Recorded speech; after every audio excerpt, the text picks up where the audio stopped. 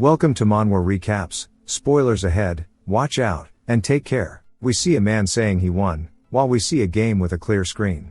The man is excited he finally beat the game, and we see his chatters are excited too. We learn the game is called Protect the Empire, a tower defense and dungeon offense hybrid game. And after 10 years, he's been the only person to win the game. He talks to his chat, and tells them no matter how difficult a game is, he will beat it. The man is a streamer named Retro Taku who specializes in high difficulty retro games. He receives a chatter mentioning the death of the saint, and Retro Taku mentions how the viewers bonded with the characters, and wished everyone would live through the final battle, but everyone except the main character Lucas, died. But his goal wasn't a no-death run, but just to complete it. He mentions how even after the game was beaten, Lucas just stands still over the final boss's corpse, on top of the corpses of monsters, and allies alike. He says even though it's a game, Lucas looks so lonely standing there. It shows the end screen, and one of the chatters says, the dev should reward him because he beat the game when everyone else complained about the difficulty of the game. Taku says he doesn't need anything like that, it's fine because he had fun. And the chatters mock him for faking being modest. Taku mentions how their website's already been taken down, and there's no sequel to the game. So there's no way they'd reach out to him. But he receives a notification from the developer of the game, and he is surprised. All of his chatters are surprised, and the developer says first, you have my gratitude, because he thought nobody would succeed, but I'm relieved after seeing you beat the game, and I'm happy there's still hope for us. This confuses Taku, and he wonders if they're making a sequel. The developer then says, you've proven your skills, so come to this place and help us. Taku wonders if this is a scam, because there's no way the developer would have come to his stream in the first place, and decides to kick the man out of his stream. He says Mr. so-called developer, but is interrupted by his screen distorting, and everything goes blurry for Taku. He wonders what's happening and falls unconscious, wondering if played for too long. The screen thanks him for playing, and it shows some giant things crashing, creating a loud noise. This wakes up Taku, and he screams, wondering what the noise was. He sees in front of him a wall has been melted by some acid, and he screams, wondering what is going on. The debris begins to fall, and he cowers on the floor. He's overwhelmed by the smell of gunpowder, and is shocked when a cannon fires in front of him. He looks around and sees a flag, and an army of soldiers, and that he's on top of a castle wall. After seeing all of this, he wonders what's going on again, and wonders if he's in the middle of a war. One of the soldiers notices he's awake, and they rush to him, saying, Your Majesty, are you alright? This scares Taku, and he crawls backward, thinking it's an enemy, and yelling to stay back. The soldier drops his weapon and gets on his hands and knees, apologizing, and asking for him to spare his life. Taku wonders what the hell is wrong with the man, and as he tells him to calm down, he sees a giant acid ball being hurled at him. It lands on the man, knocking Taku onto the floor. He struggles to lift himself up, and when Taku looks over, he sees people being melted and screaming. Another soldier yells out, saying the stormtroopers are coming close, and to prevent them from climbing up. One of the men instantly dies, and we see his impaled corpse get flung over the wall. The man's arm gets sent flying, and lands in front of Taku, splashing him in blood, which forces the situation to sink in as reality. He witnesses more soldiers being impaled, their lifeless bodies just drop to the floor. And Taku wonders what's going on beyond the wall, and he sees a spider monster climb over and begins to crawl at him. Some soldiers notice this and try to help, but are instantly killed, paralyzing Taku with fear. He wonders if it's a dream as the spider approaches him, because the situation makes no sense to him. The monster slashes down at him, and Taku thinks dying like this doesn't make any sense. But a man with blonde hair appears, and tells him, Your Highness, being in denial is such a boring response. And we see the man pulls out his sword, and imbues it with aura, and instantly kills the spider. He asks Taku if he's okay, and asks if he's hurt. Taku says he looks familiar, and recognizes him as Lucas. Lucas says it seems he's hurt his head, but he's glad because he finally called him by his name, and mentions how he's never called him by his name before. Taku wonders if it's really Lucas, and realizes that would mean he's inside of the game he just beat while streaming. As he looks at the battlefield, he realizes he is fucked, because of how difficult the game is. He sees an entire army of spiders swarming at him, and he is utterly shocked. It shows the spiders shooting acid balls bombarding the walls, and Taku wonders why he entered the game. Lucas grabs Taku and tells him the enemies are called the Black Spider Army, and that they don't move after sunset. And even though the front wall is about to collapse, they just need to hold on until then. Taku wonders why Lucas is protecting him, and wonders who he is in-game. It cuts to sunset, and we see soldiers being carried out, and treated. Lucas begins to talk to Taku as he overlooks the spiders' corpses beneath him, and Taku asks him when and where they are currently. Lucas tells him the year, and that they are at Fortress City, also known as the front base of Crossroad. Taku remembers what tomorrow will be, as it's a familiar date and location. And reveals that it's actually the tutorial of the game and that he must be called Ash. He asks Lucas if that's his name, and once he says yes, he becomes scared. Taku explains that he's the third crown prince of the Empire, and the worst commander, and that in the tutorial, he met the worst ending. His full name is Ash Bonehatter Everblack. Taku explains again that he's the only person to have cleared the hardest difficulty, which combines Hell and Sage modes together. Sage mode just autosaves, so you can't go back.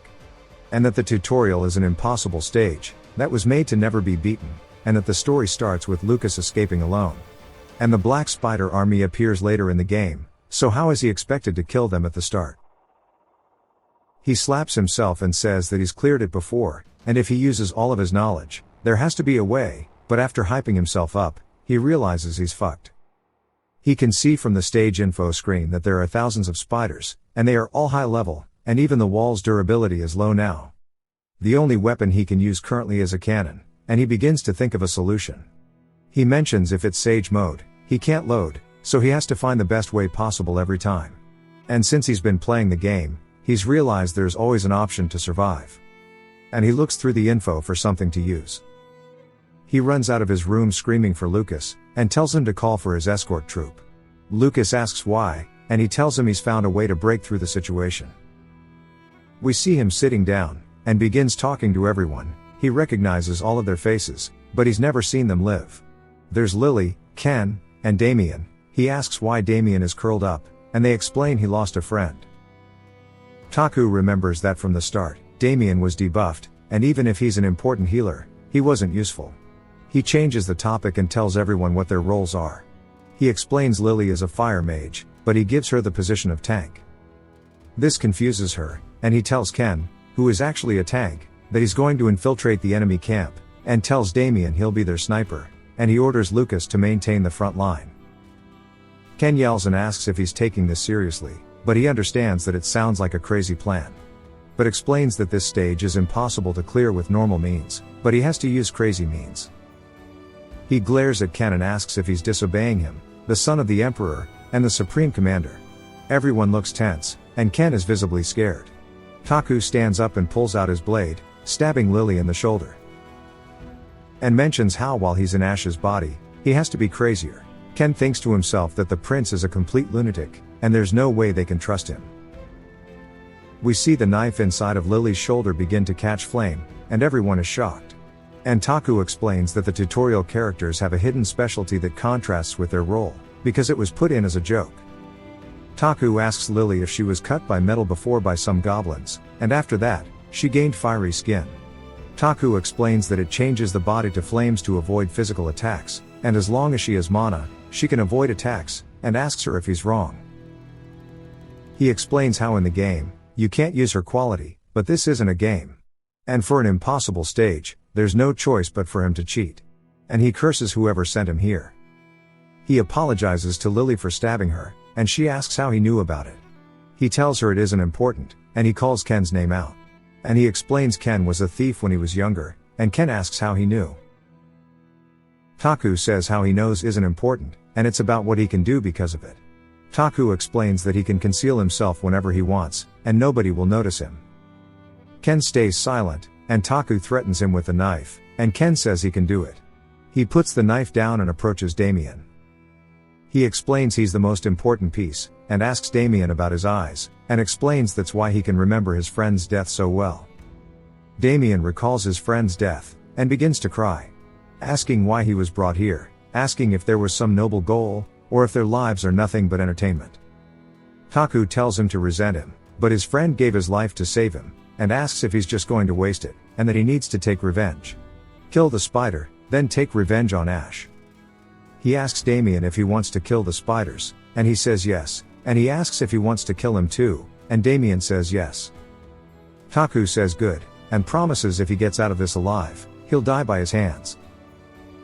Lucas yells, and Taku says if the plan fails, they all die anyway, but he promises to die by Damien's hands, and gives him his word, so at least for tomorrow, just follow his orders. Taku explains that he'll use Damien's resentment toward him as fuel. And he tells them he won't make excuses, and due to his judgment, the army is on the brink of annihilation, but if they stick to his plans, they can drive the monsters out and will win. So just this once, follow and trust him. And we see them all looking determined. It cuts to the next day, and they are atop the walls preparing for the Black Spider army. The soldiers bang the drums to notify everyone, and we see Taku beside a cannon. And the spider army begins to rush in, and he explains the plan. While the members buy time, he'll find the queen, and after that, they'll shoot her with the mana cannon. But the problem is the location. She orders the army from far away, so it's not visible to normal people, and he wonders if it's possible.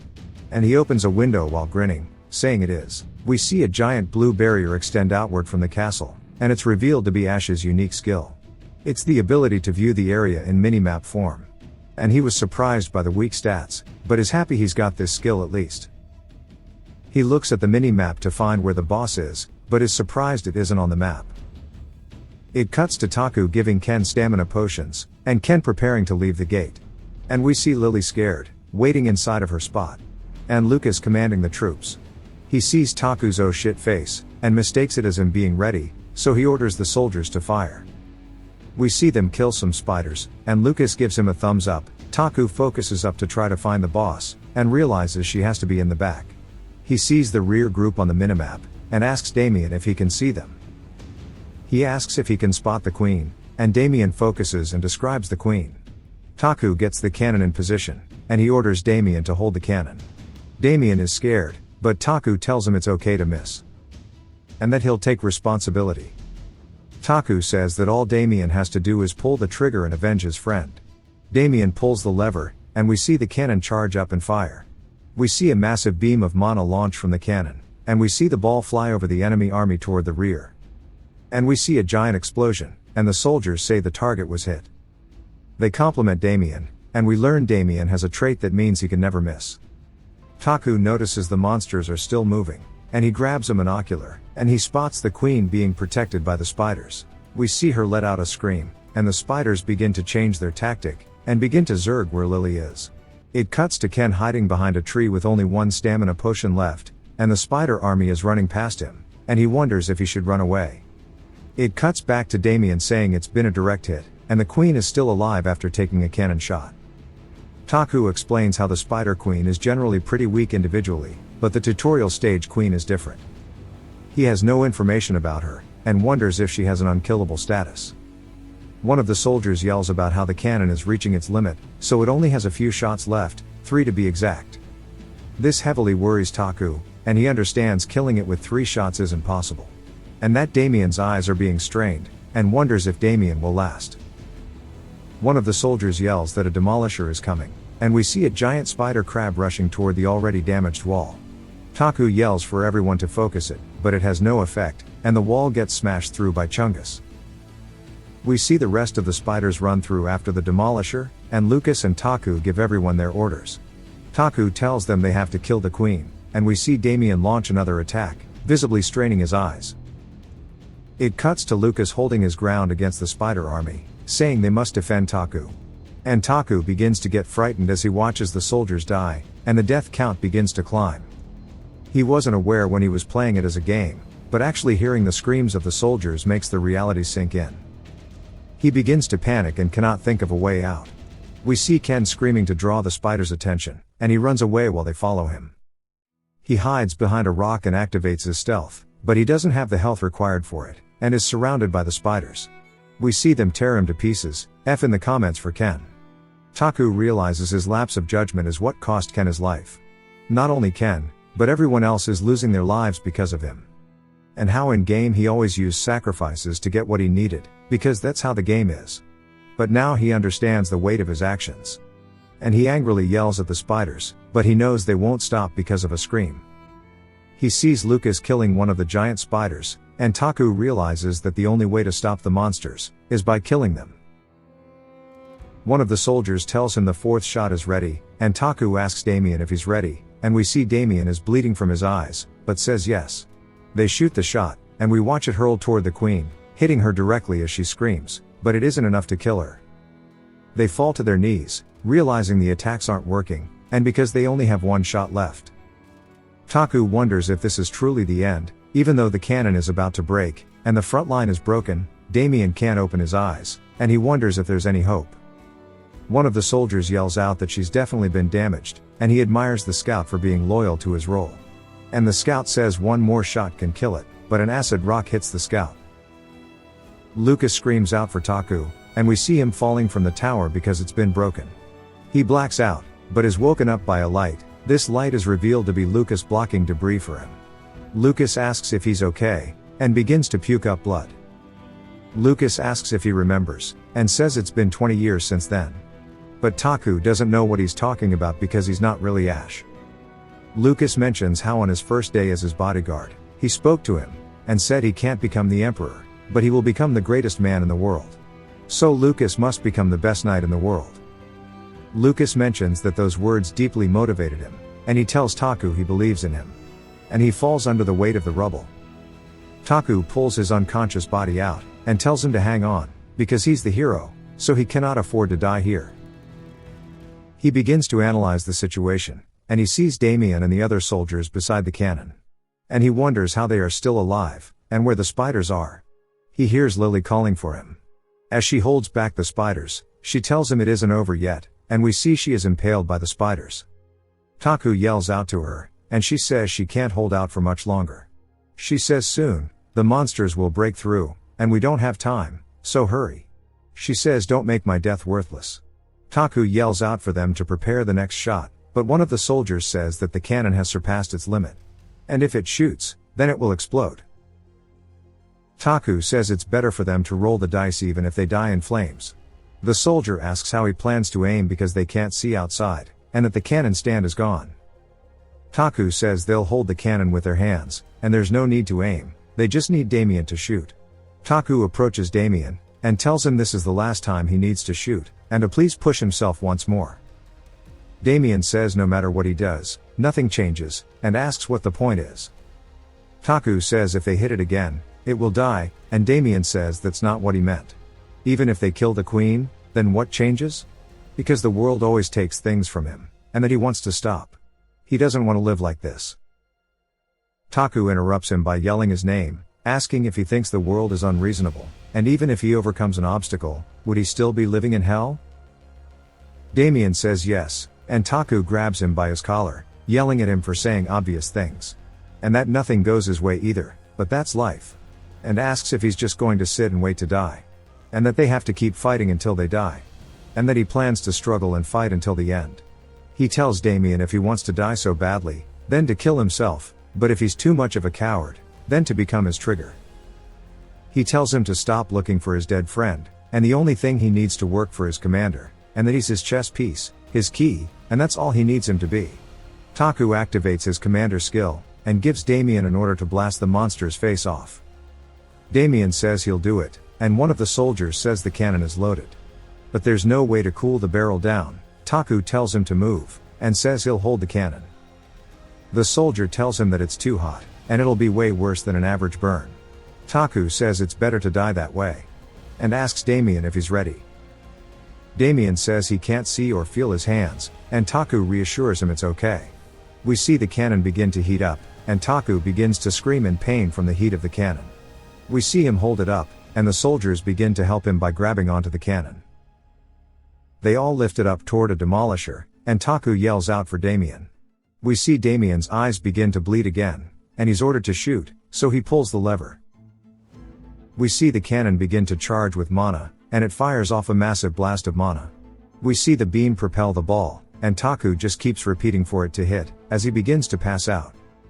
Taku says it's an impossible task, they had to shoot at an enemy they cannot see, and there's no way it would hit. But we see the ball curve in the air, because it's ignoring the factors that limited the shot, including all of the monsters in the army. Because the shot's target is predetermined. It hits directly with the Spider Queen's face, only leaving a massive explosion behind. Taku begins to remember his first chatter in his stream, and we see he was happy to receive a chat, but didn't remember what he responded with. He opens his eyes, screaming, and we see him bandaged up, surprised he's alive. Lily tells him to rest more because the burn is deep and will take time to heal. She tells him he slept for 4 days, and she thought he wasn't going to wake up. He's happy when he understands he survived, and she explains the last shot killed the queen, and the army stopped moving instantly. And that they've won. He looks out his window seeing the soldiers moving the dead, and burning spider corpses. Lily explains the injuries he suffered, and that even after he gets healed, he'll still have scars. And he says scars are a cheaper price to pay than losing his life, and he asks Lily how she is, and notices she's in a wheelchair. She explains she ran out of mana, and a spider scratched her back, but now she can't move her lower body. She tells him not to worry, and she's just thankful that she's alive. And she explains the only survivors are 9 people in total, and Taku is visibly upset, and wonders if there was another way, a tactic that he didn't think of for everyone to live. Lily comforts him by telling him he isn't a god, and that there was no way to save everyone.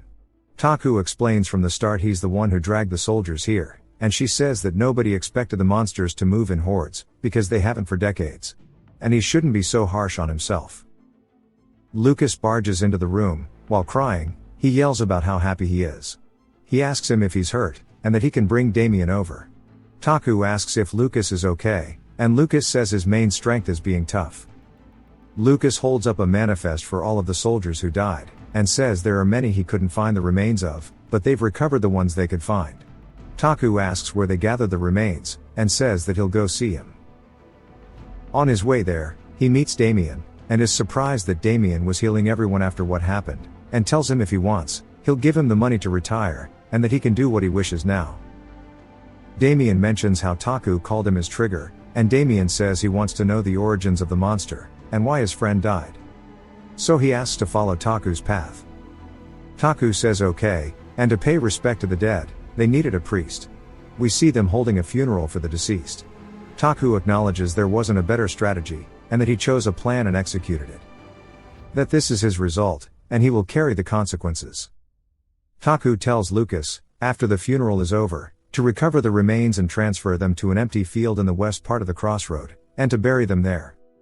He plans to build a cemetery where the memorial facility was in the game. Taku says that every year on the last day of February will be a day they spend honoring their sacrifices. Taku tells Lucas he won't fail twice, and it's time to go back to their headquarters. It cuts to 3 days after, and we see they have a caravan heading toward the main camp. We see Taku inside one of the carriages, extremely bored, but we see he has a job selection available. Taku mentions how after level 5, you get to choose a job. We see his stats have barely gone up, but the interesting thing is that he can choose any job in the game. But one of the classes is one that he's never seen before, and he wonders if it's a hidden class that's a prize for clearing the hardest difficulty. He mentions his skill is useless in the start, and that it's risky to choose a job he doesn't know about. Lucas interrupts him and says they are close to Crossroad, and Taku looks out the carriage window to see a giant fortress wall. He explains it's at the south end of the world, and it's to stop monsters from emerging from the southern area called Black Lake. And it used to be a significant area, but now instead of soldiers, it's run by mercenaries, old soldiers, rookies, and people who've failed in society. And mercenaries were hired regardless of skill level, because the Empire just needed a meat shield. But after the constant development of commercial buildings, the area has caused people to refer to the fortress as Fortress City. We see Taku's carriage go down the main city street, but he realizes the atmosphere is horrible. He understands that after so many people died, they're going to view him poorly, but he's prepared something for this. The residents see a cart full of magic gems, and Taku explains how, right now, their trust in him is 0, but he knows how to get them to like him. And that is by abusing money, to buy their trust. They arrive at the Lord's Manor, and Taku is surprised by how big the house is. One of the attendants bursts out of the door. While yelling, he runs up to Taku and says he was very worried about him. Taku explains the man is named Ader, and that he's an NPC that manages the city, and handles administrative tasks. They head inside, and Ader says he's prepared the bath and dinner for him. Taku tells Lucas to go rest, and Ader guides him to the bath. Ader says once he's in the water, his fatigue will wash away. Taku thanks him, and says he can go rest, but Ader tells him he is incredible, and calls him Retro Taku. Ader says it was beyond his imagination that he'd be able to clear the tutorial. Taku gets angry, and Ader reveals himself to be the director of the game. Taku punches him. Taku is angry because Ader is the one who brought him here, and Ader immediately begins to apologize by saying the world needs him. But is interrupted by Taku jumping at him, and it cuts to Ader with his hands in the air apologizing. Taku asks why he brought him here. Ader explains that there's a true ending that nobody has reached, and that he's reset the world countless times trying to reach that ending, but he's never been able to get the one he's wanted. And that he's changed the world's form to that of a game, so people from other worlds could try. But still, even with this, nobody was able to reach the true ending. He says even though Taku didn't finish the ending he wanted, he was still able to accomplish something nobody else could. And he concluded that Taku would have the greatest chance, so that's why he brought him here.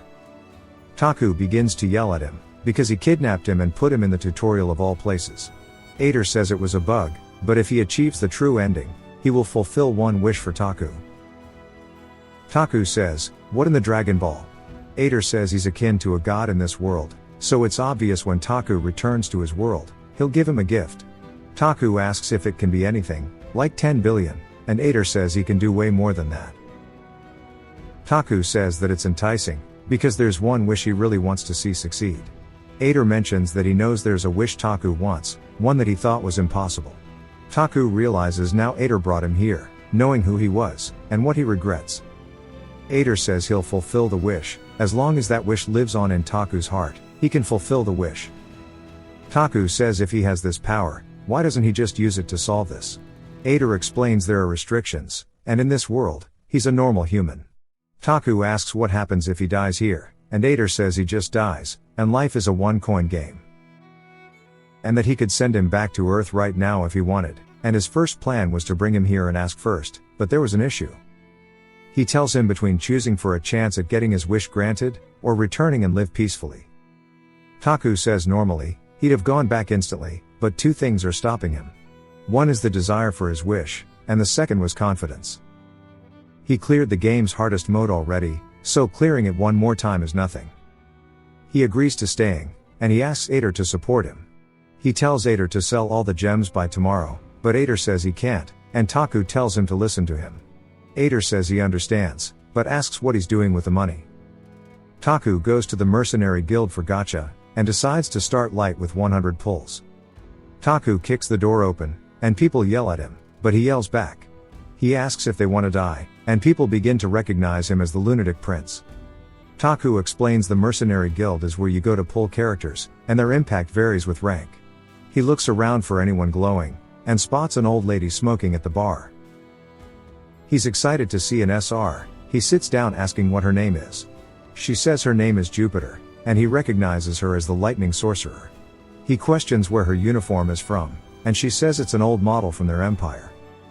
She explains that she was the captain of the 2nd Sorcerer Squadron, and, since retiring, has been living as a mercenary. She asks him why he's there, and says he's there to hire some mercenaries. She asks if he's there to buy bait that'll die in his place, and says the rumors of their battle have already spread here, and it's true everyone there is a low life. They don't want to be thrown away by a newbie commander. He says he understands, but they are there to sell their lives anyways, and that her statement is weird, even though her career history is flashy. She was fired because she stole military funds, and how she was caught smuggling goods too and dishonorably discharged. Yet she's still proudly wearing her uniform, and calls her shameless. Taku explains how she's corrupt to her core, but her combat ability is outstanding. Even though she's more like a pirate than a soldier, she's still the lightning sorcerer. Jupiter says even if it didn't end well, she still has pride as a soldier of the Empire, but Taku interrupts her by asking how much. She doesn't answer, and he asks how much does it cost to make her a hunting dog. She says it would cost at least 100,000, and Taku interrupts her by saying 200,000.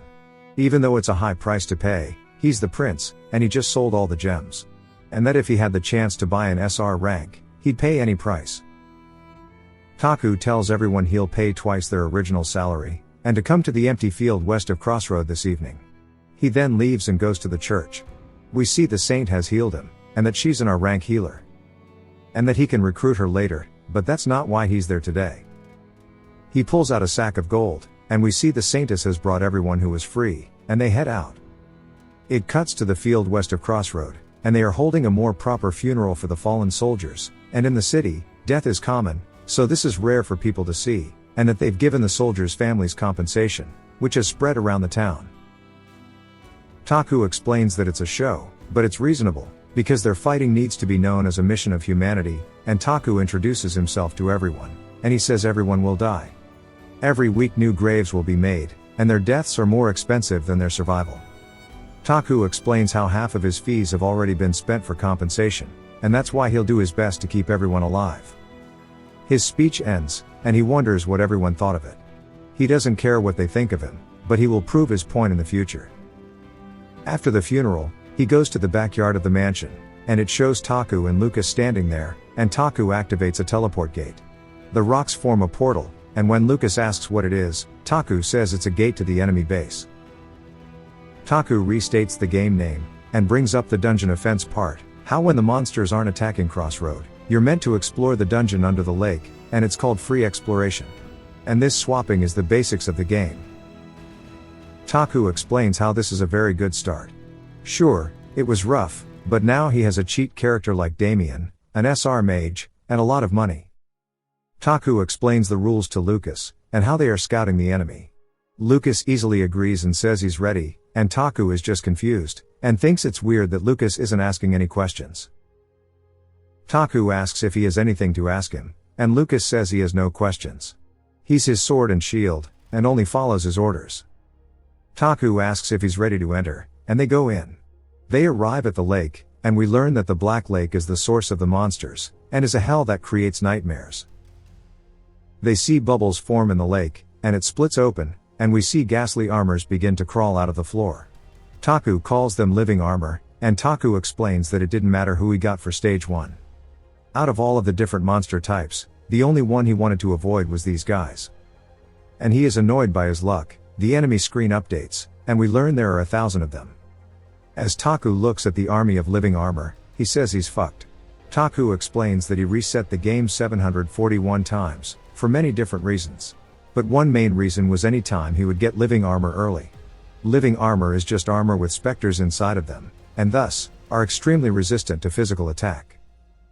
And they become easier to fight later on when you have more equipment. They head back, and Taku begins yelling for Ader.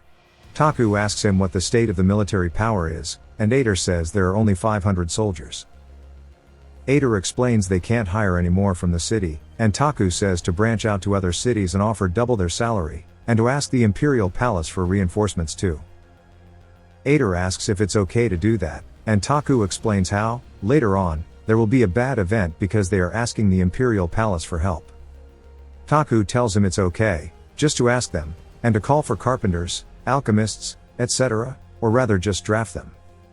Ader says it'll cause an issue, and Taku gets angry and tells him the city is about to fall, and to just bring them all. Taku goes back to his room, and explains the difficulty level isn't normal right now, and we see him select beginner commander as his occupation. The window pops some confetti and congratulates him, and Taku begins to feel a tightness in his chest, and learns he has received a 50% debuff in stat gain. Taku looks dumbfounded, and screams. He grabs the window and continues yelling at it, and then sees a lot of traits appear and wonders what they are. He learns that just by standing on the battlefield, he will buff the soldiers, and that he can form party synergies, and for a gamer like himself, this is the perfect occupation. The next day he asks Ader to explain where everyone is, and Ader says nobody answered, but he brought the leaders in a hurry. We see them tied up, and Taku says this is just surprise adoption. The leaders begin to yell, and Taku asks if they want to die, and asks where they think they are, and don't they know who he is? He says as the Lord, they hurt his feelings. They apologize, and afterward negotiations ran smoothly. Taku offers them a percentage of the magic gems, and some other stuff and asks if it's a good deal. They agree to the deal. Taku tells everyone about the living armor, and they all share a shocked expression. Taku tells them he'll give them all their orders. Lucas will be the commander of the military, and Lily tries to get out by saying she's in a wheelchair, and Taku says she won't be at the front lines. Jupiter asks if she does well, will she get paid more? And we learn she has this trait in game 2, Taku says, of course. And she's assigned as the leader of the detached force. Ader gives Damien a crossbow, and he's assigned the position of sniper again. Taku asks Damien where his glasses are, and Damien explains he only wore them because he wanted to worsen his eyesight, and now his eyes are needed, so he's not wearing them anymore. Ader makes a joke saying he's relieved there's not another glasses character. Taku tells him to shut up. After the meeting ended, it cuts to Taku at the wall, and the union leaders explain that the wall is in poor condition. Taku asks Ader why he didn't take care of the wall, and Ader explains there wasn't enough money, and due to no monsters, the city lord decreased their budget. Taku tells the union leaders it doesn't matter how much it costs, but to repair and reinforce the wall so it will last. He heads to the carpenter's workshop, and orders them to make walls, and the man says that the monsters will easily break them.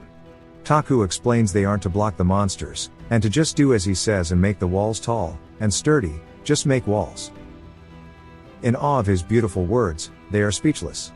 He tells them to get started. Over the next 2 days, preparations continued smoothly for everyone. It cuts to the day of the stage, and one of the soldiers spots the armor coming toward them. They beat the drums to alert everyone, and we see a massive army running toward the walls. Taku yells and says don't be afraid, they are small fry.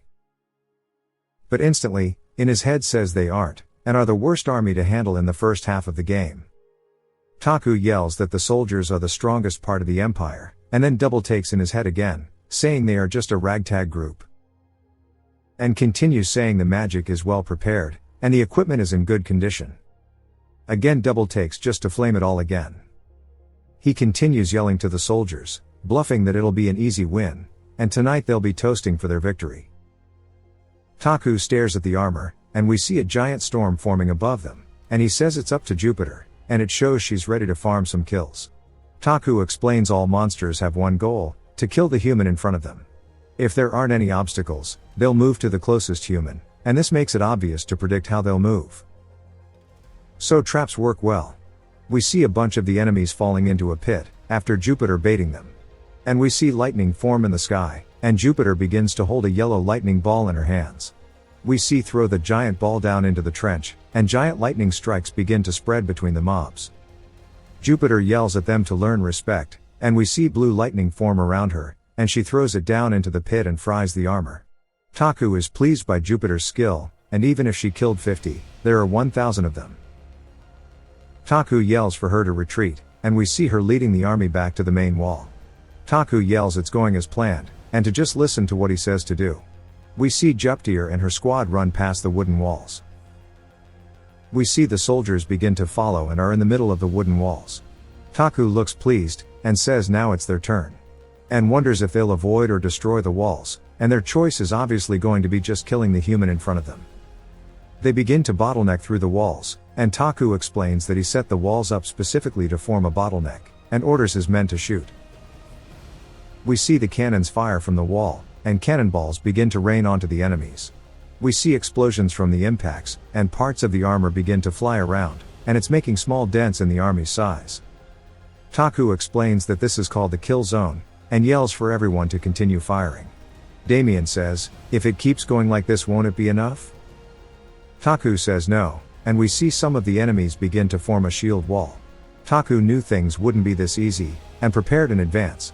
He calls for Lily, and she activates a gravity field artifact, and we see a giant purple sphere form around the shield wall and forces them to their knees. Taku orders Lucas to get the ballistas fired, and we see the giant arrows shoot toward the enemies, and we see them piercing their shields and armor easily. Taku says the plan is going as intended, and one of the soldiers come up yelling that some of the enemies have gone around the walls, and we see some of the army flooding out from the side of the walls. Taku yells out to Jupiter, and tells her to take care of the enemies on the right side of the wall. She heads out, and we see she starts blasting.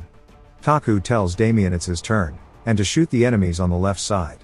We see Damien's eyes glow, and he shoots his crossbow, instantly killing one of the enemies. Taku recaps the kill zone, and the right and left sides. Taku watches the kill count climb, and is happy things are going well, but notices that the specters inside of the armor are flying into the sky. We see them forming a giant blue orb in the air, and once the kill count hits 500. We see a face form in the sky, and Taku explains that it's the Spectre Knight, and it's the boss of the enemy army. Taku explains that this is why the enemies are so rough, because in the second phase, once all the mobs are dead, and wonders why it's appeared even though the enemies are still alive. The boss hasn't moved at all, nor done anything, besides hovering. Taku explains that this is reality, and just the boss's presence is making the soldiers panic. That they are all afraid of facing a giant being, and just the appearance of the boss has weakened the front line, and not only the humans will be scared. It shows Jupiter being bucked off her horse, and she hits her head and is bleeding. The enemies begin to approach her. Jupiter's squad makes a formation around her. Lucas tells Taku they need to turn the cannons toward Jupiter to support her, and Taku tells him no. That if they lose the kill zone, more enemies will leak out. And to focus on restoring the kill zone, and he apologizes, telling Jupiter to hold on. It cuts to Jupiter waking up, and she sees her squad defending her, and when one of the squad members tells her they just need to wait for a rescue squad, he is attacked, but he dodges and hits the Spectre. Jupiter tries to tell him to run, and we see a spear pierce his chest, and when he turns around, he sees a crawling enemy was the one who stabbed him. The surrounding enemies take advantage of him, turning around and killing the man. This angers Jupiter, but she can't control her magic. She watches as another squad member is murdered in front of her eyes, and another squad member tries to run away, but an enemy throws a spear at him, and kills him too. This angers Jupiter even further, and she yells at them and casts a spell on the nearby enemies, frying some of them. But she comments how it was less than a quarter of her normal output. She yells for the last squad member to run away, and that he'll buy her time with magic, so just run away. The boy says he cannot run, and this is the best he can do. A mercenary's second rule of survival is to stay beside the sorcerer. The boy didn't kill the armor, but knocked them down. Damien offered support from the wall, but by the time Jupiter recovered enough magic power for a spell, the member was impaled by spears, and this sight heavily angered Jupiter. Jupiter lets out a scream, and we see lightning come from the sky, and then Jupiter atop the boy, with the armor dead beside him. She asks the boy what the first rule of survival is, and the boy says don't take a job that offers a suspicious amount of money. The boy cries out for his mother, and he dies. Jupiter says that his way of thinking is flawed, and if you want to be rich, or if you want fame, you can only take dangerous jobs that pay a lot. Jupiter begins dashing from armor to armor, destroying them, and says, stay far from the sorcerers. Because in the end, the sorcerer will take all of the credit, and if you really want to survive, then don't be a mercenary. Jupiter struggles to even light her cigar, and stands there as a horde of armor begins to charge her. She accepts it as her end. But here's a voice telling her to stay still, and we see Lucas charging his sword, while on his horse, killing the armor around Jupiter. This shocks her. It cuts back to Taku and Lucas's conversation, and Taku slaps a soldier and tells him to snap out of it. Don't get intimidated by the monster's size. Taku realizes his ability can cure the soldier's mental state, and he tells Lucas he'll take care of the kill zone, so Lucas will lead the rescue team to save Jupiter's party. Lucas agrees, and it cuts to him riding off while we hear Taku slapping more soldiers. It cuts back to Lucas telling Jupiter to hold on tight, and pulling her onto the horse. While they begin to ride away on the horse, the armor start throwing their spears toward them, but Lucas easily cuts them.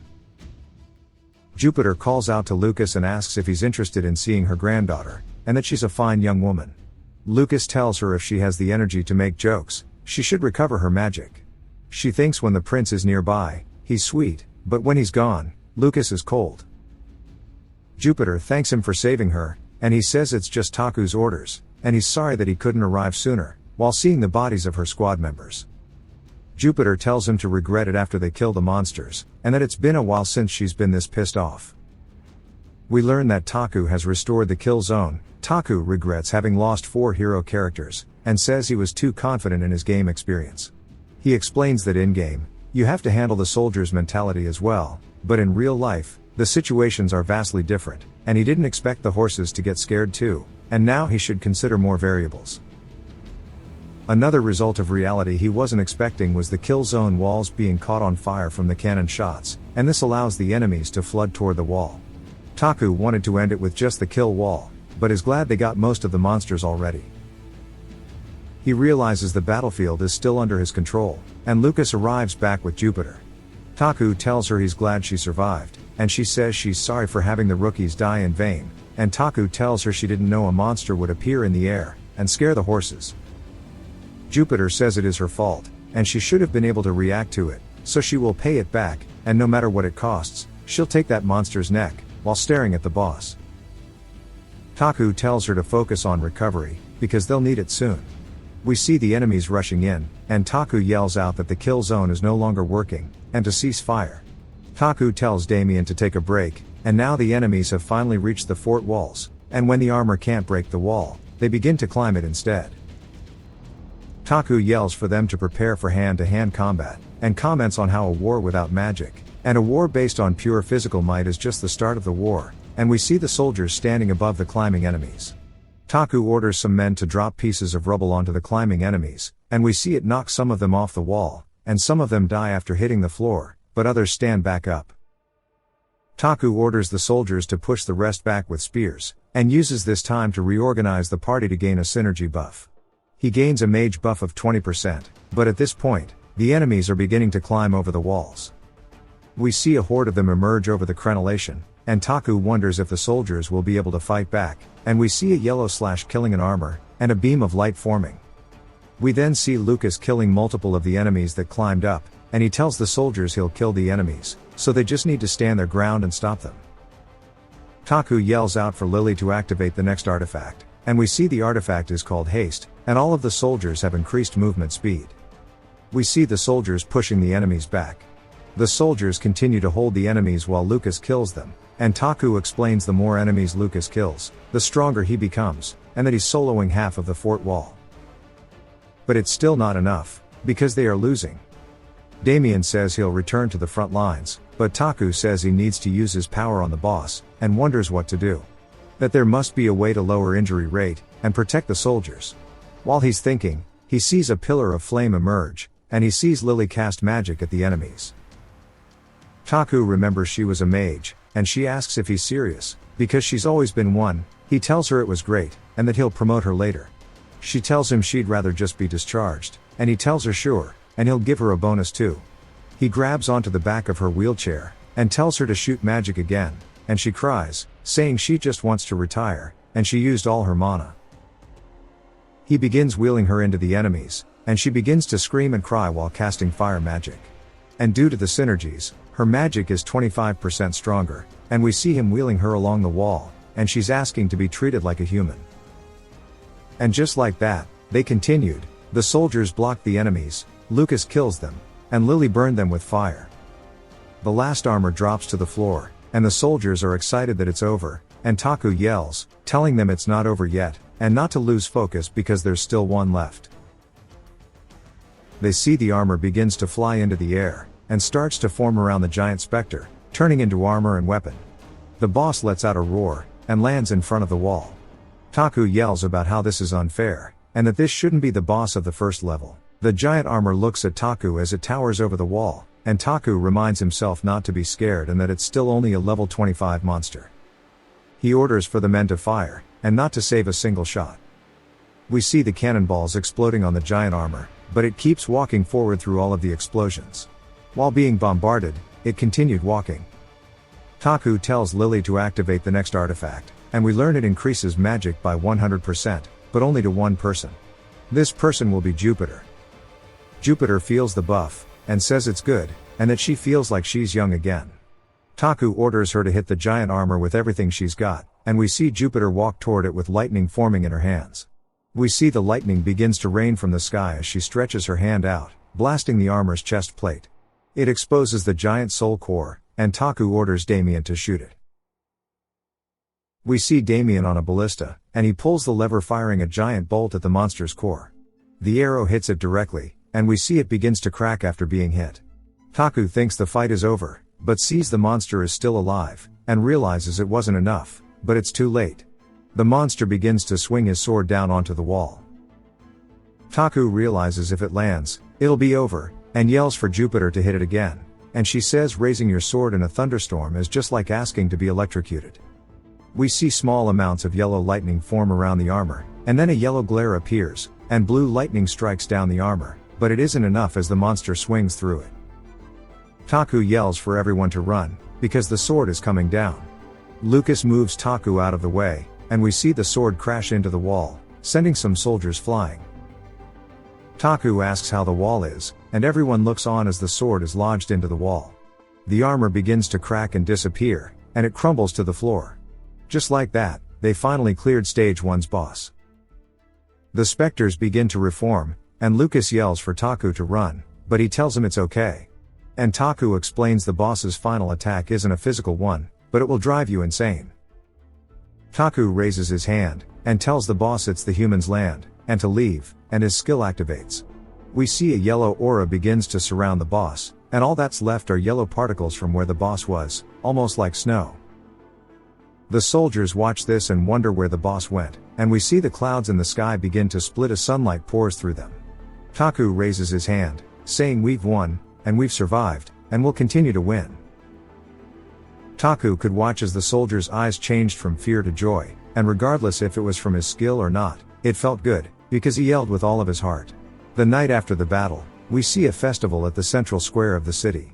Taku raises a glass and says cheers, and tells everyone to drink as much as they want. Because he'll pay for all of it.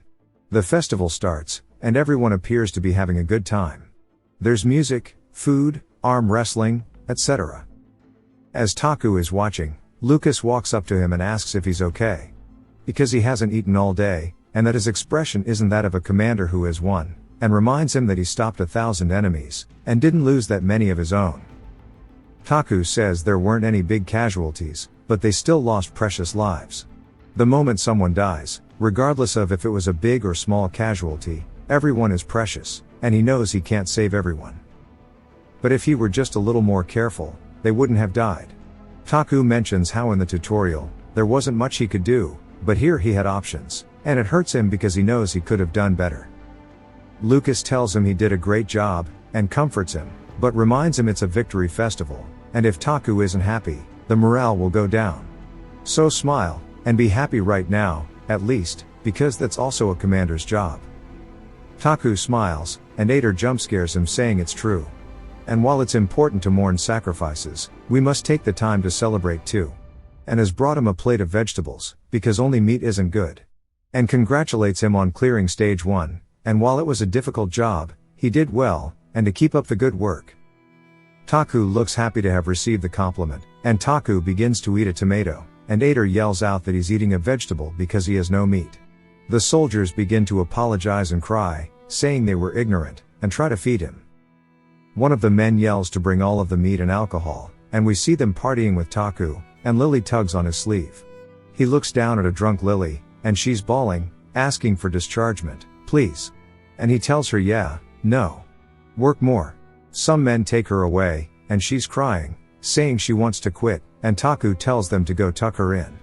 Now Damien is drunk, and he's saying the water is beer. Taku tells him it isn't water, and he wonders who gave Damien beer, and he sees Jupiter pouring it into his cup. He asks Jupiter what she's doing, and she replies that he's not a kid, and he's a mercenary, and that she plans to treat him like a grandson. Damien leans on Taku, and tells him that when he's alone, he sees his friend's face, but when he's next to Taku, he feels at ease. Taku explains it's not because he's an important person, but because of his passive skill.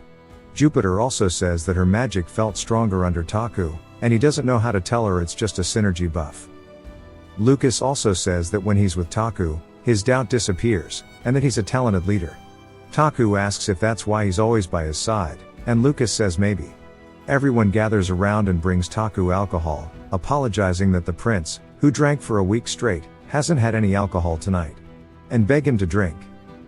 He drinks and asks if they are happy now, and he orders their drinks to all get filled and yells, let's all drink and die. It cuts to Taku back in his room, and he's opening the chests he's gotten as rewards, and he sees he's obtained a max level item, and it's a pair of gloves. Taku angrily throws the gloves against the wall, and explains that they are a comic relief item called Lucky Strike. The damage dealt is based on a roulette, and it's totally useless. He begrudgingly puts them on and thinks he might get a jackpot when he needs it, and to be optimistic. But this is short-lived as he remembers there are so many other good items he could have gotten instead. It cuts to the next day, and he has a hangover, and so does Lucas. Ader greets them both, and has brought them honey water, and tells them to drink up. Lucas devours it, and Taku decides it's time to prepare for the next stage. He goes to the wall, and we see the giant sword is still there, and asks how long it'll take to repair. The worker tells him it'll take more than 2 weeks, and Taku sees he only has 9 days left until the next stage. And tells Lucas the uninjured soldiers will support wall construction.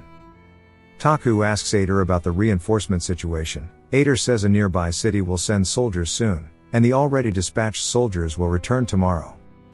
Taku tells Ader to keep him updated, and tells Lucas they should go to the dungeon. Lucas asks if he means going back to the lake, and Taku says exactly, but this time we'll be going under the lake with the rest of the party.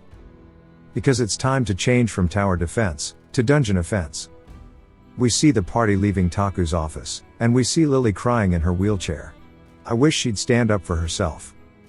Taku tells Ader to prepare supplies for the expedition, and to bring anything that can shine.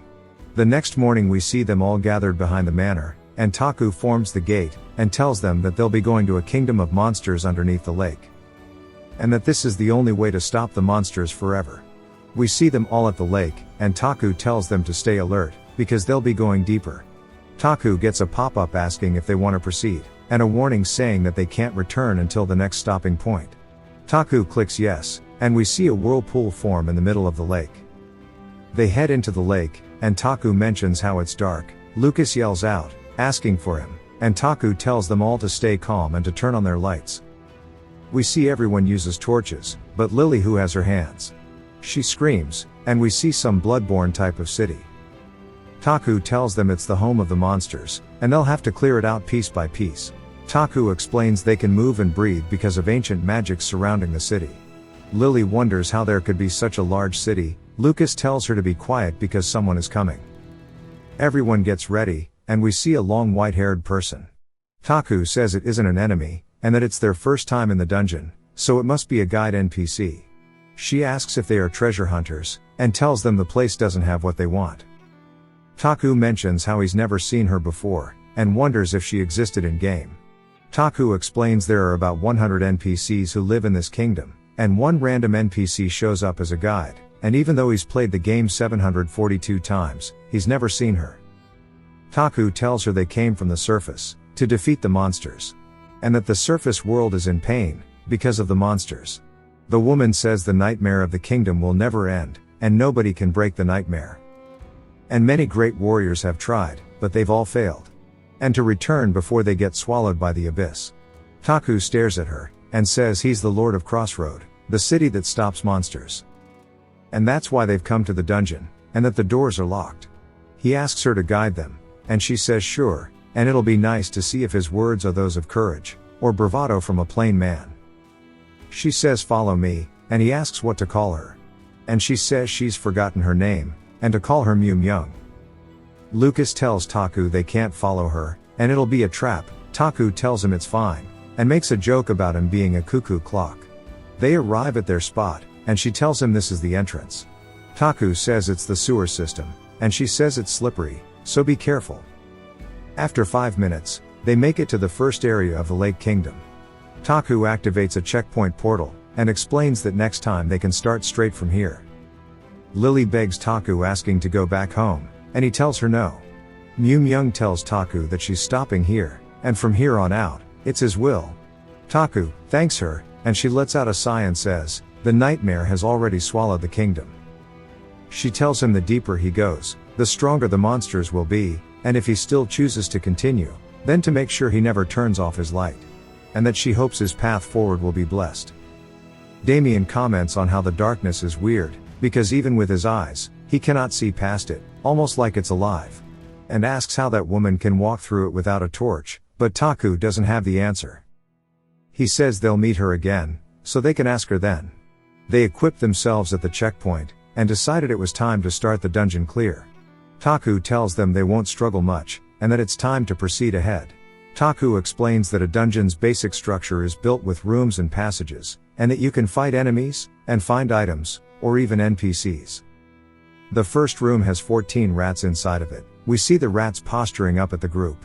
Taku says they are easy, and Lily screams. Taku orders Lucas to take the front, and keep his distance, and focus on the ones that are close. And for Damien to aim for their eyes or necks, and for the mages to only attack the ones that break through the defense. And Taku will watch. We see some rats jump at Lucas, and he instantly kills them. Damien takes out a couple of rats too, and just like that, the room is cleared.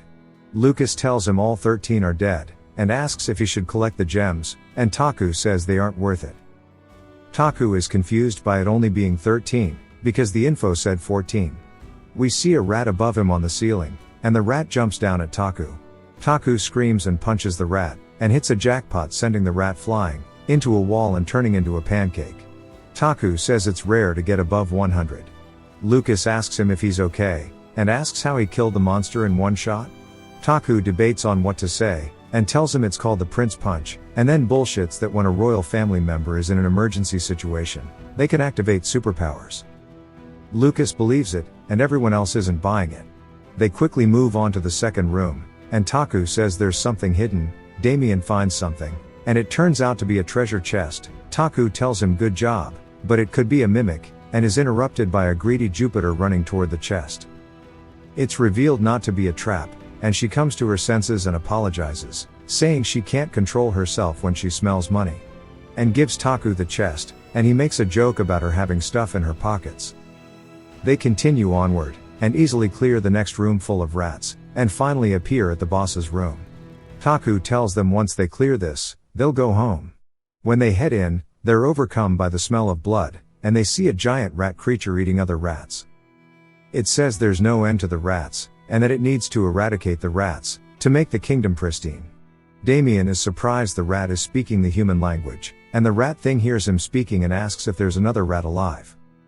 The creature is revealed to be a giant rat man named Sewer Manager Peleg, and is level 15. Peleg lets out a scream, and says no matter how many he kills, there are still rats. Taku is confused about why it has a human name, and Peleg leaps toward them, and Taku realizes he needs to say something. Lily screams rats and unleashes flames toward Peleg, and it burns him, which causes him to roll on the floor. Lily yells "Don't come near me," while everyone watches, confused. We see a burned Peleg, and he begins to step back up again, but Jupiter tells him he can stop here, and good night. And we see a lightning bolt pierces Peleg's skull, and then shocks him. As he dies, he says he has to clean out all the rats. Taku is surprised by how quick the boss fight was, and mentions how early bosses have no resistance to magic, and if it were just physical attacks, it would have been difficult. Lily grabs Taku's shoulder, and asks if they are going home now, teary-eyed. He asks if she's scared, and she asks how can she not be with so many rats in the room. They all approach the boss's treasure chest, and Taku tells him to hold on to Jupiter, and we see him lift her away, while she screams. Taku pulls out a rat slicer, and it has a 25% DMG increase to rats.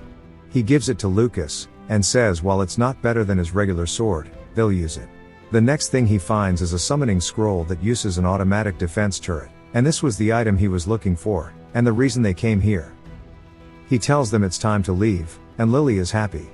After walking past the boss room, they finally entered the inside of the Lake Kingdom, and the second area called Hidden Alleyway. Taku is surprised by how developed it is, and explains the kingdom was the epitome of a magic society, but it's strange there's not a single source of light, or a living being in sight, and that it's covered in darkness, and the dead.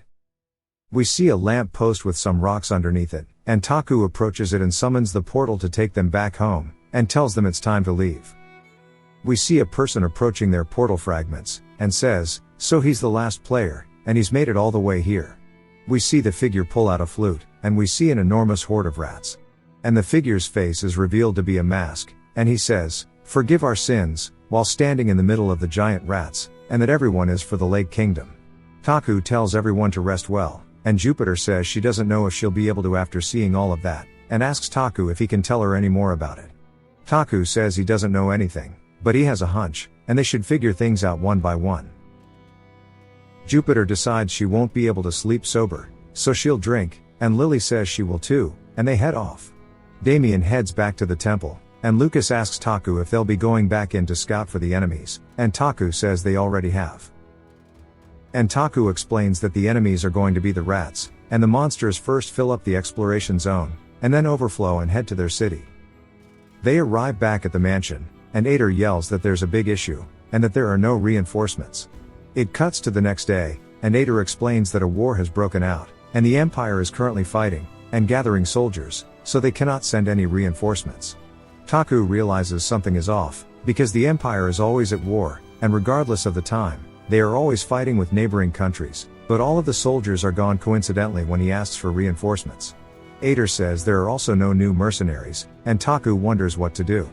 And Ader laughs at him. Taku asks him what's funny, and if he knows how to get more soldiers, to which Ader says he does, but it's a pain in the ass. Taku says he doesn't care, that he needs them now and to tell him. Ader says okay, and to follow him. We see them outside with horses, and Lucas asks where he plans to go. Ader says he's going to see the past lord, and they are going to the house of Front Count Cross. Taku explains that a front count is a count that protects the frontier, and because they are tasked with the job of protection, they have the normal authority of a count. So they aren't just nobles, but military commanders who are defending a region. While heading over, Ader explains that ever since people started coming to Crossroad, the front count has ruled the area, and the fort city is named after the count. The road that the Cross family built is called Crossroad, and he's protected it since its creation. Taku asks why he gave up his position, and Ader explains the front count has more authority than the emperor, but he gave up his position and asked for it to be ruled by the empire, which is why Ash is the leader now. Taku wonders why, and Ader says it's a complicated situation and it's better if he heard it in person. We see a manor off in the distance, and once they are at the gate, Ader explains the place was built as a vacation house for the Cross family. And after he resigned, he moved here. The place is extremely overgrown, and Taku asks if someone actually lives here, and they hear a voice yelling, asking who's there. We see an old man with alcohol asking how dare they come in here, and to get away from his house. Ader runs up and tells him it's him, and the man says long time no see. Taku is shocked that the front count is this old man. Ader tells the count who Taku is, and Taku introduces himself to him while being formal, and decides he can't be informal to the count. The count quickly tells him to get out, and this confuses Taku, and the count yells for him to get out. Taku explains that formalities are important, and yells at the man calling him insolent, and goes to remind him of their hierarchy, but the man has a lance and a shield out, and Taku quickly changes his mind. Taku explains if you raise your weapon to the Empire, you're crazy, and the count yells to get out again. Taku says he'll be back next time, and he hopes they can have a proper conversation. The count yells don't come back, and to leave him alone, Taku holds Lucas back like a dog. Taku explains the count never appeared in the game, but he is the father of the best tanker in the game, Evangeline Cross, and she's an SSR character. Taku needs to get on his good side, and he asks Ader how the count will solve the reinforcement problem, and Ader explains that he has a private army. Taku wonders what to do, and Ader suggests that only a drunkard can get close to another drunkard. It cuts to Taku yelling for the count again, and the man comes out saying he must not care for his life, but he sees a wagon beside Taku, and Taku shows him it's a bunch of alcohol. Taku offers the count a drink, but says he doesn't have to. The count says no, and to come in and bring all of it with him. It cuts to Lily having a pleasant dream, but instantly returns back to Taku entering the count's estate. Taku mentions that it reeks of alcohol. They both sit down at a table, and the count mentions it's been a while since he's drank with someone, and even if the house is dirty, the cups must be clean. The man drinks some of the alcohol, and Taku asks how can he appreciate the taste if he just chugs it like that, and the count says, if he wants to compare it to his usual cheap drinks, wouldn't he just chug it the same way? Taku doesn't know if it's right, because he doesn't drink. Taku tries to start a conversation, and the count tells him not to, and just continue drinking, and if he wants to talk about something, he should leave. Taku asks for snacks, and the count hands him a bag of dried fruit he made from the orchard, and shows him it's right outside the window, and says he takes care of it as a hobby. Taku spits out the fruit asking why it's so bitter. The count says, how dare you spit out the fruit I worked so hard to grow, and calls him rude. Then spits it out too. And he says he grew it, but it tastes like trash. He gives it to Taku as a gift, and Taku asks why he's giving it as a gift when he can't eat it. The Count says if he could eat it, he would, and why would he give it to him? Taku is confused, but says it's persuasive. The Count explains that the land here is fertile, and there's no better place to grow fruit. Taku asks what's wrong with the taste then, and the Count says that the issue is being invaded by monsters every other day, and the monsters destroy crops, and kill farmers. And when they die, they leak energy into the ground, and it contaminates the entire area, which will lead to all the crops dying. And this is why Crossroad has no crop fields, and the Count looks regretful as he stares at his alcohol. Taku asks why he's growing crops then, and the Count says everyone has one regret in life, and the orchard is his regret. And that he can't even get drunk when he wants to. Taku asks him if he knows why he's there, and the Count says he warned him not to change the topic, but Taku says to kick him out if he wants, but he will say what he has to. Taku explains that the monsters are moving again, and their size is massive, and the last invasion was 1,000 living armors, and while they were able to stop them, the walls were heavily damaged, and the soldiers aren't competent enough, so they need military support from the Count. The Count tells him that he has no soldiers, because when he gave up his title as the Lord, he let go of the spear and shield, and that his friends all retired too. Taku tells him to recall them, and the Count tells him it's useless, because the land isn't worth protecting, and it's better to evacuate people instead of fighting. Taku is confused about why someone from the Cross family is saying this, and the Count asks him why he's come to Crossroad, and that everything is dying, and there's no future. And the only advice he can offer him, as someone who's spent his life protecting this place, is to just leave, before the curse swallows him whole. We see Taku leaving the manor, and Lucas asks how it went. Taku says he failed, but he got a gift, and that he's planning to return. Taku asks why the Count is like this, and Lucas says he doesn't know either. Taku says it's time to go back to Crossroad, and they have a lot to do. It shows the next stage is over 3,000 rats. The next morning we see the broken pieces of the sword, and one of the union members is saying they'll clean up debris, and then start repairing. Taku tells them don't clean the debris up, just spread it around instead, and use it as a barricade to stop the rats. Taku asks how long it'll take for the wall to be repaired, and the man says 10 days. Taku tells the man he'll take care of the materials and workers, and just try to get it done in a week. The man begins to talk back, and Taku barks at him. Taku mentions again that there will be 3,000 of the dog-sized rats from the sewer. A few days pass, and during the day, Taku helps with repairs, and at night would drink with the Count. They didn't talk, just drank. The wall was steadily being rebuilt, and his liver was steadily breaking down. After 4 days of silently drinking, the Count finally spoke to him. He asks if he is someone he loves, and Taku is confused, so the Count repeats his question. The Count tells him to think hard about it, and Taku reminisces about the past, and how he was alone, and not loved by anyone, and he never loved anyone either. But he started streaming and received love from a viewer, but it was all one-sided, and no matter how hard he thinks, there is nobody. The Count tells him it sounds like he's had a hard life, and Taku asks if that's something someone who drinks alone should say, and asks him if he has someone he loves. The Count looks sad, and says he did, and that the only person he loved was his wife, but she died 3 years ago. She was ripped apart by monsters in the orchard, and they had to hold a funeral with an empty coffin. And he mentions there's a curse on the Lords of Crossroad, and it'll force you to choose between the city, and their precious person, and there's never been an exception. Even his parents, and their parents couldn't avoid it, and nor could he. He recalls how there wasn't any activity from the monsters, and the city was peaceful, but due to this had no income. So he started his own business, and his wife told him to farm south where they are currently. And after word spread of fertile land, immigrants began to flock over, and due to there being only a few monsters, they easily protected themselves. And his wife took leak of their orchard, and doing all the most dangerous parts, and he recalls her feeding him grapes, and that they were sweeter than anything else in this world. He had hoped that he could stop killing the monsters, and he could work in the fields to harvest fruit, and he hoped it to be the case. But it was impossible. It was their second year of farming. They received intel about a horde approaching the city, and he quickly rushed to the city as his wife told him goodbye. And afterward, he went to the city, and they told him the monsters split into groups. One group invaded the farmland, and the others attacked the main city. And he had to choose between his wife, or the thousands of citizens. And he chose the city as all of his ancestors before him had, and after they defeated them, He came back to the farmland, the fields were ruined, and the people were killed, including his orchard and his wife.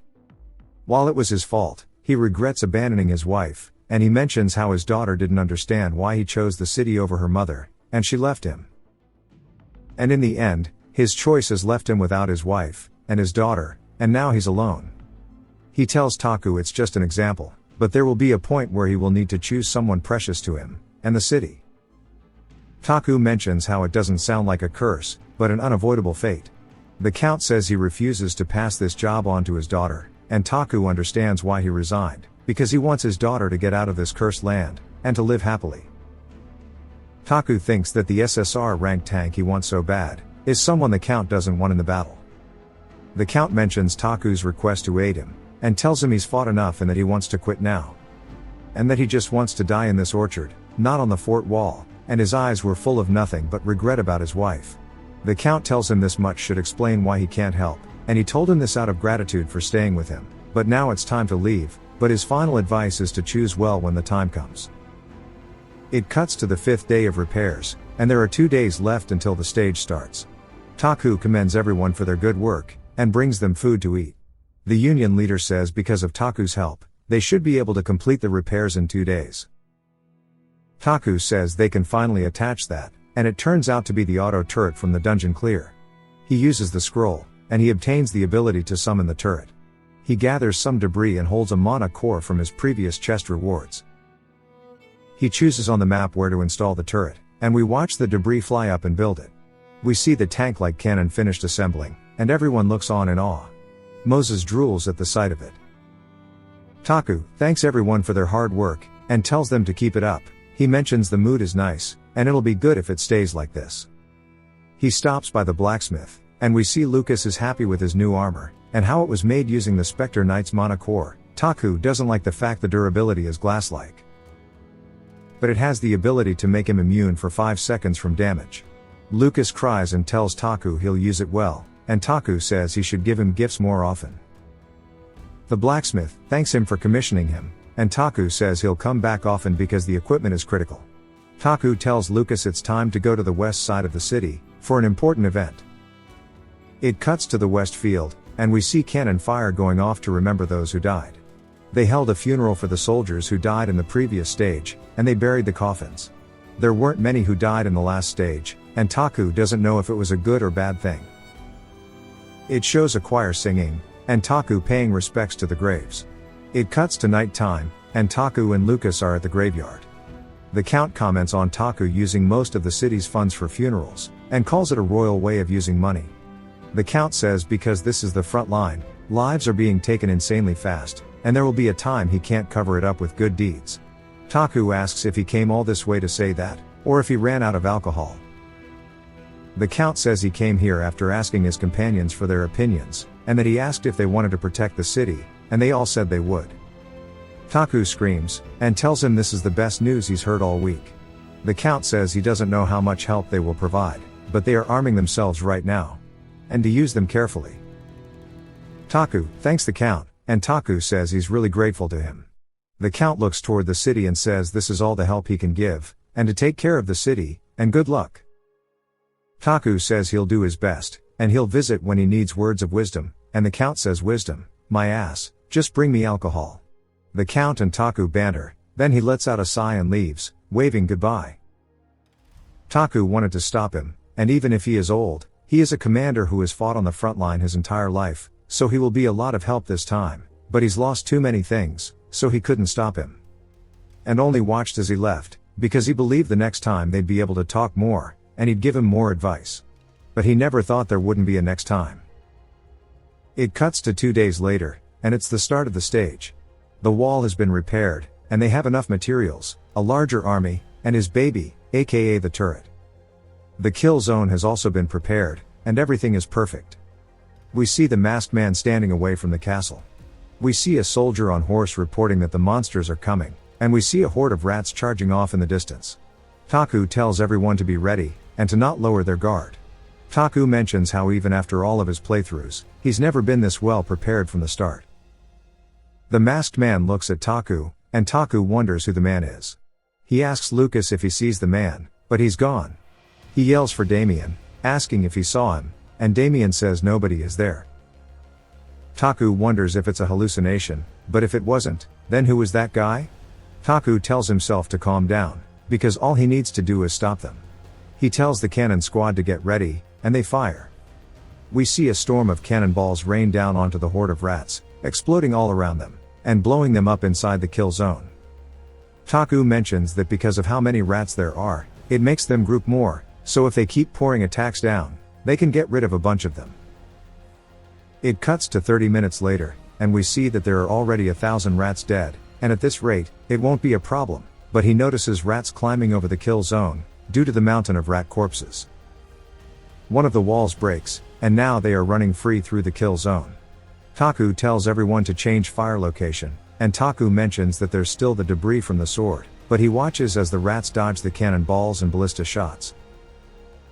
He says at this rate, there will be more than expected reaching the fort wall. We see the turret turn and launch a barrage of bullets at the rats. Taku overlooks the massive explosion from the turret, and drools at how effective it is. But regardless of how good it is, it cannot defend the battlefront alone, and not it's in a reloading sequence.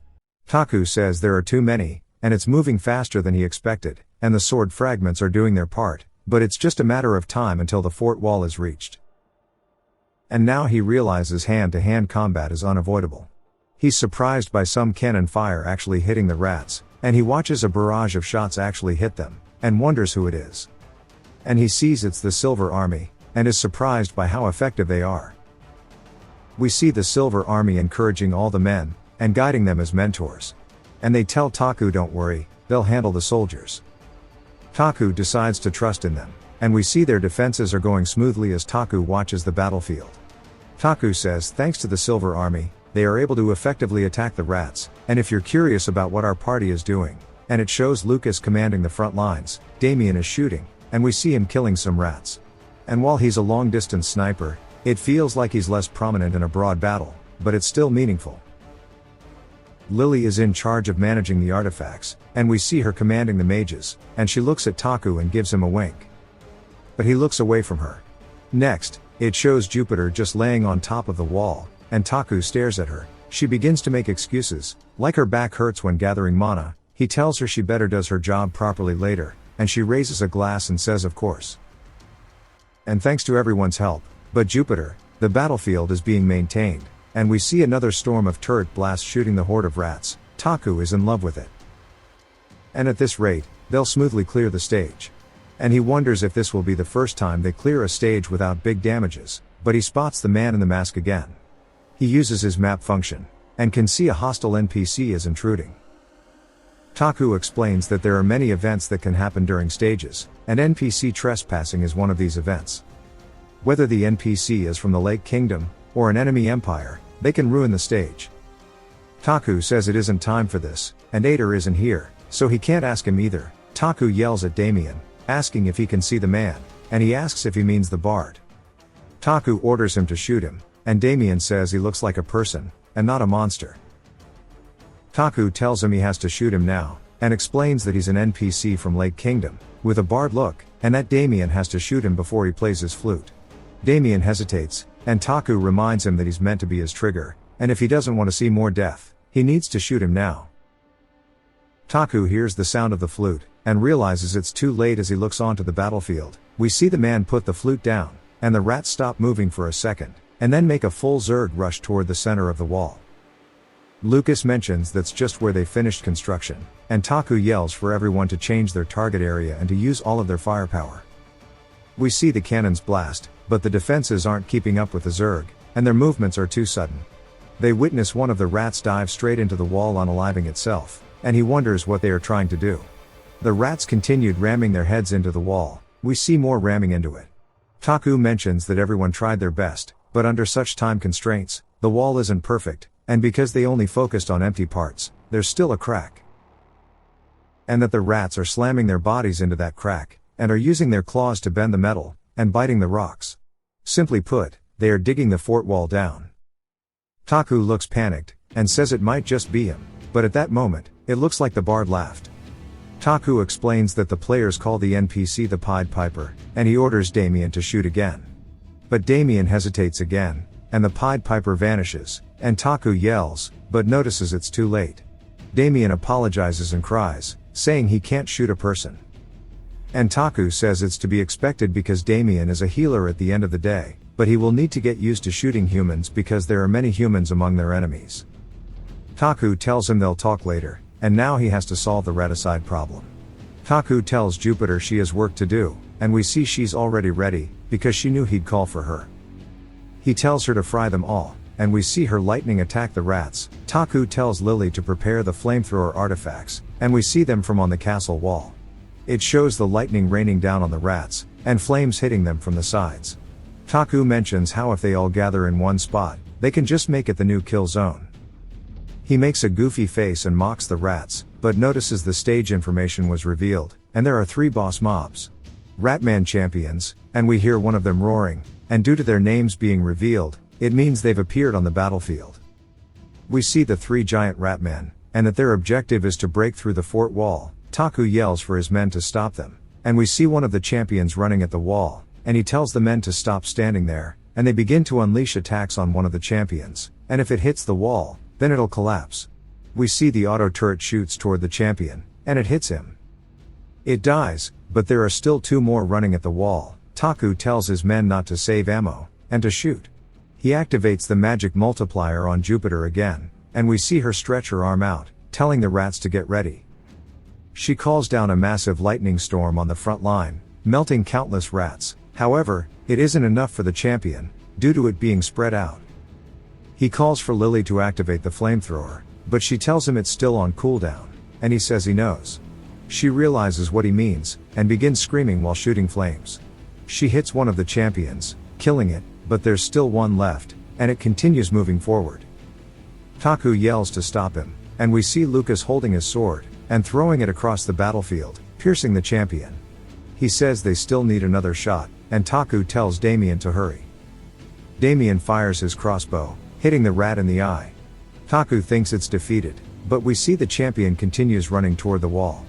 The champion prepares its shoulder and dives straight through the wall, and just like that, the wall has been breached. It shows the Count watching the battlefield from atop a hill, and he realizes something is wrong with this invasion. And that it's completely different from when he was a lord. Not only are the numbers massive, the combination too. Instead of a mix of monsters, it was a unified army. He wonders if all of Taku's battles were like this. The Count realizes now why Taku was so desperate for his help, and wonders if he should help or not. He remembers his wife, and he says no, because he's retired. As he heads back, he hears the sound of the champion crashing through the wall, and he convinces himself to just keep going to the orchard, to protect his wife this time. Taku tells his troops to evacuate the citizens, and he tells everyone that they'll go down to the bottom, except a few to stay atop. He tells Lucas to command the combat soldiers, and everyone else will maintain firing atop the wall. He tells Jupiter to fight on her own judgment, but to kill as many as possible, and as soon as she gathers mana to shoot out lightning. He asks Lily what artifacts are available now, and she says only haste. He asks about the flamethrower, and she says it has 10 minutes left. He tells her to use haste on the combat soldiers, and to use the flamethrower as soon as it's charged. He goes to Damien and realizes he's been crying, and that Damien is probably blaming himself, so he flicks his forehead and tells him he's been doing great. And he won't blame him for a small mistake, so don't lose confidence, and his presence alone is a great strength. So he should trust himself. He tells Damien he'll be in charge of the back lines, and to kill the rats that break through their defenses. Taku tells everyone to get ready, and we see the soldiers beside the champion's corpse. A rat climbs over the corpse, and Lucas kills it, showing the rat slicer.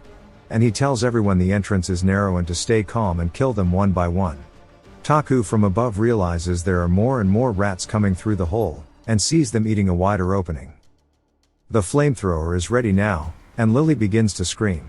When Taku looks over, he sees rats are eating the alchemists, and one of the alchemists asks Lily for help. Taku hits a rat with a prince punch, only dealing 15 damage, but sending it flying. He wonders if they are climbing the wall, and we see that they are. Lily begins to cry and begins to burn the rats. With the artifacts unable to activate due to their deaths, and the injuries in the combat troops, and the cannon teams are losing men too. At this rate, the damage will be uncontrollable. One of the Silver Knights yells out, saying it's the Count. Taku looks over, and sees a shining lance and the Count riding into the battlefield. The Count screams for the rats trying to draw their aggro. Taku realizes it's a large area taunt, and wonders what the Count is doing. Taku yells out to him, asking what he's doing, and tells him he's going to die. The Count's backstory is explained as someone who is always killing something, and he was born in a city to stop monsters, and even when his father died, and he took his position as Count, he killed monsters every day, and his world was simple and clear. This was the case, before his wife came to the city. It shows him asking what she's selling here, and she hands him a flower, and he was baffled by her. He tells her it's the front line, and what they need are weapons, and what use are flowers because they die quickly. And she tells him that's exactly why people need flowers. The fact they die quickly is what makes them beautiful.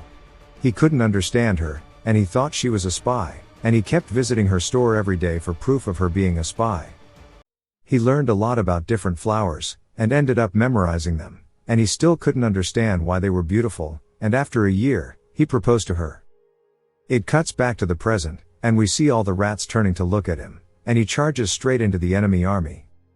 It cuts to another flashback, of him seeing his wife holding their daughter, and he just came from a war, so he was bloodied. But he gently held his daughter, Evangeline. His wife asks isn't she pretty, and he couldn't answer because he was confused. She wrapped her tiny hand around his finger, and he still didn't understand how something so small and tiny made his heart choke up like this. Just a few moments ago, he was out killing monsters, and now he's witnessing this, and it confused him. It goes back to the present, and Taku is yelling for everyone to organize quickly, and not to shoot anything, so they don't hit the Count. And to just shoot crossbows or arrows on the other side, away from the Count. He tells Lucas to take the soldiers who can fight outside the wall, and to rescue the Count. Lucas tells him it isn't a rescue, and from this position, they can attack the rats from behind, and they can finish the rats and return with the Count after. Lucas raises his sword and leads the men to battle, and Taku is just repeating to himself, please don't be late. We see the Count is covered in blood, fighting the rats to no end. He doesn't understand himself. While fighting the rats, he didn't understand what he was doing. Even though he promised his wife he'd die beside her, he made the same decision again. And he wonders why he's fighting again for this hellish city. We see him charge deeper into the army, and he blocks them with his shield, but gets sent flying backward. He spent his whole life trying to understand himself, but there's only one thing he knows for sure. As he screams in for another charge at the army, he recalls a flower and his daughter. And that those weak and small things must be protected, and that he's good at killing monsters. He yells out while crying that his daughter is living behind this wall, and that this is the world his daughter lives in, so he will not let a single one of them pass through the wall. We see him getting cut and wounded all over his body, and he screams, but this didn't stop him from fighting. He knew no matter how many orchards he grew, or monsters he killed, his peaceful days are over, and for a man who only knows how to fight, he must swing his lance once again. It shows him slaughtering the rats, and one after another, he repeats to himself, that he just needs one more. And he sat there prepared for his final opponent, but there are no sounds. And he wonders why the monsters aren't attacking anymore, or if he's perhaps already dead. He looks over to see Lucas, and he tells him the monsters are all dead, and the battle is over, so he can rest now. We see the Count is heavily wounded, and drops his lance.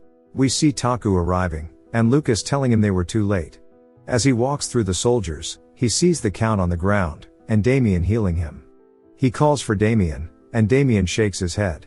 Taku wonders if this potion he has can heal him, but the Count tells him to stop. That it isn't a wound a potion can heal, and to just help him up. We see Taku holding him, and the Count asks if the battle is over, and Taku says yes. The Count mentions the wall was breached, and Taku says yes, but not a single monster made it inside. And the Count says that's good. He notices the heavy atmosphere, and tells everyone not to be so gloomy. And that someone dying shouldn't surprise them at the monster front, and it's just his turn to go. And not to be sad about every death, and to be happy they survived and won. He looks up to Taku and tells him it's the city of graves, and there are a lot of deaths, but even atop the graves, people are still living on, and if the city mourns, then the city will stop. And while it's good to take care of funerals, he needs to make sure to give everyone happiness along with it. Taku tells him he'll do so, because people live on by hope. The Count says it's his time to die because he has no more hope, but to promise him one thing. Taku tells him he'll do his best, and the Count says if his daughter ever comes back, tell her that he's sorry. And to tell her to be free, and to live however she wants. Taku says he'll tell her, and the Count says he's sorry to his wife, because he didn't keep his promise, and that the orchard, their daughter, and everything. But Taku interrupts him and says no, and that he saved the world, not only once, but throughout his entire life, he's protected every human beyond the battlefront. And that the world is indebted to him. The Count doesn't reply, and instead says he's sorry, and in the end, he did nothing. Taku realizes the man isn't listening to his words, but remembers the dried fruit the Count gave him, and he takes a piece out and feeds the Count. And the Count recalls when his wife fed him the grape, and he mentions how sweet it tasted, and that was his final breath. The bell rang in the distance to signify the invasion was over, and Taku continued to hold on to the Count. He couldn't understand why the Count, who hated his bloodline, and the city, came back at the last moment and fought, and why he died for it. Taku doesn't know why the battlefield made someone sacrifice their life for it, and tells the Count it's heavy, the position of the Lord is too heavy. We see the soldiers surrounding the two, and it displays the stage clear, and displays the MVP, and that the Count has died. It cuts to Taku going back to his manor, and Ader calling out to him, telling him he was worried. Taku calls out to him. Ader says, he's done well this stage too, and it's impressive. Taku grabs onto him and yells for him to tell him, and to stop playing dumb. Why is the difficulty so high, and the tutorial was normally like that, so he brushed it off, and he blamed stage 1 on bad luck, but an enemy NPC in stage 2, even hell mode, didn't do that. And he asks again why the game is so difficult, and to tell him why he pretended to help him, then hid these conditions from him. Ader says he might not believe him, but he's helping in his own way, and it's the truth. Taku gets aggressive, and tells him to stop the bullshit, and asks why he didn't tell him. Ader mentions his necklace, and tells him if he clears the next stage, its function will unlock, and when it does, he'll understand everything that's happening right now, so just clear the next stage and figure it out. And he hopes that Taku will understand, and he truly hopes when he learns the truth, he can continue to fight as he has been, because once he knows the truth, he cannot escape. When Taku asks him what he'll need to escape from, Ader says the world itself. It's been 3 days since the end of the second stage, and the atmosphere was heavy, but like always, they began to prepare for the next wave. While heading back to the manor, Taku realizes they have quite a bit of time until the next stage, but he notices a figure outside the manor wall. It turns out to be a girl, and he meets eyes with her, but when he goes to tell Lucas about it, she jumps at him. Stabbing the side of the carriage, Taku screams, and the girl is surprised, because she only wanted to damage the wheel. Lucas asks Taku if he's alright, and he says somewhat. And then Lucas yells at the girl, asking who she is, and that he'll arrest her. Taku is surprised it's just a kid, and Lucas says don't underestimate someone based on their age, and she's been formally trained. And points out that her uniform is of the Royal Academy, and Lucas asks what a student is doing here, and to reveal herself. She asks why they want to know, and calls them old men. This angers both of them, and she tells them this is her house, and she doesn't understand why there are soldiers and people she's never seen before guarding it. And that she's lacking information, so she stopped the carriage to get some. Taku yells, telling her to ask next time, and she says her school taught her if she suspects someone to be an enemy, then to assert dominance. And she apologizes for breaking the carriage by mistake. She asks why they are living in her house, and Lucas says to cut the crap, because it's where the Lord lives, so obviously, it belongs to the Lord. She asks him what he's talking about because her dad is the Lord. They both realize that she's the Count's daughter. And Taku tells her he learned a lot about her from her father, and he's confused because the tanker from the game was a tall beautiful woman, and not a vertically challenged girl. He tells her she's shorter than he thought, and he wonders why it's so different, because, so far everyone else has been the same as in game. Lucas tells him judging based on appearance is rude, and Evangeline looks embarrassed, and asks if he has multiple lives. Taku says he only has one, and she says he should take better care of it, and pulls out a shield. And she says she's changed her mind, and earlier was a mistake, but now it's serious. She rushes toward him, and he says she's similar to the Count. Lucas blocks her lance and tells her to put it down, because Taku is the third prince of the empire. She says they are not only trespassing, but doing identity theft too, and kicks his sword away. And says there's no way the crazy third prince would come here, and Lucas knocks her back. She says he has skills, and Lucas says he's an alumnus of the academy, and that he was second place in his class and tells her his name. And that Taku also graduated from the academy too. She asks if they think she's an idiot who can't tell who her seniors are, and introduces herself as first place in her class, and rushes at them again. Her and Lucas trade blows, and Taku is surprised by how well they both fight, and that it's fun to watch. But at this rate, someone will be hurt, so he tells them both to stop. And that there's been a misunderstanding, so they should talk it out. They ignore him, and he asks if they can't hear him, and he understands they are both focused on their battle.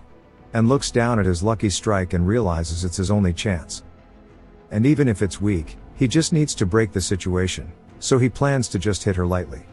He yells Prince Punch, and we see he hits a massive jackpot of 777, and then he looks disgusted at the timing, and we see a rainbow beam form from the sky. He makes a funny face, and says he's unlucky, and we see the damage from the punch on the manor. Lucas is surprised and says it was impressive, and asks how he did it, but then says that's not the issue, and we see Evangeline on the floor. Lucas asks how can be so cruel to a child. They look at each other and ask if she's dead. It cuts to a flashback of Evangeline when she was young, and that her mother would always comfort her when the monsters attacked the city, and her mother would tell her she came to make sure she wasn't crying in fear, and Evangeline always knew that her mother was the one afraid of the monsters. And she asks her why she's scared, when Dad always kills the monsters, and Evangeline realizes her mother wasn't afraid of the monsters, but of losing her husband. And that it's her destiny to fight too. She wakes up in her room and covers herself in her blanket when someone enters the room. Taku pulls up a chair, and he asks him how he's been, and when he doesn't answer, she says it's obvious even if he doesn't answer, and that he's had the best day of his life hunting the monsters. She begins to think to herself that this isn't what she's wanted to say, and Taku tells her that he's not her father. She goes to reach for her weapon, then notices she's in bandages and wonders if she was injured. Taku says he must have hit her too hard, and she recalls what happened and calls him an old man again. She calls him frail and old once more, and he jokes with her. But reintroduces himself as the Prince of the Empire, and she asks why he's spewing nonsense, and says if he's the prince, she's the queen. He holds up a plaque with his family logo, and she's surprised that he's the real deal. She begins to shake and tells him she's his fan, and asks for his autograph. And she reveals that she's his fan because he's insane, and that she wanted to rebel against her father too, and to destroy her reputation and cause problems, and that's why she left home, but after the academy, she was forced to be a model student. Taku mentions how she graduated in 3 years, when it was meant to take 6. And she tells him the most rebellious thing she could do was not contact her father for 3 years. He tells her that's adorable, and she mentions how she's heard Taku's story. That despite his father being the emperor, he disappointed everyone daily, and constantly changed headlines. And describes some of the dumb things he's done to garner his reputation, and tells him he's cool. He makes a joke about how Ash's life wasn't in vain, because he became a role model for being trash. She asks him where her dad is, and asks if he knew about her plan and hid in advance. Taku asks if she really didn't hear the news, and she wonders if something happened. He tells her he's sorry, but her father has died. And it was a few days ago in battle, he sacrificed his life to save everyone, and he died a hero. So Taku recorded all of his accomplishments, and sent them to the Empire, and due to him working all his life, he'll receive a Medal of Honor. He tells her the funeral is in 3 days, and she begins to laugh, saying just when she was going to be a bad daughter, he decides to run away. And she mentions how he always talked about dying while fighting, and that now he can't receive her wrath. Taku says he's sorry, and that he's the current lord and the commander, and that his death is his responsibility, so place the wrath onto him. She asks if he's really the prince, because the prince is meant to not care about others, and calls him insane. He tells her to stop calling him that, and she thanks him for taking care of her. He tells her there are servants outside, so if she needs anything, just ask. As he goes to leave, she apologizes for yesterday, and for the carriage, and for right now. He tells her okay, and to rest well. Ader explains that Evangeline is 16, and that when she appears in game it's a few years later, but some things have happened and caused her to appear earlier. Taku looks at her stats, and is surprised by her agility, even though she's a tank, and he drools over her stats, and her 100% resistance to physical abnormalities. Taku notices she has a trait called Little Miss Clumsy. Taku says it's good she appeared early, but now she has this negative trait.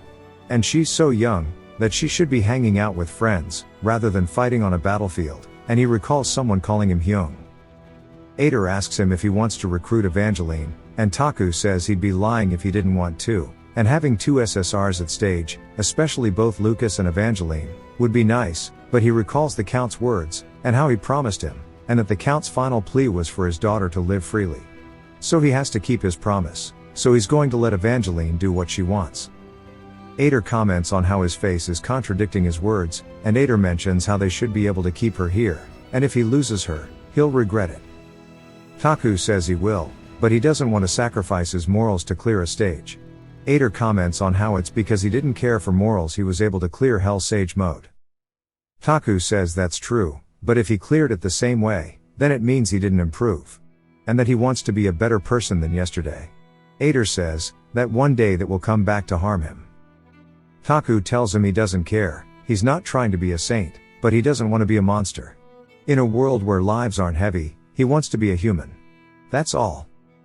Taku tells Ader to look after Evangeline, and Ader says he will, but asks him about her lance and shield, and after evaluating them, they both turned out to be SSR ranked items, and now they are too broken to be salvaged. Taku is worried because they were such high ranked items, and Ader says they can make her some new equipment using the cores from the last raid. But Taku is making an expression that he messed up, because he already used the cores. He asks Ader if he gives his Lucky Strike gloves away if it would solve the problem. He calls for Ader to gather the party, because he wants to get mana cores, and then he can just build her some equipment. A few hours later, they gathered at the portal entrance, and Taku asks if everyone has rested well. Lily cries and asks why it's her again, and for Taku to take the new recruits instead. He explains that the new recruits are N-ranked, so while they have good potential, they are too weak for the main party. She shakes him, and he says if there were a character as good as Lily, he would have switched her already. Evangeline approaches them, asking where they are going, and Lily asks who she is. Taku introduces her to them. They all pay respects to her for her father. And she tells them, thanks, but she's fine. She asks where they are going, and Taku says to a dungeon, and she says dungeons don't exist around the city, then, asks if he means the dungeon under the lake, and she says it's just a fairy tale, and some treasure hunters would go to the lake, but nobody ever came back. Taku says they've already come back, and she says that there's a dungeon here that the Cross family didn't know about, and Taku's already been there, and if that's what he's claiming. Taku says her family might have known, and maybe it's just her who didn't. He tells her it doesn't matter if she believes or not, because they're going regardless. She says she wants to go too, and despite her looks, she's a top graduate, and if there's something under the house, she wants to see it. And that both of her parents died at the hands of the monsters from the lake, so she at least has the right to follow them. He thinks to himself that's why he wanted to leave her out of this, because it's what her father wanted. He asks if her feelings have calmed down, and she says, it feels worse to sit still, and it feels better to move around. She asks if he'll take her, and he says yes. Lily looks so happy, at the news, and he tells her to stay here, and she screams yes. Taku adds her to the party, and the new synergy gives everyone 20% increase in defense, and their morale doesn't decrease. Ader hands her some equipment, and Taku asks if everyone is ready. He starts to open the portal, and says he'll introduce the party on the way there, and that he'll show her the hidden landmark of her hometown. We see the party inside the dungeon, and they are back in the sewer. Lucas asks why they are here, and Taku says since they have a new party member, it's best to test teamwork in easy spot. Taku explains that after a defense round, the monsters in the dungeon respawn, so it's a good spot to grind for levels and gear, especially for the sub-party. The main party is meant to explore the dungeon and go into deeper areas while fighting bosses, and the sub-party is for farming, and that splitting roles like this is a basic strategy. And even if they are the main party, they have a new member. Evangeline asks Taku how he knew about this place, when she, a Cross family member, didn't. Taku says there's no way the Emperor sent him here without reason, right? And everyone believes him. Taku mentions how he doesn't know the Emperor, and just uses his title for explanations, and he thanks the Emperor. They go down the sewer, and Evangeline asks what's with the darkness. Taku tells her to get used to it, because the dungeon is covered in darkness. He teases her that she can go back if she's scared of the dark, and she says it's nothing. We see they have 4 rooms to clear, and they head down the sewer. The monster, this time, is revealed to be a stone golem, and it's revealed there are 4 of them. Taku says they are an annoying mob, and notices Evangeline is nervous, because she doesn't have a lot of real-life experience. Taku says it's time to test everyone's skills, and we see Evangeline saying she'll go first, and she blocks a golem's punch. We see her skill damage save activates, and she asks if it's normal for it to be so strong. She charges back in with her lance, and uses another skill called damage payback, and Taku is surprised. He explains that she saves the damage of her enemy's hit, and then releases the save damage with her second skill, and there's a limit to how much she can save. He says she's still a cheat, but we see her trip, and Taku is shocked, and calls for everyone to come to help her. We see the rest instantly kill 3 golems, and Evangeline asks for just 1 more. And Taku makes a joke that she's trying to make up for her failure. Taku says since everyone is warmed up, they can head to the second area, and to stay on guard. They arrive at the alleyway, and Taku says it's time to farm mana cores.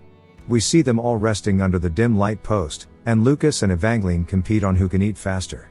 Taku hands Damien a gun, and we learn he pulled the item from his last round of chests. He explains that only 1 person can use it, and that it's unstable and hard to aim, and this makes it unpopular. But if Damien uses it, then the problems are meaningless. Damien mentions it's heavy, and Taku thinks that Damien needs to get stronger, because he'll need to carry 5 to 6 of these at a time. He explains that in-game a character could only use 1 gun, but in reality, no one can stop him from using multiple guns. Damien thanks him, and Taku asks if everyone is rested, and they head to the next area. There are 4 rooms, and a boss room. They are proceeding cautiously, and Taku comments that the atmosphere is creepy, and just the thought of a house-sized golem appearing is terrifying. And guess what? It happens. Taku screams, and we see it's an elite mob, and there are 2 of them. One of them begins to punch down toward them, and Lucas says he'll stop it. Lucas cuts its hand, and Taku yells for him to be careful of the second one. We see it emerge from his side, and Evangeline says she'll go too. She blocks its punch, and Taku tells Jupiter and Damien to attack the golem Lucas is fighting. Taku says they are both sturdy knights, but if they compare roles, then Lucas is more of a damage tank, while Evangeline is a pure tank. But if it's endurance, then she is stronger. Taku tells her to take a defensive stance, and to stop it. And explains large monsters like golems are strong individually to balance their low numbers. And the one Lucas is fighting has an elite title, so a head-on fight is difficult. Taku tells Lucas to break its stance, and we see him dash in, slicing its leg. It falls to its knees, and he tells Jupiter to blow its armor off. She Pikachus it, and we see a crack form in the middle, and she says it wasn't enough, but Taku says it is. He tells Damien to pull the trigger, and he shoots the gun at the monster. The kickback of the gun makes him fall, and Taku catches him. Damien asks what happened, and he looks over to see the golem has a giant hole in his chest. Lucas says it was a tough opponent, and Taku explains elites are much stronger than a normal mob, and Taku says they can anticipate each fight will be an elite, so just treat them like boss fights. Evangeline asks if they are taking a break, because she isn't finished. Taku forgets she was fighting, and tells everyone to help her. Taku explains that continuing was easy. Anytime an alleyway seemed wider, steam engine golems appeared, and after a bit, they became easier to fight. He also got tent-tied by a mimic, and he wonders if they'll believe he fell into it on purpose, and everyone just laughs at him. We see Lucas climbing a wall, and he mentions that they can't go off the path because of the darkness, and Damien mentions that the buildings aren't an option either, because they are all blocked, and Jupiter says, they've also been sealed magically. Damien asks if the people inside did it to protect themselves from the outside, and Taku explains it was done from the outside, and it was to stop whatever was in the house from coming out. And Damien asks what's inside. Taku tells him he doesn't know, and they should continue. We see they have cleared 3 normal rooms, and have 1 more left, and the boss room. The next room is a giant plaza, with a fountain. Taku tells everyone to stay alert, and Evangeline points out all the water is dried up, but she can see a statue on the fountain. Taku wonders if it's a statue of the king, but wonders why the other 2 statues' heads are gone. Damien tells Taku he sees the light, and Taku tells everyone to approach with caution. And Taku says in a city of monsters, the only thing scarier than a monster is a person, because anyone who lives here isn't normal. He wonders if it's an enemy NPC or a helpful one, and that if they let their guard down, they will die. We learn the flame is fragments from defeated golems, and they see a figure. The person says since they are here, it seems like they are exploring pretty seriously, and we see it's Myung. They ask Myung what she is doing here. Taku thinks that although they met before, he's keeping his guard up since he's never met her in the last 742 times he's played. So he doesn't know if she is an ally or not. She says she's just taking a break since living in Lake Kingdom is tiring, and that if they came this far she should acknowledge them by showing them something. They all prepare themselves. We see her pull out a red bag, laying it out showing off hella goods. She says she sells quality goods for cheap. Taku is shocked that she is a merchant NPC. Me too, buddy. She says she doesn't know what an NPC is, but she is a merchant. She says she has a buy one get one event, as well as a 30% discount for their first purchase. She asks if they are going to buy it, showing off a chestplate. She says this type of service doesn't come often. Taku looks hesitant. He asks what she sells. She says these are all the items she's found while wandering around the Lake Kingdom. Taku and Jupiter begin to drool, while everyone else is shocked. Taku thinks that merchants normally have high quality items, but this shit is nuts. He asks how he should pay. She tells him magic stones or mana cores will work. Taku explains that magic stones are an item you can use for currency, as well as convert them into currency. Since he traded them all for money, he doesn't have any left. He didn't think he'd meet a merchant this early in the game. He tries to offer up some items they have collected while down here instead. She inspects them, saying they aren't worth much, but since it's his first time buying from her and she knows they are going to explore more, she will let them choose one item to show her support for their campaign. Taku calls her a saint, and begins to drool, saying no takebacks. He stares at the items, wondering what to choose. Jupiter holds up a ginseng, saying if she eats it she'll look younger. He thinks she should choose gear, not food, so she should buy it with her own money. Lucas holds up some boots, which have an increased speed option. He asks Lucas if he wants more speed, but Lucas says he was just thinking it'll be easier for Taku to escape from emergencies if he has them. Taku calls him a rascal for caring about him so much. He says no to the item since he isn't a main battle member. We see Damien eyeing a potion maker, saying if they put it in the temple they can heal the injured soldiers. Taku agrees, saying even if it's slow, it'll help a ton. But it's a waste to waste the free item on that. He asks Evangeline why she isn't choosing anything. She says she is only in the party temporarily and isn't really interested in the gear. Since she already has S-rank gear that's getting repaired, it's enough for her. Taku and Lucas make oh shit faces because they forgot they came here to cover the cost of repairs. Taku whispers to Myung, asking if she has any lances or shields. She says she luckily just got a set. She puts them out, and we see they are SSR rank with pretty good traits. Taku starts pogging out while looking at them. We see that they are a set, so when both of them are worn there's a new effect on top of their original ones. He wonders what to do since he can't just choose one. Myung sees this, reminding him she has a buy one get one free event, so he can just take both for no extra charge. She tells him it's a set, so take them as they aren't really useful to her anyways. Just make sure to keep exploring Lake Kingdom, and trade with her often. Taku tears up, comparing it to when a geared player helps a noob, and he will try his best. He tells Evangeline to come take it. He also decides to explain that her gear got broken when they fought. She says she's the one who started the fight, so it's her fault her gear broke, so he doesn't have to, but Taku interrupts her, saying it's a gift then. He equips her with it, confusing her. He says when an adult gives you a gift, just accept it. That this is a gift for graduating. And she won't reject a gift from a member of the royal family, right? He also thinks to himself he's just helping out the Chad Count's daughter, since he deserves a hero's praise, and he will be filled with guilt if he just leaves her gear broken. She thanks him, accepting the gear. Jupiter screams, asking about her gift. Taku says he pays her salary, but thinks he will give her a mage item when it appears. Lucas also asks. Taku thinks he has a whole equipment plan for him, so just wait. Damien says he is fine. Taku says he better be since he just gave him a hella expensive mana gun. Jupiter hands out a magic stone, telling Myung she wants the ginseng.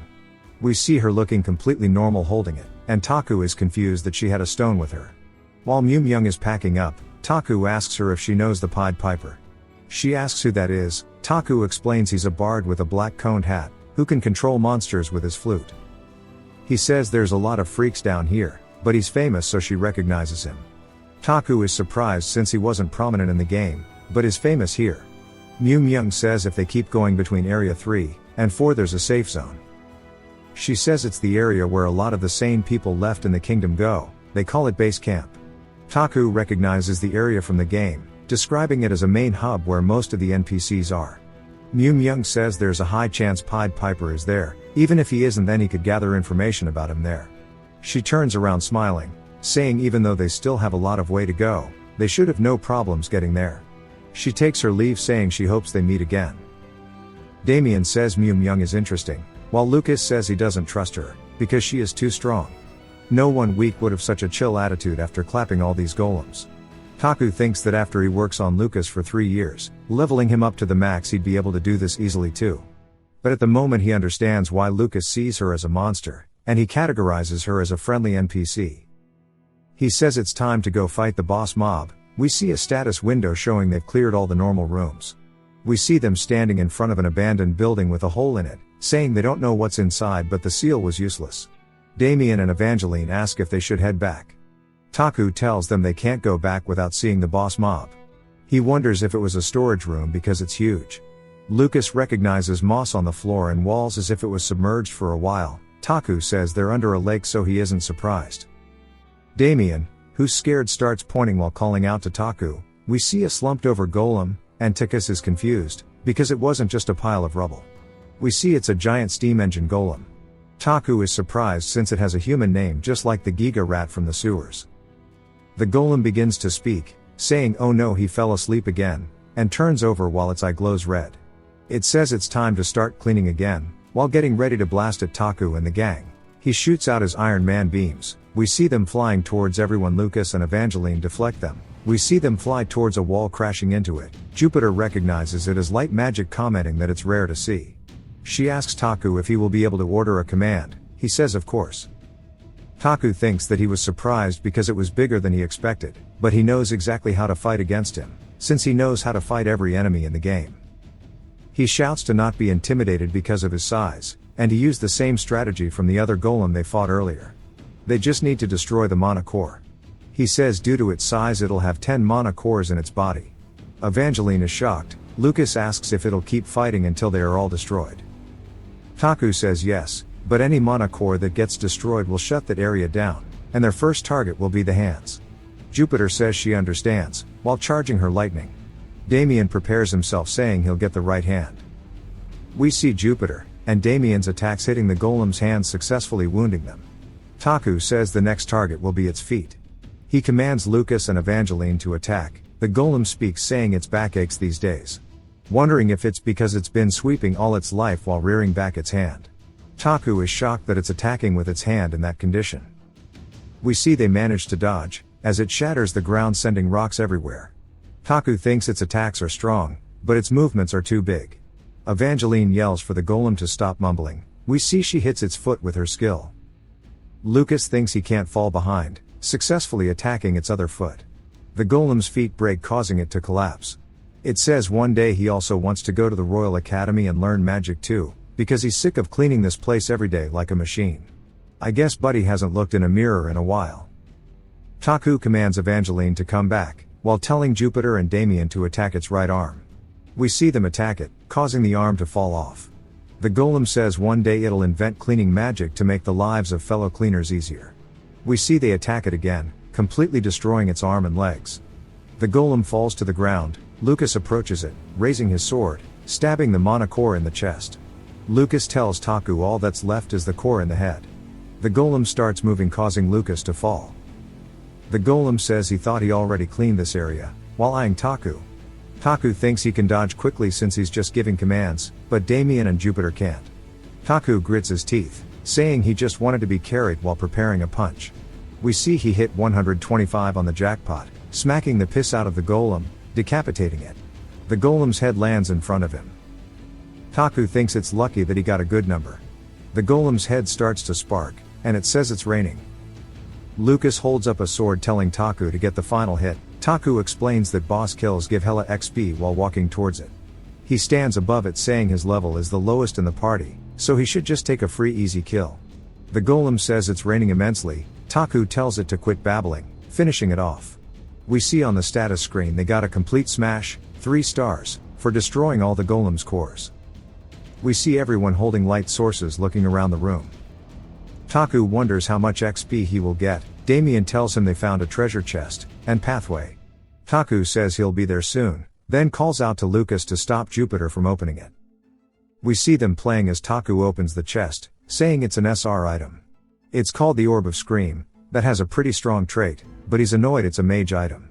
Jupiter is drooling. He hands it to her, he says it matches Jupiter anyways. We then see it's part of a set called You Must Scream. Once all 3 pieces are equipped, it's an AoE fear. The chest also contained 2 SR mana cores.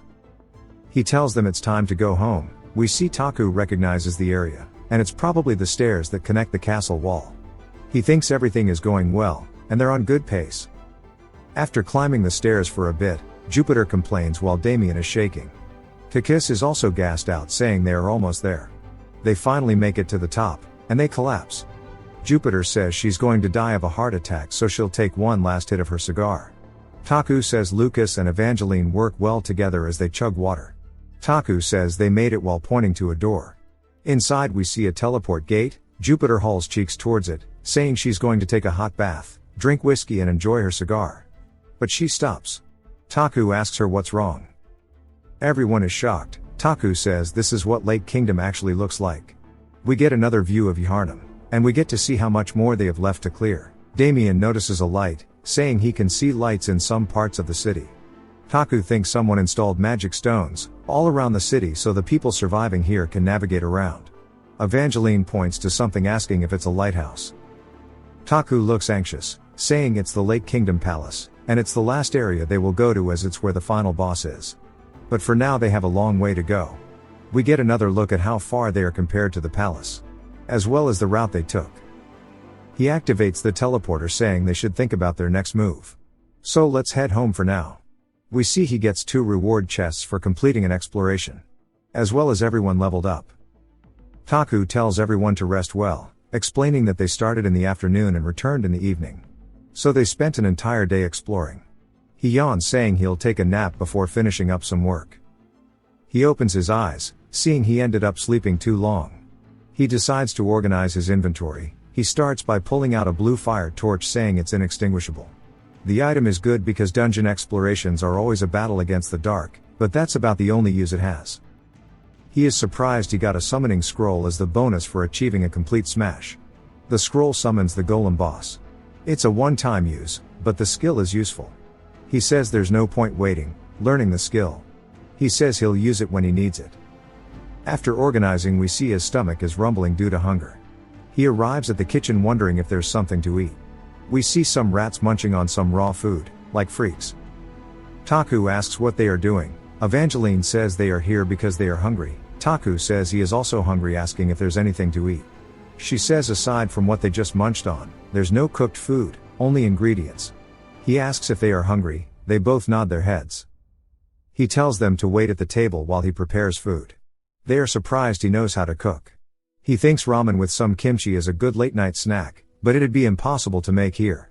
Looking at the ingredients, he says he has an idea, pulling out the blue torch, lighting the fire. He puts butter in the pan, and goes to town. He tells them they should eat and sleep. We see he made royal prince toast. He thinks it's not bad, but he wishes they had condiments. Lucas starts crying, saying it's so good that Taku could replace the royal chef. Evangeline says it's similar to food they sell at festivals. He says it's pretty accurate since it's a street food recipe. Evangeline says this reminds her of when she was younger. She'd hear sounds in the kitchen, and when she walked in she would see the Count just chowing on food he quickly made, since monsters can attack at any given time. She says he'd always come back bloodied and dusty. Then he would just dump whatever ingredients he found into a pan. But after noticing her, he'd always ask the same question: if she wanted to eat some too. Taku sighs, asking if she'd eat it too. She says of course, that's why her cheeks are so round. Taku says it's cute and makes her look more childlike. She says after eating like that her mom would wake up, scolding her dad for feeding her so late at night. She laughs, remembering the expression he'd make. Then stops, saying just doing this late at night reminded her of those nights. Taku tells her the Count's funeral is tomorrow, and if she wants she could lead the funeral tomorrow. She says she'd rather have Taku take care of it, because although she respects her dad, she can't forgive him. She asks if the Count ever told Taku how her mom died, saying the Count left her and her mom to die while he protected the city. She could never forgive his choice, but understood his reasoning since protecting the city is the Lord's first responsibility. The day her mom was buried, her dad didn't come, since he had to prepare for another attack. She realized as she buried her mom's empty coffin in her father's place, that this was what the head of the Crossroad family has to be like. And she can't be that person. Taku says then that was why she left. She says yay and thanks him for preparing the Count's funeral. She repeats that while she respects the Count, she can't forgive him as her father. She quickly thanks them while getting up from the table, saying it was an honor to be served by the prince himself. Taku thinks having a family is difficult, while Lucas doesn't say anything. While heading back, Lucas asks if Taku is alright, confusing him. Lucas says that Taku has a complicated relationship with his family too, so that's why he is helping Evangeline. Taku makes what face.png since he thought he was just a playboy. Lucas continues saying he must be seeing his past self in her, and while he knows he might be dull, he can tell that much. He asks Taku if he is wrong. Taku thinks he can't tell if Lucas is asking because he is sincerely worried, or if he suspects he isn't the real Ash. He couldn't respond due to his body freezing. Taku thinks Lucas feels like a stranger right now, and says he doesn't know how to respond. He thinks while Ash is the Emperor's son, he's sure his family life wasn't simple, but he doesn't know anything about Ash's family. He starts to stutter, and Lucas apologizes saying it must have been a sensitive question. Taku says that's not it, and just thinking about it suddenly made him space out a bit. Lucas says his and Evangeline's family lives will all be resolved in the end while giving off golden retriever energy. Taku wonders if he was thinking about it too deeply. They say goodnight to each other. Back in his room, Taku is still scared, wondering about Ash's family problems. He says the conversation made him remember he's in someone else's body. The next day we see the repairs on Crossroad have begun, as well as information about Stage 3. It's a lot of golems since that's what they fought while exploring. He says they only have a few large monsters, but they are all elites, and they have around a week, so he will try to prepare really well this time. Prepare so well that even if things changed unexpectedly they'd be fine. So strong they will be able to destroy the source of the unexpected change. We see Taku kindly telling all the production people what to do. At the Count's funeral, he says there were some people injured last stage, but only one person died.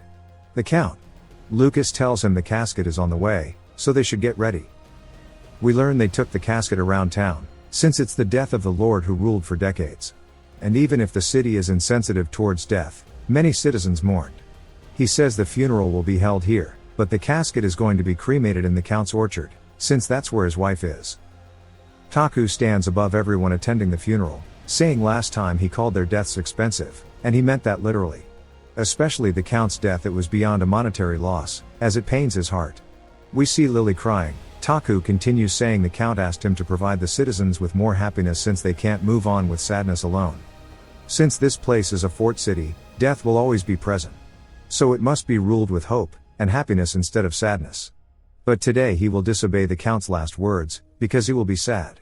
The front line is maintained by the sacrifice of precious people, not just the Count but everyone who loses their life. He wants them to remember, their sacrifice is worth as much pain as it causes. Because every sacrifice helps them survive. He tells them to remember, as he will always repeat himself. People are going to continue dying, but those deaths won't be in vain. He says they will now have a moment of silence for those who helped them so far. While everyone is quiet, he thinks that he hopes one day the city will be full of endless festivals rather than funerals. Just like the Count wanted. After the ceremony they shot fireworks, and transported the Count's casket to his house. One of the people delivering it are shocked to see Evangeline. They apologize to her. She asks if she could check the casket. We see her hand shake as she says he always fought at the front, as if he couldn't die, but here he is. She tells them that's enough, and we see them bury the casket. They ask her about the Count's gear, and she recognizes it. The man says it's the equipment passed down the Cross family for generations. They wanted to bury it with him but are asking her in case she wants it. She thinks about it, then tells them to bury it next to her dad.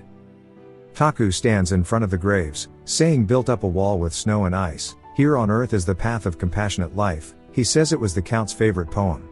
He prepared it thinking it would fit well with the Count, but not during the funeral program, so he waited. He recalls the Count telling him that he will have to sacrifice something important to protect the city eventually, causing him to wonder what he will lose in the future. Evangeline approaches saying she didn't know he had a hobby of reciting poems. He says he waited to read it since it doesn't fit with his image, but she caught him. She says he has a good voice, so next time he should read it loudly.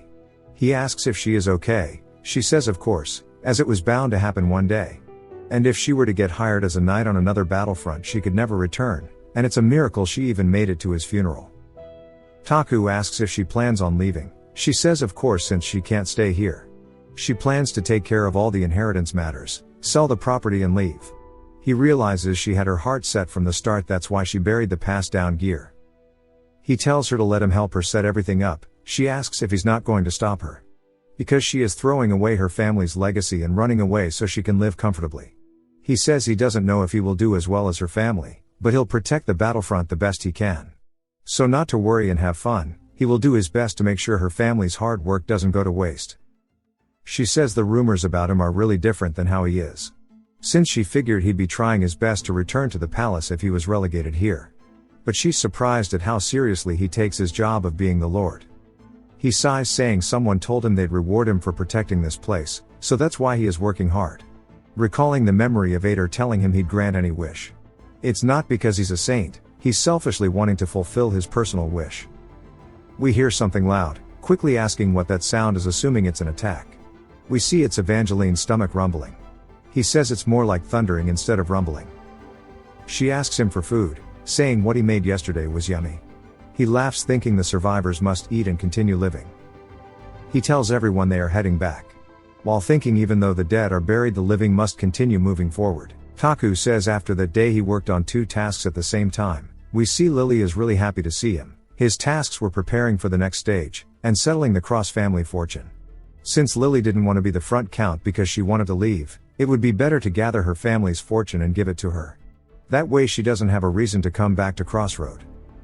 Ader looks down that he is okay with letting Evangeline go, saying he'll liquidate all of the Cross family's assets. As well as settling the inheritance process.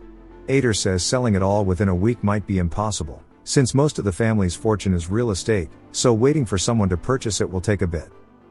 Taku says to buy it in his name for now, since he wants everything to be done within a week so Evangeline can leave. All of the Cross family have died here, making her the last survivor. So at the very least he wants her to be safe. As that was the Count's final wish. Ader says he understands, and Taku compliments him. We see there's 8 days until stage 3 starts. Taku says he will prove that you can beat the game without wasting people's lives.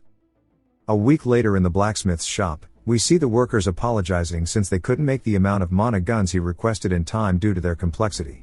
He tells them it's fine since he understands. He thinks about the history of mana guns, and that they are fairly new. They require an alchemist and blacksmith to work together, making it extra difficult. Taku asks how many they were able to make. We see they only made 2 guns. Taku is shocked, because one of the guns is SSR ranked. The weapon insta-kills if the user is proficient. The alchemist and blacksmith look proud, saying they made it using the special mana core from the Spider Queen. He comments on the gun being a balance breaker, since it could hard carry for a year at least. And since Damien is using the gun, it's the perfect weapon for him to pump out damage. Taku starts laughing while shit-talking the game. They tell Taku the entire time making it felt like a trance, and they are glad he is happy with it. We see the other gun is normal, it even has a flaw. The flaw makes it less accurate when spam fired. He tells them they did a great job, and will make sure they get paid well. Lucas asks if the gun is that impressive. Taku says it'll change the course of the war. We see that they have 20 hours left. Taku says that should be enough time for Damien to get used to it. We see Taku getting off a carriage. Lucas tells him he should see something. We see Evangeline in front of his house. He says her name, but she doesn't respond. She says Ader gave her something, holding an envelope. Taku thinks that after adding up all their property she has enough money to live leisurely. She thanks him for handling her issues so fast, and says Ader told her something after giving her the paper. She makes a spot on Ader impression, repeating what he said, after you get the money you'll have no more business in the city so pack your bags and leave ASAP. She says Ader kicked her out, asking if Taku really ordered him to do so. Taku says he did. She asks why is he wanting her to leave so fast, she didn't even get to say goodbye. He tells her if she's going to leave then don't drag it out, since tomorrow will be a war zone. Does she intend to get caught up in it too? She tries to say something, but he tells her to shut up and leave since she has no more connections to Crossroad anymore. She says since he helped her, she plans to return the favor. Taku sighs saying no, because she already plans to leave so don't get this dirt on herself. And that he can protect the city well enough without help from a kid. She says that he saw her fight, so he knows she can pull her weight. He yells out her name, scaring her. He says she is the one who abandoned her hometown to live a new life, that's why she gave up her position, cleaning out her inheritance. Removing all her roots from Crossroad.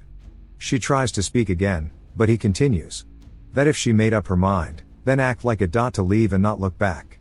Because it's as she said, the battlefront is just full of death, and if you step into it, you can't leave.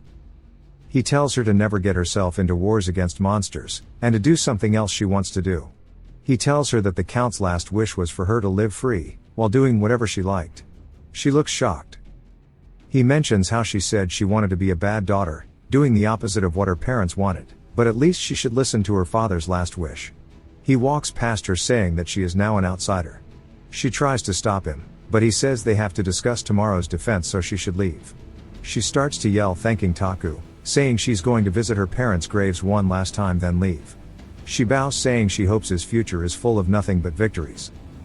He hopes luck also stays in her life too, but doesn't say it out loud. He melts onto the floor, and Lucas tells him that he doesn't need to be so strict. Taku says if he didn't do that she would always have lingering feelings towards Crossroad. Lucas says he could have been nicer about it. We see Evangeline sigh while looking back. Taku says not all farewells require tears, and gold is enough. Taku cries saying goodbye to his SSR ranked cheat character. He quickly gets over it, telling Lucas they should do their best from now on. Taku opens a door asking if they all rested well. We see Jupiter, Damien and Lily who decided to come on her own. She looks super happy because she can't wait to go out again. Taku starts to make a goofy face asking if she enjoyed her freedom. She shakes him while begging for him to let her be free. A bit later we see Jupiter consoling her, while Taku says they have less than a day so they need to go over their strategy one last time. He gives Damien the OP mana gun saying it's a gift. He starts to tell Damien about it, but a knight bursts through the door. He yells that a scout reported the monsters are coming, their army is around 200 golems and they are hauling cheeks towards the city. Taku says that's nonsense. His amulet begins to glow. We see a status window saying someone is interfering with the game. The stage 3 status window starts to speed up. We now see they have only 30 minutes. Taku says the game can't troll him like this. The knight says that's not all. They also split into 2 groups. 80% are headed towards the city while 20% are going straight towards the front Count's orchard. Taku and Lucas are shocked, because Evangeline is currently there. We see knights hurriedly preparing. One of them rings something to alert everyone. Taku approaches asking what's their current position. The scout says they can see them without the magnifying scope. We see a horde of golems coming. Taku is shocked, saying while they fought them in the dungeon seeing this many is scary. He compares it to a wall, while we see them marching towards the city. Taku asks when the golems will reach the cannon's range. He says at this rate less than 15 minutes. He tells them to get them ready to fire. Lucas approaches asking if he's going to leave Evangeline alone. Taku looks perplexed, gritting his teeth in frustration because the stage started too early, and the fact they split up into 2 groups. He wonders why this is all happening now. He realizes there has to be another being controlling the situation with malicious intent. The Count's troops tell him they heard the news about Evangeline, and to send them to her. He pleads that the current front line is strong even without them, so send them to the orchard.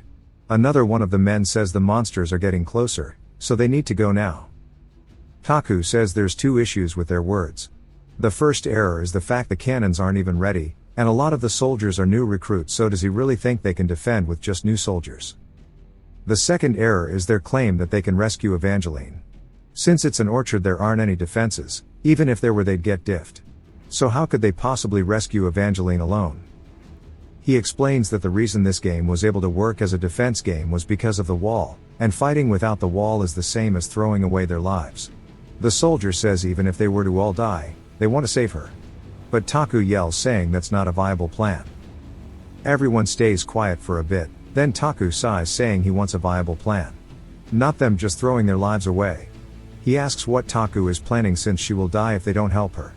Taku thinks about it, saying the soldiers are right, without help she will die. But to save her he'd need to send his elite party, which would be all the main members, and they'd have to use the soldiers as meat shields, but at that point even if she was saved it's GG. He recalls the Count's words about whether to save his wife, or protect the citizens. Saying he understands some of the Count's pain. He tells them that they will not go rescue her, they can't waste any more manpower, because they need all forces to focus on the battlefield. He thinks there was no need to hesitate, it's one life against the many.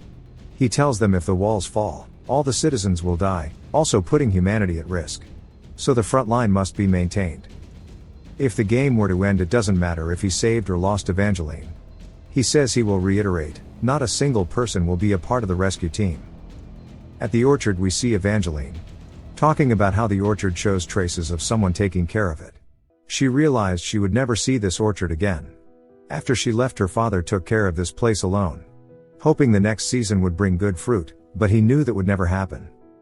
She compares the orchard to a ruin. Her parents died and now she is leaving. It was a ruin in the past, and shall remain one too. She says the ending of the Cross family who protected this land for hundreds of years was pathetic. Nothing was left besides death and dust. The last family member is running away without putting up a fight. She calls out to her parents, saying she is going far away, and while she has a lot on her mind she can't remember anything. She felt dizzy, and the ground felt as if it were shaking. She says goodbye, smiling, wiping away her tears in front of their grave. She braces herself, then turns around saying it's time to get going. But we see a golem hauling cheeks towards her. She is shocked, it hits her sending her flying. We see her coughing up blood. We see Evangeline having a flashback of her talking to her mom. She's asking her mom when she has to go to the battlefront, since the heir of the Cross family has to go. Her mom is shocked. She says the fate of the Cross family is sad. Evangeline asks if she didn't know if it'd be like this, worrying about the Count every time he fought, and the fact that she has to fight when she grows up too. Her mom says she knew that she'd spend every night crying whenever the monsters invaded. And if she gave birth to her, then she'd have to fight out there too. Evangeline asks why she married the Count, and had her then. Her mom smiles saying, maybe to continue something. She still couldn't understand what her mom meant. She thought she would never be able to understand. We see her coughing up blood, wondering how long she was unconscious for. But realizes it probably wasn't that long since the golem is walking toward her. She wonders why there is a golem here, and her body reacts before her mind, causing her to leap for her gear. She notices the monster's attack, and we see it send her flying into the Count's house, leaving rubble everywhere. We see she withstood the attack since she blocked in time. She says this has to be a joke, since the golem is destroying her house without permission. She prepares herself, but we see two more golems burst into the house. She is shocked. We see her put her shield up, blocking one of the golem's attacks while she pierces the other one. But she realizes she can't block the attack in front of her. We see her sent flying, crashing into the wall. She stands back up, then leaps towards the golem, saying that's enough. She jumps onto the golem's arm, piercing its eye. She then leaps towards another one, piercing through its arm, landing behind it. She stands up, feeling lightheaded. We see her struggling to stand. She thinks she needs to go back and alert Crossroad of the ambush, but once she stands in the hole left earlier, she is confused. She sees the main horde of golems, and realizes that the three golems were nothing but scouts. Because this is the real army. She turns around knowing she has to escape, but her horse is gone. She decides to run to Crossroad, wondering if it's possible with her leg being wounded. She starts running thinking she just has to make do. Since this is the only time she can gain some distance, we see a flying golem thing above her. It starts to cast some magic. She tries to grab her shield, but trips over her feet, due to her clumsy trait. She says out of all times, why another mistake now? We see a huge explosion land beside her. She was able to shield in time, but is heavily wounded. She helplessly looks at the golems, and flying one. Quickly realizing that it's over. She says there's still so many things she hasn't done yet. She never dated, got drunk, and she isn't even an adult. She wasn't sad or angry, just full of regret. She squeezes some dirt and begins crying. Wishing she could do more. We see someone say then do it. She opens her eyes. We see Ticus red cape. He tells her she just has to do everything she wants one by one. Since life is short, she needs to spend it without regrets. She is shocked, calling out to him. We see him standing in front of her. He turns around saying he came to save her. We are taken back to 30 minutes ago at Crossroad. Everyone is shocked because he told them he will go save Evangeline alone. Lucas yells at him asking what he is talking about, because he said the rescue mission wasn't viable yet, he's going to go himself. He tells them to calm down because he isn't going to die, as he has a way to win. Taku thinks that the most unpredictable character in this game is him, so he alone should be the one to go, and taking extra people will increase their losses. He says he has some emergency strategies prepared, and he has no choice but to gamble a little. Taku says if they've been under his command they should be aware that he knows a lot about the monsters, and his plans have always been successful. And that he has a plan this time too, so trust in him. Lucas is hesitant, but Taku tells him there's no time left, so he will be in charge while he leaves. Lucas says he would rather save Evangeline, but Taku tells him they have their individual roles. Lucas yells saying for us, because they need him. He tells Lucas to trust his decision, promising he will come back safe and sound, while putting his hand on Lucas's shoulder. Taku realizes that abandoning her would be abandoning his morals he set when coming here.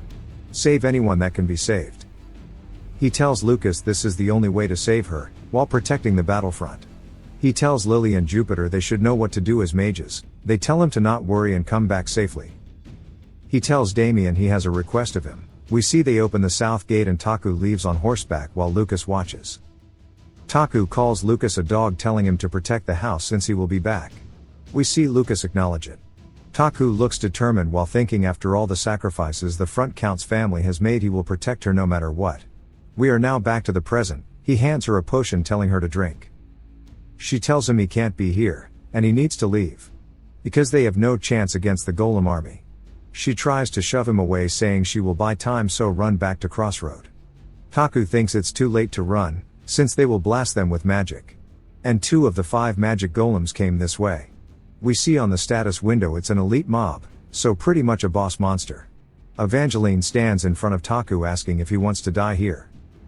Taku tries to speak but she keeps going, saying she's an orphan now, but he is the count, so for the citizens please leave. He shoves the potion in her mouth while she is talking. He tells her to just drink and recover. He turns around saying the line he told her earlier about relying on adults and it's okay to act like a kid. He thinks he's been waiting for this moment. He's always wanted to yell loudly using this, while putting his hand in the air. He hits us with a Pokemon line, saying come out Golem. We see a magic circle appear above them, lightning begins to spark around it as we see the Golem's head. It leaps out of the portal into the air, crashing onto the ground in front of them. Evangeline is shocked, and Taku says saving her was worth it all for that reaction. We see Taku move his hand, the Golem follows. A status window appears saying the boss monster is under his control. He notices it has a lot of functions. One of the mage golems starts preparing an attack. Taku notices it. We see it launching attacks towards the golem. He commands the golem to block it. The golem prepares a shield in front of it, blocking all of the attacks. Evangeline is surprised. He tells her it's his lottery ticket. He explains that it's the boss monster summon magic he learned earlier, and he figured he would save it since it's a one-time use, but at least it has a lot of functions. We see the golem mages start descending. The golems start to rush in. Taku thinks since magic is working they are going to try and use brute force. He tells the golem to intercept them.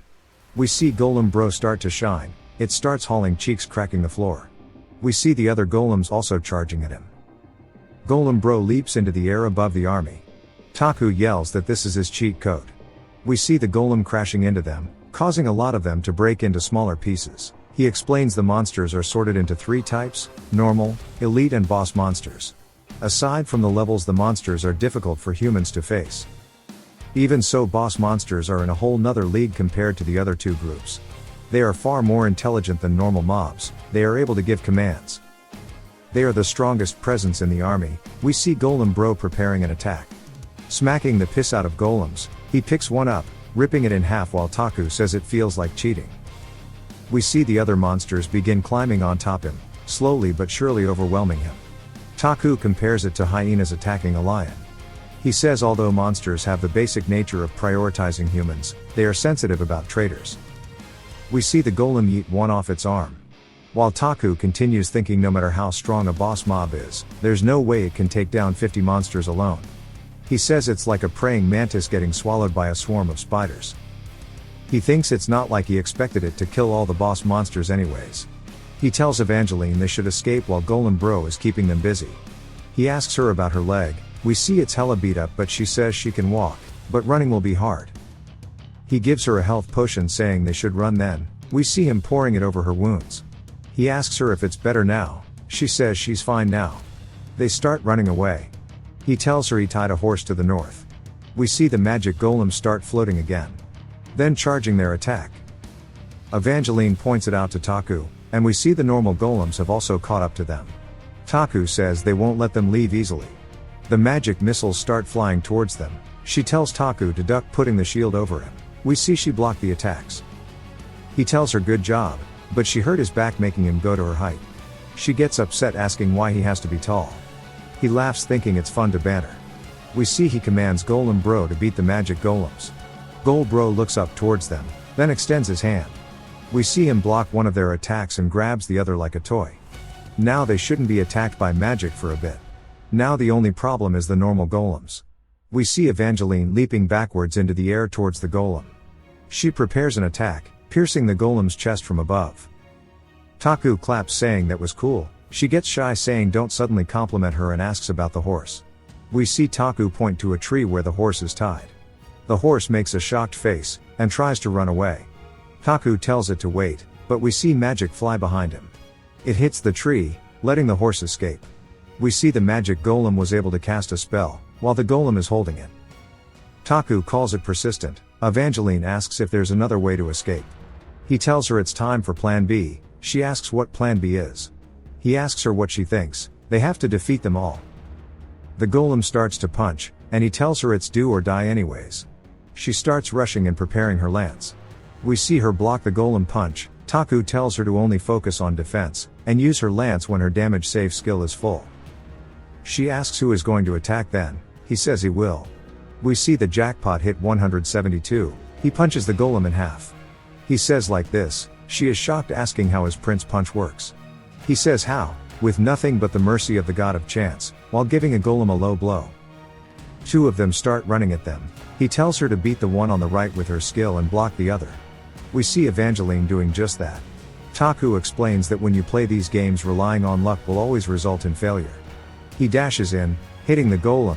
We see the jackpot spin. He hits a nat 0, thinking probability always betrays the player. He is shocked. We see his hand is all bloodied. Taku explains that a person who wants to win shouldn't rely on luck. Attacks must be made with a surefire conviction. Even though he knew this, he kept trying to hit a jackpot. It's always been his principle to use any means possible. The result is a fumble, the worst possible roll. He screams in pain due to his hand. When you fumble, the attacker receives hella damage instead. Evangeline calls out to him, but he tells her it's fine. He expected this. We see him open a health potion, pouring it on his arm. He says it hurts like hell since it closes the skin, and fuses broken bones. He tells Evangeline to buy him around 10 seconds, she tells him there's no time as we see the golems rushing in. She blocks them, while Taku starts messing with his inventory. We see him pull out the George Washington blicky, saying he had this in case his luck ran out. We see magic begin to charge at the end, and he deletes 3 of the golems, creating a huge hole in them. Evangeline is really shocked. He tells her it's his second lottery ticket. We learn it's the mana gun he was supposed to give to Damien, but he yoinked it in a hurry. He thinks since his left hand is smashed he'll finish them off with the gun. We see him blast another one. He explains that mana guns are really hard to handle, however since he is point blank, even with a weak body, bull's eyes are still possible. He says the recoil is comparable to a cannon, saying he feels sorry for Damien. Evangeline says it's the last one. We see her use her skill, destroying the golem. Taku sits down in relief. She says she has a lot of questions to ask, but for now we'll only ask one. They stare at Golem Bro fighting the rest of the army. She asks what to do now. He tells her that he already told her that they will kill them all. He says they need to go back to the Count's house, since he has a few more insurances over there, and if they are going to live they have to kill them all since they will chase them. We see Golem Bro has been taken down. Taku tells it good work while opening a status window. He says it's time for the function he cared most about since summoning him. He tells Golem Bro to self-destruct. We see its eye glow red, then it explodes while Taku and Evangeline watch. She says she doesn't have the strength to be shocked. Taku thanks the golem, then says F in the comments for Golem Bro. Taku thinks it'd have been nice if all the monsters died from that, but he checks his map to see there's 14 left. We see the golems trying to get up. Taku tells her they need to run to the house before they get up. We see them running while magic gets cast at them. Evangeline prepares herself. We see her block the attack. She says the most annoying one is alive. Taku agrees, saying that's how it goes. She notices there's only one, so they probably killed its friend. We see it in pieces on the floor while Taku berates it for attacking the horse. As they approach the house, Evangeline notices another magic attack. She blocks it, but her shield cracks. Then we see it shatter into pieces as the durability ran out. The golem continues its barrage. We see her prepare her lance. Taku compliments her quick thinking, but says the lance isn't for defense as it also begins to shatter. More attacks continue to come. She pushes Taku out of the way. He calls out to her, but she tells him she is fine, and they should continue to the house. We see them running into the hole earlier. She asks what the plan is now, since he said he had won to turn the situation around right. He reaches into his pocket telling her to trust him. He says he isn't a knight in shining armor, but he's pretty good at swindling. We see a top quality mana core from earlier. He yeets it towards the golems while summoning the automatic defense turret. It starts to float while he mentions the ingredients for crafting. We see it begin to collect the nearby resources from the house. We see it finished crafting. The golem is shocked. The turret faces towards the golem, blasting it. Taku cheers it on as it just bombards them. He asks if they really think he'd die here. He realizes the golems have stopped attacking, and he's curious as to why they are so smart, since just mindlessly running should be their default. He decides it's not a big deal, and is just happy he's getting a break, then tells Evangeline they are deactivated. Then she pours another potion onto her arm, and asks him what's next. He says to wait for sunset. Once it does, he'll get his other insurance. We see that Evangeline's shoulder still hurts, and Taku wonders if maybe there's a limit to how much potions can heal. He tells her he'll check for a bandage, so wait here. He finds some in a drawer, then bandages her up. She thanks him, then asks why there's so much alcohol, since it reeks. He tells her it's because the front count was an alcoholic. She's surprised, and he asks if she didn't know. She says no way, that her father never drank alcohol. Since he believed that the monsters could invade at any time, he needed to stay focused, so didn't drink a sip. Taku thinks about it, then tells her he guesses a lot of things changed while she was gone, and that he was so tormented, he couldn't last a day without alcohol. She's surprised by this. He asks if she still hates her father. She says yes. Taku tells her that if her father went to save her mother instead of the city, would she have forgiven him then? She says that she wouldn't hate him like she does now. He reminds her she was in the city, so if he went to save her mother, she would have been in danger. So her father didn't abandon her mother, he protected her and she knew. She looks regretful, but admits he's right. She says she knows he always did his best, but who should she hate?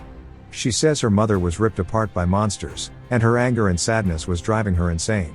And that there's no need to hate monsters, since they are just considered a disaster. So should she blame? She says she knows it's selfish, but she wants to blame someone for all of this, since if she doesn't it feels like her insides will burn into ashes. He says he understands what she's thinking, since she can't blame the monsters, since it's easier to hate someone than to forget sadness. She says her dad accepted her hatred, since he blamed himself too. So she never hesitated on hating him, but now he's telling her to forgive him. So what does he want her to do? Whose fault is it if not her father's? He says it's nobody's fault, since they are all just trying to live on. Since nobody has any ill intent, they are just struggling to survive. But with the monsters invading, everyone is dying, friends, family, comrades. It's inevitable since humans are weak, so they need to place blame in order to live. He puts his hand on her head, and tells her to hate him. He'll take the blame in place of her father. He's now the Lord of Crossroad. He is responsible for the place. If it's a burden the Crossroad family carried, it's only obvious he should inherit this burden. He tells her to try and understand her father a bit, as he only wanted her to be happy. He then messed up her hair, and he tells her he's doing all of this to save her. She blushes while looking at him, and starts to say something, but they get interrupted by the building shaking. She then looks outside, to see they are surrounded. Taku says it's because the golems realize the weakness of the turret, so they are actually smart. He quickly tells Evangeline that if they come in at once they'll all die. She asks about her weapons, then he tells her she buried them a few days ago. She realizes what he means, and says no way. The golems then start hauling Stony Cheeks towards them. The turret quickly starts to aimbot, and rapid fire toward them. But while it's firing in one direction, they quickly take its side, and start to rockpile atop it, causing it to explode, taking the Geodudes out with them. Taku and Evangeline take this chance to create some space, but the golems notice them and start to pursue. He tells her to keep running, then shoots a few of the golems. He tells her just a bit more till his final insurance. She keeps running, then makes it to the back of the orchard, and kneels before her parents' graves.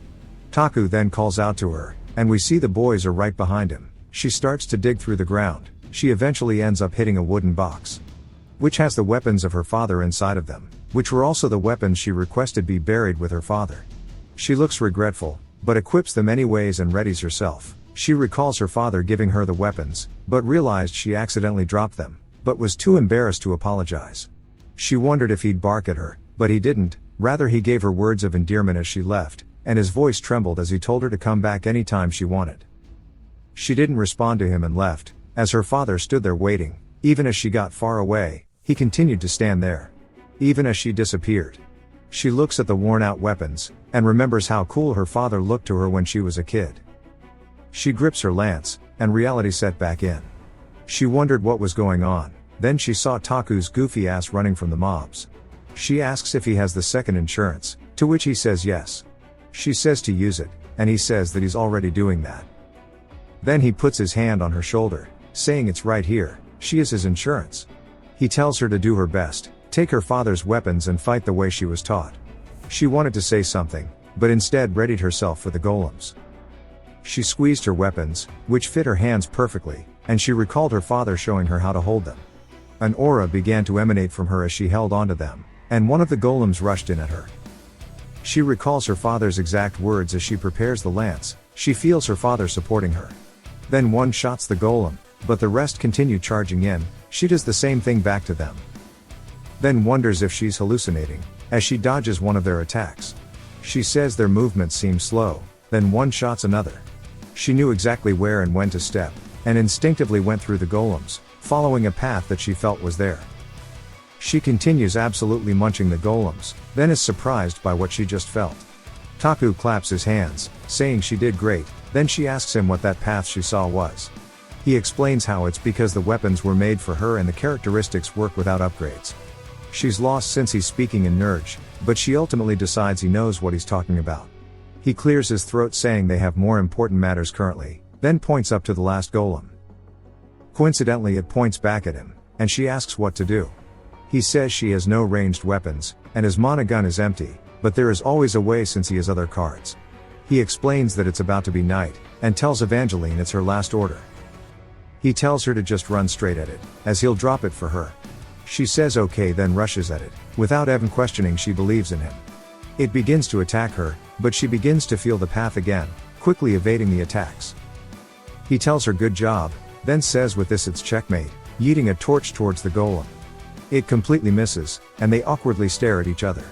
Evangeline's mental checks out. Then we see a muzzle flash from the castle wall. The shot rips the golem arm off, and she is surprised that it came all the way from Crossroad. It then gives us a flyby over the battlefield, taking us to where the shot came from, to which we see our boy Damien with the George Washington blicky. She says that's not possible. But Taku quickly tells her that it's irrelevant, and to take this last chance and finish the golem, she rushes at it, then leaps into the air while screaming, then stabs it in the chest, causing it to explode. She does a superhero landing. Then drops to her knees. Taku walks up and pats her head, saying she did great.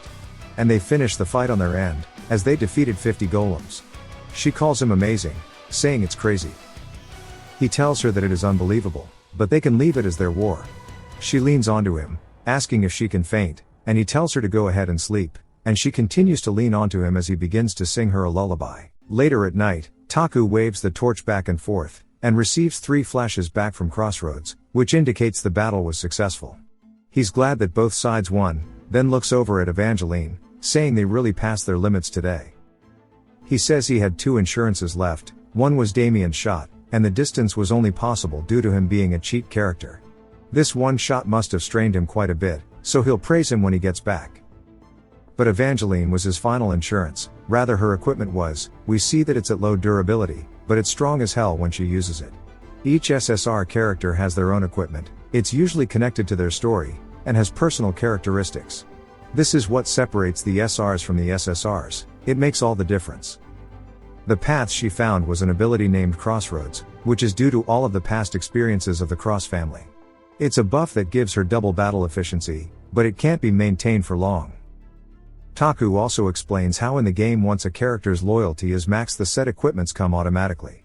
He almost screamed when they buried it, and he left it alone because he was going to send her away, but he was desperate so needed it. He hopes the Count wouldn't be angry, since it was to save his daughter's life. Taku complains about his wrist, hoping the city is okay. He says they are probably taking care of the remaining golems, but they'll be fine so it's time to rest. He closes his eyes, and falls asleep. He recalls a memory of his past, and we see inside of a hospital room a kid laying on the bed, then Taku jolts awake, realizing he's been covered up. Evangeline is glad he's awake, then he asks if she feels better. She says she'll be fine, but what about him? He says since he beat 50 golems he feels great. She tells him not to act so tough, and as the night continues, she asks if they need to spend the night here. He tells her probably, they can only head back once they are done in the city. She says she hopes they are okay, and he says they'll be fine. Then they hear growling, and Taku turns around wondering if it's another enemy, but Evangeline says she's just hungry. His stomach rumbles too, and he says that he's also hungry. He walks away, but comes back and brings back the dried fruit from the Count, and some alcohol. She asks what kind of food it is while eating it, then spits it out saying it's horrible. He tells her that her dad harvested them, and that he chewed on them daily. She says that he was stubborn, then puts one in her mouth and forces herself to eat it, even though it tastes horrible. She says she wants a glass of the drink too. He tells her that she's underage. She says it doesn't matter, and he told her to do everything she wanted to do. So she won't hold back anymore, since that would be stupid. Then she tells him to give her some. He tells her fine, just one sip. She cheers her glass, then complains about how disgusting it is, saying both the drink and fruit are bad. She looks down, asking if he thinks her dad ate and drank it every day, while protecting the city every day. Taku says that doing what you want without running away is what makes you an adult. She says she doesn't want to be one, and he tells her that's cute. The fire continues to burn, and we see her saying she knew it. That her dad would secretly visit her mother's grave every single night, and while he didn't cry externally, on the inside he must have been ridden with guilt.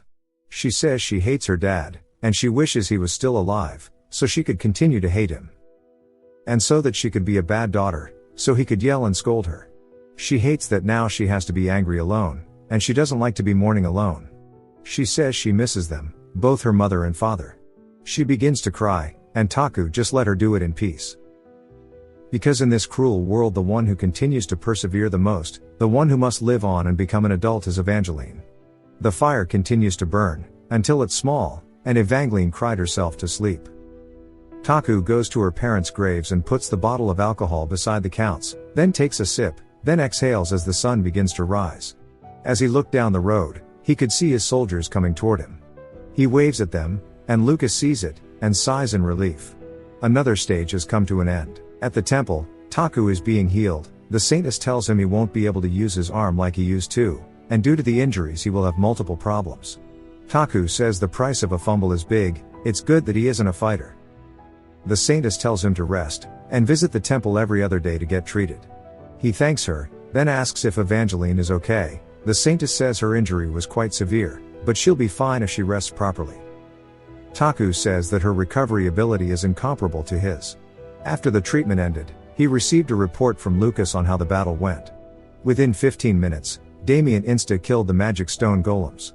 And the other golems were wiped out in the remaining 6 hours. Then they rode to Taku once the golems were gone. Taku is surprised they wiped out the golems so easily. Lucas tells him that the party was late, because they were making sure it was clear, then apologizes. Taku says don't be sorry, he did well, then asks about their losses. They have 14 with heavy injuries, and 128 with light injuries. Taku asks about how many are dead, then learns there's none. Taku asks him to repeat. Lucas tells him that there are no deaths. Taku laughs out of relief, since it's the first time they've cleared a stage without deaths. He tells Lucas that's great, saying Lucas is the GOAT. Lucas says that isn't true. Without Taku everyone was on edge without Taku being there. Taku thinks it's because of his skill, the indomitable commander, since it stops those around him from feeling fear and confusion. It just calms them down. He says this just makes them all more dependent on him. He'll need to solve this problem later. Taku tells him the results were good, and he won't run off alone anymore. Lucas tells him to promise him, since he is his bodyguard from when they first met, until now. So don't go anywhere without him. especially when it's dangerous. Taku says he understands, don't worry about it. Then asks about the rest of the party. Lucas says that Damien bled from his eyes, but he's fine and receiving treatment. Taku says that's good, and he'll see him once the treatment is over. But it seems like things have wrapped up nicely. Taku says he should go lay down. At the inner garden of his manor, Taku says spring is approaching. Then he hears Evangeline ask why he doesn't sleep inside, saying he'll get sick like this. He tells her not to treat him like a grandpa. She waddles over and sits beside him. Then says that she didn't think that she would live to see the morning. Taku tells her that he's sorry for making her go through this when she was about to leave. Now she should just rest up until she wants to leave. Evangeline says she doesn't want to leave. She thought about it last night. She wants to inherit her father's position. Taku asks if she understands the weight she'll have to bear, and how her father wanted him to be free so she could live the way she wanted to. She starts to laugh, saying that disobeying him is the last rebellious thing she can do. She wants to understand her father, about how he felt and thought, since she's still confused by his actions. So maybe if she follows his footsteps she'll understand everything he did. The thoughts of her stubborn, honest father. She tells Taku she's sorry, but she truly intends to inherit his title and get the rights to her land back, as the true heir to the Cross family. She plans to take some of Taku's burden, carrying it along with him. He smiles, then she says while it's embarrassing to say she's actually good at fighting, and is top ranked in her class. He says of course since she's an SSR rank. Then Evangeline starts talking about how she'll continue to grow taller, and cooler. She'll continue to grow as a person, as well as a knight. Taku thinks about how she'll become the best tanker in the game. She tells him to say something. He asks what she wants him to say, then she says that they'll fight together, and that she'll protect the city by his side. Taku understands she's asking to join his party, and how there's nobody who would turn the offer down. Taku then tells her no, and she goes to thank him, but is confused because she realized he said no. He tells her the city is his, he cannot give it back. She gives him the WTF face, and he smiles saying if she insists, then he can use her as a knight under his command, to cooperate on protecting the battlefront. When she becomes an adult, and is mature enough to be responsible for the city and continues to help him, then at that time both being the Count and the Lord will be her job. She tells him 3 years, then she will be an adult. And she will get his approval, and take back her position along with the city. Taku tells her he is looking forward to it. He thinks about how the game finished in 3 years, so it won't matter if he gives her the city or not. She sits back down, then asks him again. She says when she was younger her mother told her that she knew if she stayed inside of the city and married her father then sad and difficult things were going to happen. But knowing all of this, she continued to take this path, since she knew that it would continue after. Evangeline asks Taku what he thinks she meant, since she thought she'd understand what her mother meant when she grew up, but that isn't the case. Taku raises his hand up then flicks her on the forehead. She asks what he's doing, and he says if she's asking about what happens after, then it's about the path her parents wanted to continue is still here. He stands up, welcoming her back to the battlefront and starts to walk away, telling her that he'll order her however he wants. She watches him leave, and Taku says that spring is finally here. Evangeline says she understands some of it now. Her mother was determined, and she knew the more you love something the more it hurts to lose it. And the price of her choice could end up being a brutal death, but she chose to get married and have a daughter knowing all this. And she loved both her husband and daughter, and how her father's main reason to fight the monsters was to allow the next generation to continue the connection. And how everyone in this city is living with the same ambition. We then get a nice metaphor with spring and winter, how even when humans die, there is a continuation with the next generation. Now she understands her mother and father a bit more, even if it's a little bit. Her heart felt lighter than it has ever felt. And she's happy spring is finally here. Stage clear. Of course Taku is the MVP. Taku is surprised that he's MVP. He decides to check the other results too. Then his necklace begins to glow, and a message appears saying it's unlocking a hidden ability. It's the necklace of the player who rebels against destiny, and he can use experience points to shop at a personal store. Taku says he doesn't understand the name, but is glad he can use the store. He opens it to see Ader guiding him to buy an item that tracks dark events. Taku doesn't know what that is, and sees that it's full of question marks. He realizes something, then buys the tracker, then a message appears saying loading dark event log. And Taku begins to understand that every stage thus far has had a dark event, the living armor on stage 1, the Piper on stage 2, the Golem army from this last stage. All of them was caused by the dark event, so the paranoia he felt was real. Someone is trying to ruin the game on purpose, but why is that? He wonders who is causing the interference. Anyways, we see a map, and far north from Crossroad is the center of the continent, which is called New Terra. It's the capital of the Everblack Empire. It has a large port that touches the inland sea and is the center of trade and distribution. It has a massive population, and in the middle of it was the central, aka the Palace of the Blackthorn Trees. Inside of the Everblack administrative office, someone knocks on the door calling for their highness, and then they inform the person inside that their younger brother had asked for reinforcements again. The man stops writing, and asks if he meant Ash. We learn that his name is Fernandez Amberkiefer Everblack. The man tells Fern that the monster invasions continue to get stronger, so he's requested immediate support. Fern asks how many times he's asked for support, to which the man tells him 3 times. Fern facepalms, saying to ignore it. The man tries to tell Fern that the situation is truly severe, and according to their information the invasions have never been this violent. Fern tells him he said to ignore it. The man apologizes, saying he understands. Then Fern says that they are finishing the war with the Bringer Dukedom on the Western Front, and the Southern Front isn't worth wasting troops. And since fighting the Dukedom is their priority, if a problem happens on the Southern Front then they can deal with it then, and Ash is a crybaby. We learn that they are attacking the enemy Dukedom's capital, and expecting a surrender within the week. Fern asks about his older brother, who is on the front lines. The first prince of the Empire, Lark Avalanche Everblack, is the commander-in-chief of the Empire's military, and is known for being on the front lines himself. But regardless of his talent in fighting, he is the first prince, so he should be in the command center rather than the front lines. Fern says both of his brothers are giving him a headache. Then he asks about his father, who the man says is still in his quarters. The Emperor has locked himself in his room for years, and he'd occasionally send letters or call in a servant to give a discreet command. Which is why the first prince takes care of external affairs, the second takes care of internal affairs.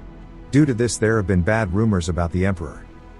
And the Emperor's absence is probably what's influenced the war with the Bringer Dukedom. As the assistant goes to leave he tells Fern he needs to see something, then is handed an execution request. It's for the high treason criminals in the underground prison. He asks Fern if he'll agree. To which he says yes, then when he goes to sign it he remembers Ash's request. Then says to send the criminals. If they are going to be executed, they might as well go to the monster front. Since Ash just needs a meat shield, and if they are dying either way it doesn't matter if it's by a monster or not. The man warns Fern they aren't normal criminals, they might end up causing chaos. Fern says that's Ash's problem. And if he's that desperate for troops he'll have to deal with what he's given, so send them there using his authority. All 5 prisoners will be executed at the Southern Front, and Ash will be responsible for carrying out the task. He signs away the order for it, and smiles saying he's such a good brother. Then looks pleased with himself, asking if Ash agrees. Back to Taku, he wonders if someone is talking about him. We see he's talking to Damien, and asks him how his eyes are doing. He apologizes to Damien for making him push himself. Taku thinks about how visiting the hospital is something he can't get used to. Damien says it isn't his fault, since it was his choice. Taku pats his head, and Damien is happy, saying if he rests for a few days his vision will come back. So don't worry, Taku says he won't push him in the future. He will order him around, but he won't make him do something like this again. Taku says he promises. Damien reminds him that he's his trigger, so he can be used as much as he wants. And if he can help get rid of the monsters by killing them he'll gladly shoot even if it ruins his eyes. Then he says some hella sus stuff, about being used until he's broken. And Taku couldn't say no to him, since he wants to abuse Damien's broken skill. Taku asks him if he remembers their first promise, how he told him that when the time came he'd let Damien kill him.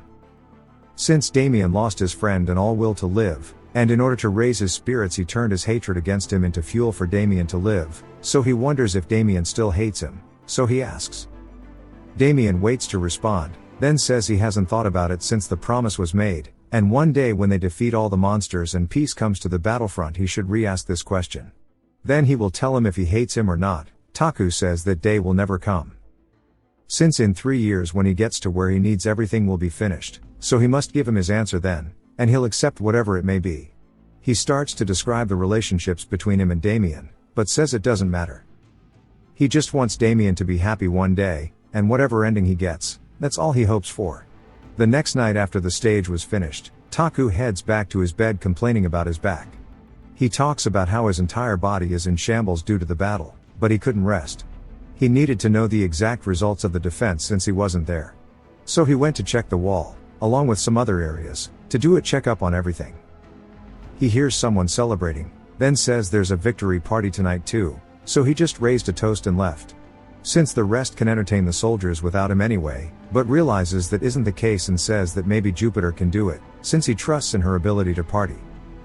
He gets sleepy, but says he can't sleep yet, and he opens Lucas's stats saying it's time to change jobs first. He starts pogging out over Lucas's stats. Since Lucas has job changed twice, he is now an elite knight, so he unlocked his second skill too.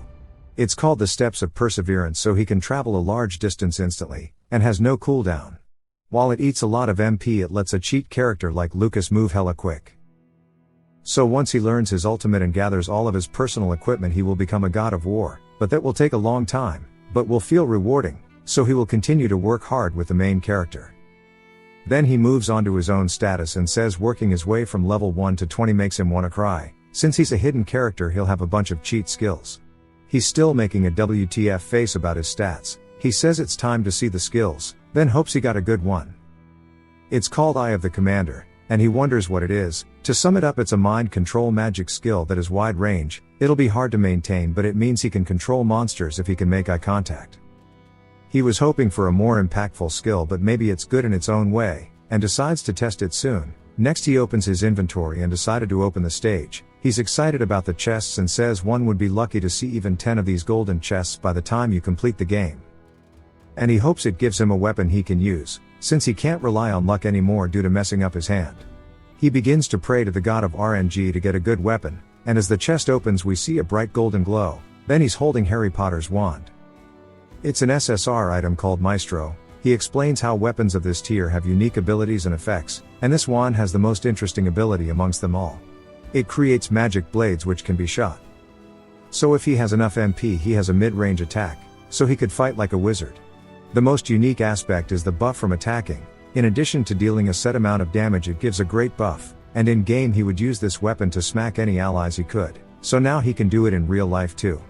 He wonders what to tell them so they'll let him, and wonders if he should tell them it's corporal punishment, or maybe there's a different way to convince them to be hit. He finally falls asleep, and the next morning he began to prepare for the next defense right away. His first order was to restore the advanced base. It's a fort that's right in front of the southern Black Lake. It's where they fought during the tutorial. The damage was too much, so they just left it. But now it's time to start rebuilding. While it's hard to maintain, if they manage to use the base well, they can minimize the number of monsters that reach the main fort. His next order was to expand the anti-air artifacts, since it's to prepare for airborne enemies. The game has multiple rules for monster armies. One of them is that flying monsters appear once in the first 5 stages, then once from stages 6 to 10. So in the remaining stages flying monsters will begin to appear. Lily says she understands and will prepare the artifacts. Then she runs away with her feet obviously, and then we begin to get a time-lapse of everything Taku's been doing, repairing the Count's weapons, making a casino, munching.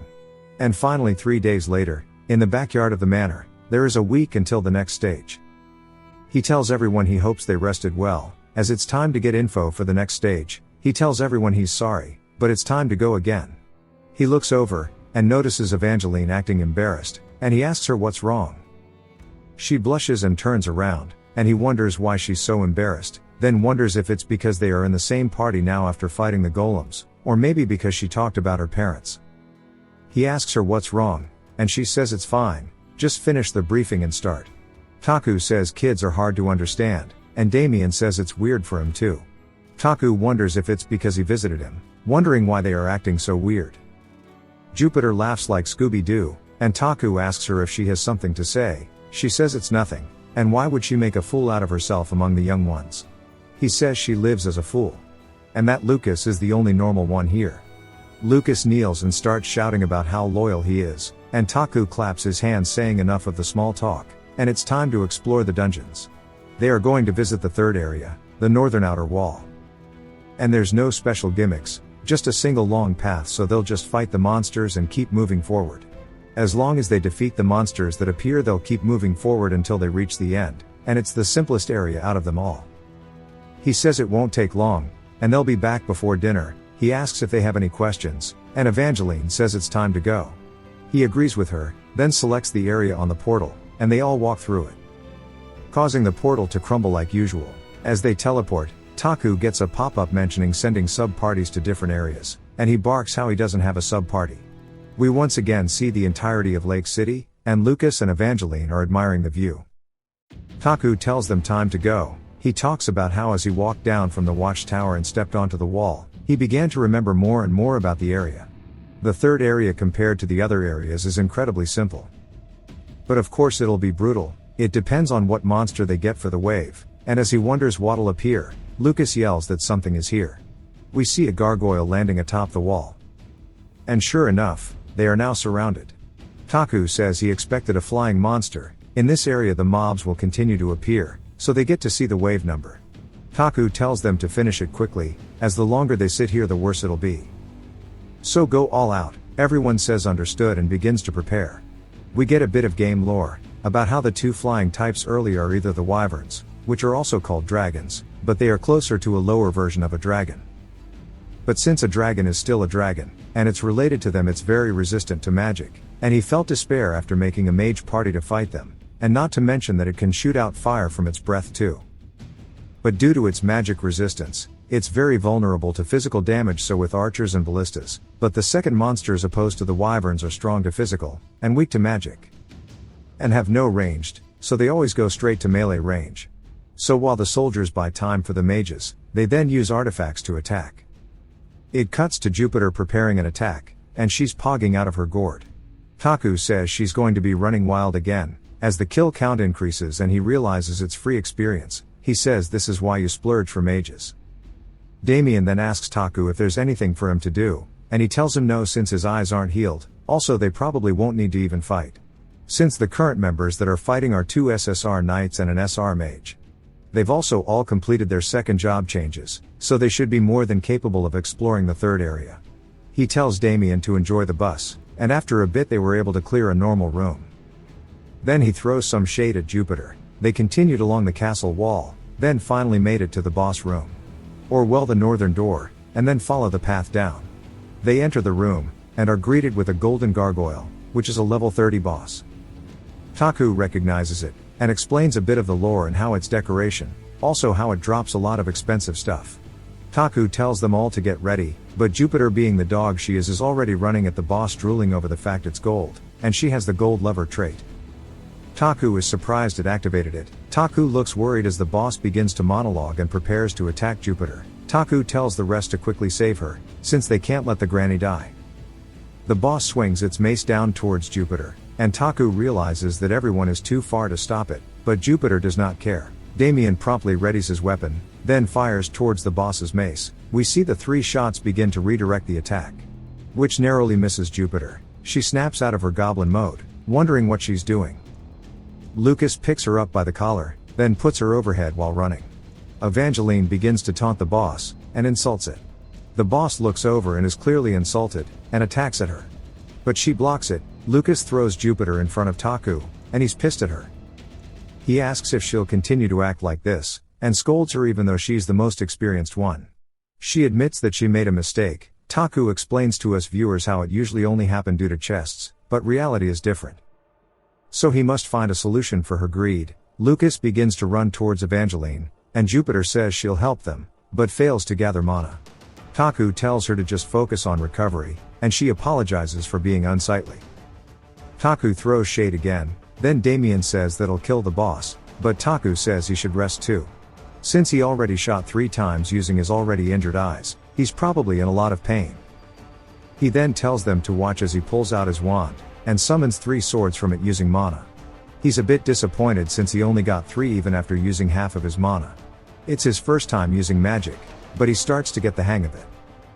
He raises the wand, and begins to command the swords. Jupiter says that every time she sees Taku he's always bringing something new. He says he's just him, but he's done training. Then he commands the swords to fly forward. It hits the golden gargoyle, piercing its armor, causing it to scream. Taku is happy with the damage, but sad that they aren't durable, since they broke. The boss starts to complain about it being a team diff, and Evangeline asks why it's complaining in all chat. While absorbing its damage, then she leaps at it, piercing it straight into the chest. As its entire armor is shattered, the boss begins to daydream as it's already gotten its head cut off. The boss's body drops to its knees then crashes onto the ground in front of Evangeline. Taku scolds Jupiter, and says that her salary for a week will be used for city funds. She goes to talk back, but he kindly smiles at her, which convinces her. He continues to reprimand her, telling her to remember who she was before becoming greedy. She was a proud soldier.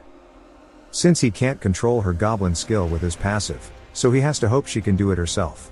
She tells him that she shouldn't be hindering them. She says if it happens again she'll take her own life. Taku says that isn't what he wants, and she then says she'll give money instead. He asks how much, and she says only a day's salary. They then awkwardly laugh and it cuts to them finishing the area. While the boss didn't drop anything like equipment, they got a lot of gold from it. The actual chest from the boss gave another piece of the Scream set. Taku begins to wonder if it's possible to get 2 set piece items back to back. Since they got the orb last time, and now the robe. All that is left is the gloves to finish it. He gave the robe to Jupiter, then tells the rest they'll continue to the next safe point. It's the camp that Mew Myung told them about.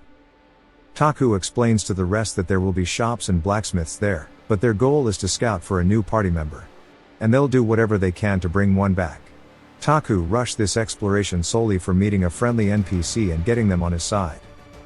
Because later the city will develop and the mercenary guild will boom, but now they have no choice but to find members themselves. Managing the city is just as important as battling in this game. There's a lot to take care of. He ends the story time, and tells them all to keep their eyes peeled to find someone to take back. It's not kidnapping, it's surprise adoption. Evangeline asks if there will be anyone decent here, or if there are even people. Taku says it's okay if they aren't good, and he doesn't care if it's a human or not. After their snack break, they continued downstairs. There's so many steps it made Taku wish there was an escalator, but finally they made it down.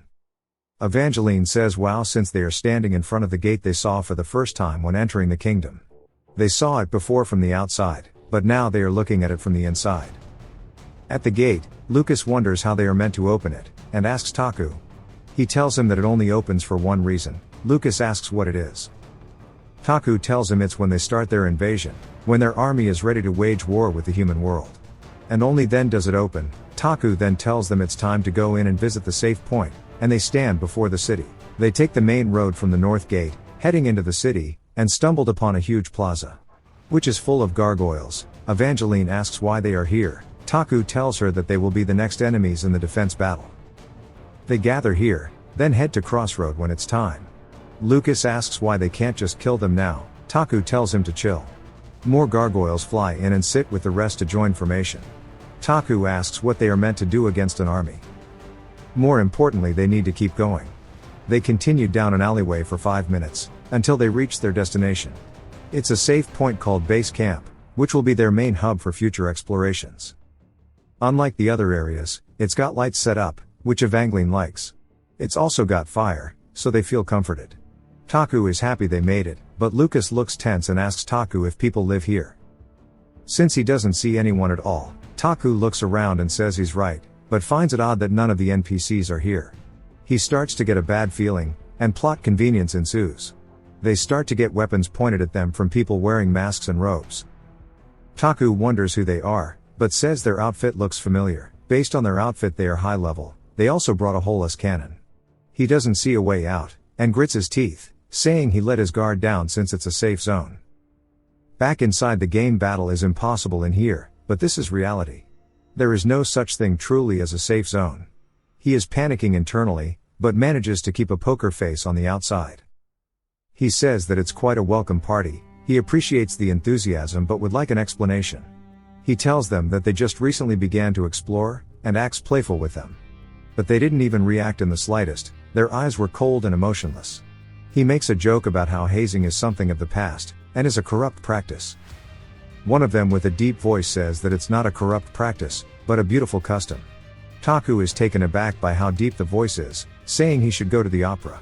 The voice continues, saying that bullying the noobs has always been around, and it's a process that makes them respect their predecessors. Taku looks around wondering where the voice is coming from, then tells them to stop yapping, and calls them a boomer. We see a familiar figure appear from the shadow, saying they hear it often, and they miss the old days. We see it's the Pied Piper. The Piper says that it's a fun nickname. But that isn't his name. He says that he's a high treason criminal. He's the last musician, court jester and court magician, and that his name is Crown. This guy is the Johnny Sins of the Lake Kingdom. But he calls Taku the final player. This surprises Taku. He explains more how Crown wasn't an important NPC. He never fought in the battles and only guided monsters or debuffed the players. But he does remember in the last stage he appears in the first room of the final dungeon. He had no fighting skills, and since his party was so strong he just walked over him. But he notices that the lake's people were with him then. But how does Crown know that he's a player? He wonders if it means that Crown knows about the world system. Taku was full of questions. But he understands that escaping first is the top priority. Taku asks why they are being hostile. Crown says that Taku's party is here to uncover the kingdom's secrets, even when he doesn't know the danger that lurks here.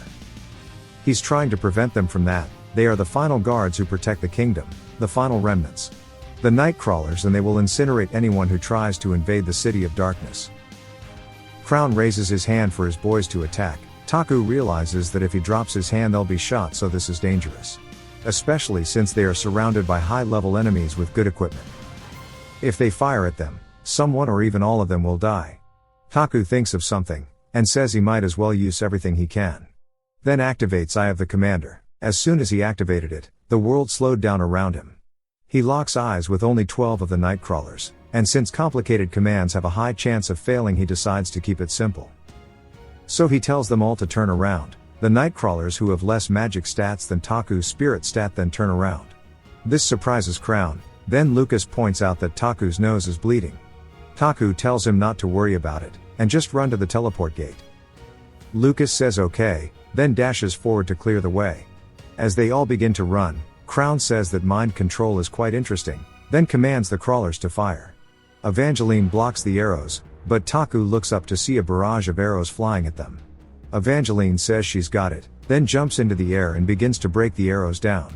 She's proud of herself. Then we see the cannon's fuse being ignited, so Taku tells Damien it's his turn. Damien shoots at the cannonball, causing it to explode mid-launch. As they get closer to the teleport gate, Crown says not so fast. And mages begin to prepare some spells for them. Taku points out that both fire and wind attacks combined are hella broken, and would wipe their team. Then they watch as the spells are launched at them. Taku goes to say it's too late, but Jupiter says it's her turn to be the main character. Hits the spells with a Rasengan. It stops the spells from moving as if they've hit a barrier. But Jupiter is clearly taking immense damage as she is bleeding from her eyes. She tells Taku that she can't hold it for long, so hurry. He hesitates for a second, then begins to run with the rest. The gate begins to form up again and he picks to teleport back to his backyard. He then tells the rest to go in, and we can see Damien carrying Jupiter, but she doesn't look good. Taku says since the crawlers couldn't stop them they gave up on attacking, and just stood there, menacingly. Taku gets angry, then hits Crown with his own words. A third-rate villain's line, and leaves. We see they've received some chests, along with some of them leveling up. But Granny Jupiter is critically injured. It cuts to the temple, and Taku's having some serious post-nut clarity. He wonders if they'll have to fight more people like Crown in the future. And debates if they'll need to kill people in the future. While it was just a game he didn't care about it. But this isn't a matter of PvP since it's reality. And he begins to have the dilemma that Damien had in the first chapter. Taku's morals begin to conflict as he's unsure if he can fight people. Is it really okay for him to murder? We hear the Saintess call out to him, and he asks her if the treatment is over. She says yes, and none of them have life-threatening injuries, but Jupiter has some serious trauma now and she's in a state of magic overload. Taku says that sounds dangerous. The Saintess explains that it's when the caster's magic goes crazy and it begins to eat away at their body. So she must rest for a while. Taku asks if he can visit her, to which the Saintess says no. Taku wonders if he was too harsh on her for her goblin mode activating. The Saintess says the rest are waiting outside for him, and he hands her payment and leaves. He asks the rest how they are feeling. They say they are fine, but ask about Jupiter. Then he tells them she'll be out of commission for a while. And if it was any worse she'd have died there. Hell, they'd all be dead if she didn't block it. Everyone's looks sad since Jupiter is hurt, but Taku informs them that they'll get their revenge for her. This surprises the party, but he says that since they messed with the prince they'll need to pay the price. But it isn't time for that right now. Their preparations must be perfect. After they clear the stage, and finish preparing for the next one, they'll beat them up. They'll be meticulously wiped out for what they've done. He quickly 180s his emotions, telling everyone to take the day off and rest. Taku goes back home, then starts to think about the defense for the upcoming wave. They can substitute Jupiter for Lily, but she isn't a wide-range sorcerer like Jupiter. Ader cuts his inner monologue short, by running and screaming. Taku trips him, and starts to scold him. Asking if he's truly doing his job, Ader says of course, but that's not important. He says this stage might be the worst event, and that the prisoners have escaped their carriage. Taku is taken aback, then asks what prisoners. We don't get to hear the explanation, but Taku recaps that it's from the reinforcements from the capital, and how they were sent prisoners instead of soldiers. Those prisoners were being transported here, but they escaped the carriage. While it happened earlier today, they've still not been caught. Ader says he should make YouTube videos, and Taku gets angry at him and calls him, asking why he didn't prevent this. Ader says he has no powers here, and cannot predict the future. Taku begins to choke him out, until Ader offers that he'll give him the prisoner's info and to check it out. Taku says he should have led with that, then opens the system window to see. He is shocked. Ader says they are still reinforcements after all, so if they are utilized well they can be a huge help. Taku puts on a serious face, saying he'll do whatever he can to win them over to his side. Ader comments how they are criminals. Taku says it's better than zombies or ghosts, and that their abilities are quite good. He throws shade at Ader, asking if he knows where they've escaped to. Ader says they are in the mountains just north of the city. Taku says to take him there immediately. The northern mountains aren't cultivated yet, even though the rest of the area around the city is, which means that it's got some seriously rough conditions. Taku is gassed out from the hike. Lucas offers to piggyback him, which makes Taku gets happy, and Evangeline gives him a sassy stare. Taku says she shouldn't give that kind of look, asking if she's jealous and if she wants him to carry her. She blushes, and he explains he wants to create a human totem pole. They both start to say how much they dislike that. The banter is interrupted by the captain of the escort forces, who says he's ashamed of his mistake. Taku says it's nothing, then says his back hurts. The captain quickly headbutts the ground, saying he's made a grave mistake, so to spare his life please. Taku tells him it's just a joke, and asks if he thinks he's a demon. Evangeline says that Taku does have a history of crazy things. Taku says he guesses that makes sense, then double checks with the captain that the prisoners escaped here. He says yes. Taku wonders why they escaped here, instead of somewhere nice. Evangeline tells him that bandits have lived in the mountains here for quite a while, and they attack and plunder anyone they cross. Taku says that he sees, and based on the broken weapons and wagon wheels around them, people have been here recently. Lucas asks if they think the prisoners came here because of the bandits. Taku says that maybe if they escape to join the bandits, it doesn't seem like a bad way to start a new life for them. But he doesn't understand many things here. Taku confirms with the captain there aren't any lies with the report. Of course the captain says no. They hiked for another 10 minutes, until finally stumbling across what they suspect is the bandits' hideout. Lucas says there might be enemies, so he'll take a look first. Evangeline says she'll go too. Taku tells them to be careful. As they approach the gate, Taku was worried they'd get arrows rained onto them, but there weren't any signs of activity. But the closer they got, the more they could smell the blood. Lucas says they are about to break in, then counts down and they burst through the door. To see that on the other side is a complete bloodbath, as they walk around. Taku says it's a complete mess, then wonders if it could have been an internal conflict. Lucas tells him that he's found a survivor, and the kid is crying and screaming. Taku tells him to relax, and they are the royal forces. According to the bandits' crimes, the kid can be hanged or jailed, but they won't kill him here. The kid cries, saying they only robbed a single carriage. Taku understands that the carriage they robbed was the one with the prisoners, and instead of finding goods, they were slaughtered instead. When opening the carriage, Taku asks the captain why he said the prisoners escaped alone, and why the kid is giving a different story. Taku's tone changes to serious, and he says that he understands the captain was just embarrassed about being robbed by mere bandits. The captain drops to his knees asking for forgiveness. Taku says he'll forgive the accident, but not the lying. Taku says he shouldn't have made such a blatant lie, and wondered if he really thought he'd not checked the situation out. And decides that's probably what the captain thought, but even now, the situation hasn't been fully explained. Where are the prisoners at? Evangeline calls out to him, and tells him to look at this, and one of the prisoners greets Taku, saying they've been awaiting his arrival. As they are all on their knees, Taku wonders why they didn't just run away instead. One of the prisoners say they had no intention of escaping. They are waiting for their sentence to be carried out as fast as possible. Taku recognizes the prisoner's hair color, and says that the only race with that color are elves. The prisoners beg for their execution, and that they'd like it to be carried out immediately. Taku is taken aback, since he can't let his sub-party die. Taku says he'd like to confirm their identities first. He dismisses all the other guards. We learn one of the elves is named Godhand. The group of elves are the 8th team of Iggy's counterintelligence. This shocks Evangeline and Lucas. It's understandable why. It's because it's the secret team that does all the Empire's dirty work, the royal family's task force. Taku says that Godhand doesn't seem like a real name. The elf says they don't have real names, their code names are all they have. Taku goes along with it, then says he heard they've committed treason. Godhand says yes. Taku asks if they are admitting to the charges. Godhand says with all due respect, they've already stood in front of the capital's court. Their verdicts and punishment have already been confirmed.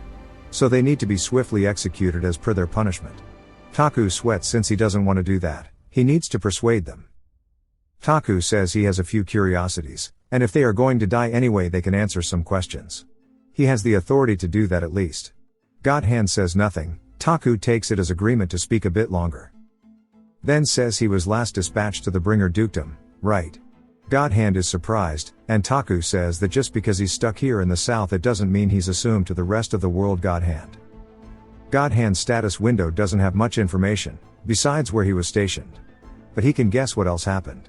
Godhand's team was dispatched to the Bringer Dukedom a year ago, and an ever-black ambassador was assassinated 9 months ago. This increased the tension of the countries, causing a war start. And since the Iggy's group specializes in infiltration and assassination, they stay silent, and Taku says he came up with a theory. Someone higher up in the Empire wanted to take over the Bringer Dukedom, but didn't have a reason to start a war. So what if their ambassador was assassinated in the other region? Then they'd be able to blame the dukedom. Taku recaps his little theory, and says that Godhand's group instantly was arrested without an explanation.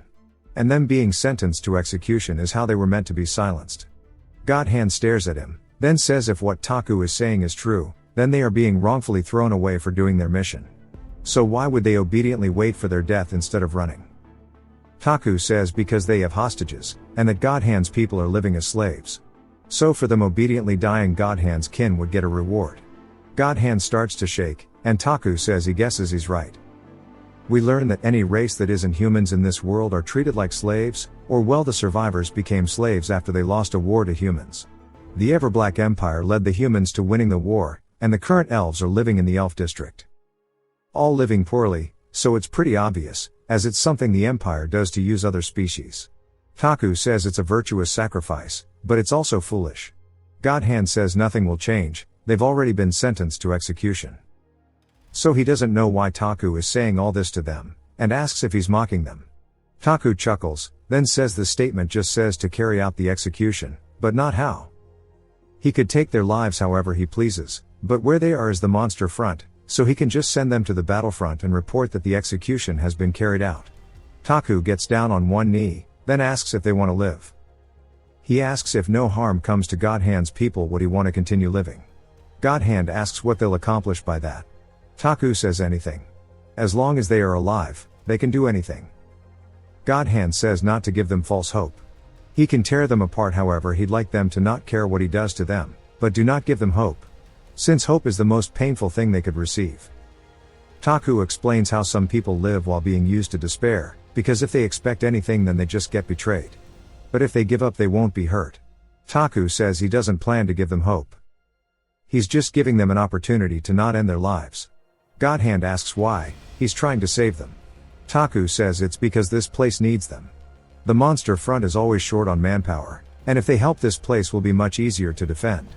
The invasions grow ever stronger, and if this place fails their loved ones will also be in danger. He said a lot, but the choice is theirs. He says he'll ask formally. Then says they can keep living their own lives, but at least help protect their families. Godhand says it's just as he said. They made a promise in the counterintelligence corps in return for quietly being disposed of, their families would receive food and water for a year. Taku thinks it's sad, and Godhand says none of them wanted to die, but their situation was bad enough that it called for them to volunteer their lives. So if Taku cannot take responsibility for them then he's better off killing them now. But if he takes them in, then please take responsibility for them all. Taku says he will and swears upon his name and his bloodline. God Hand says if that's the case, then breaks the chain saying that they pledge their loyalty to him. The rest are also freed from their shackles, and begin to take all of their hoods off. God Hand gives some analogy for their loyalty, and tells Taku to throw them away without hesitation. Taku smiles, since he finally got his sub part. Their names are all kind of funny sounding. Right after returning to Crossroad, they scared the escort forces, and kicked them out of the city.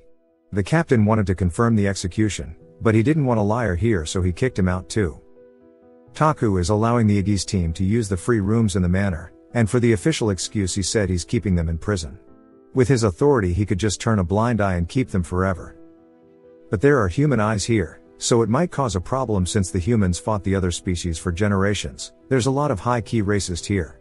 Taku wonders where he should keep them in the future, and while he was deep in thought he arrived in front of the door with the sub-party in it. He knocks on the door, then tells them he's coming in. We hear one of the members saying how happy they are about having a bed, and that it's been a while since they've had a proper room like this. The other kids are happy too, saying that the food is great. They start playing around and talking about snacks. Then they notice that Taku opened their door.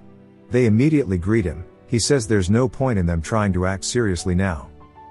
God Hand says he has no idea what he's talking about, and they are cold, emotionless murdering machines. Taku says stop the cap and asks if they want a late night snack or not.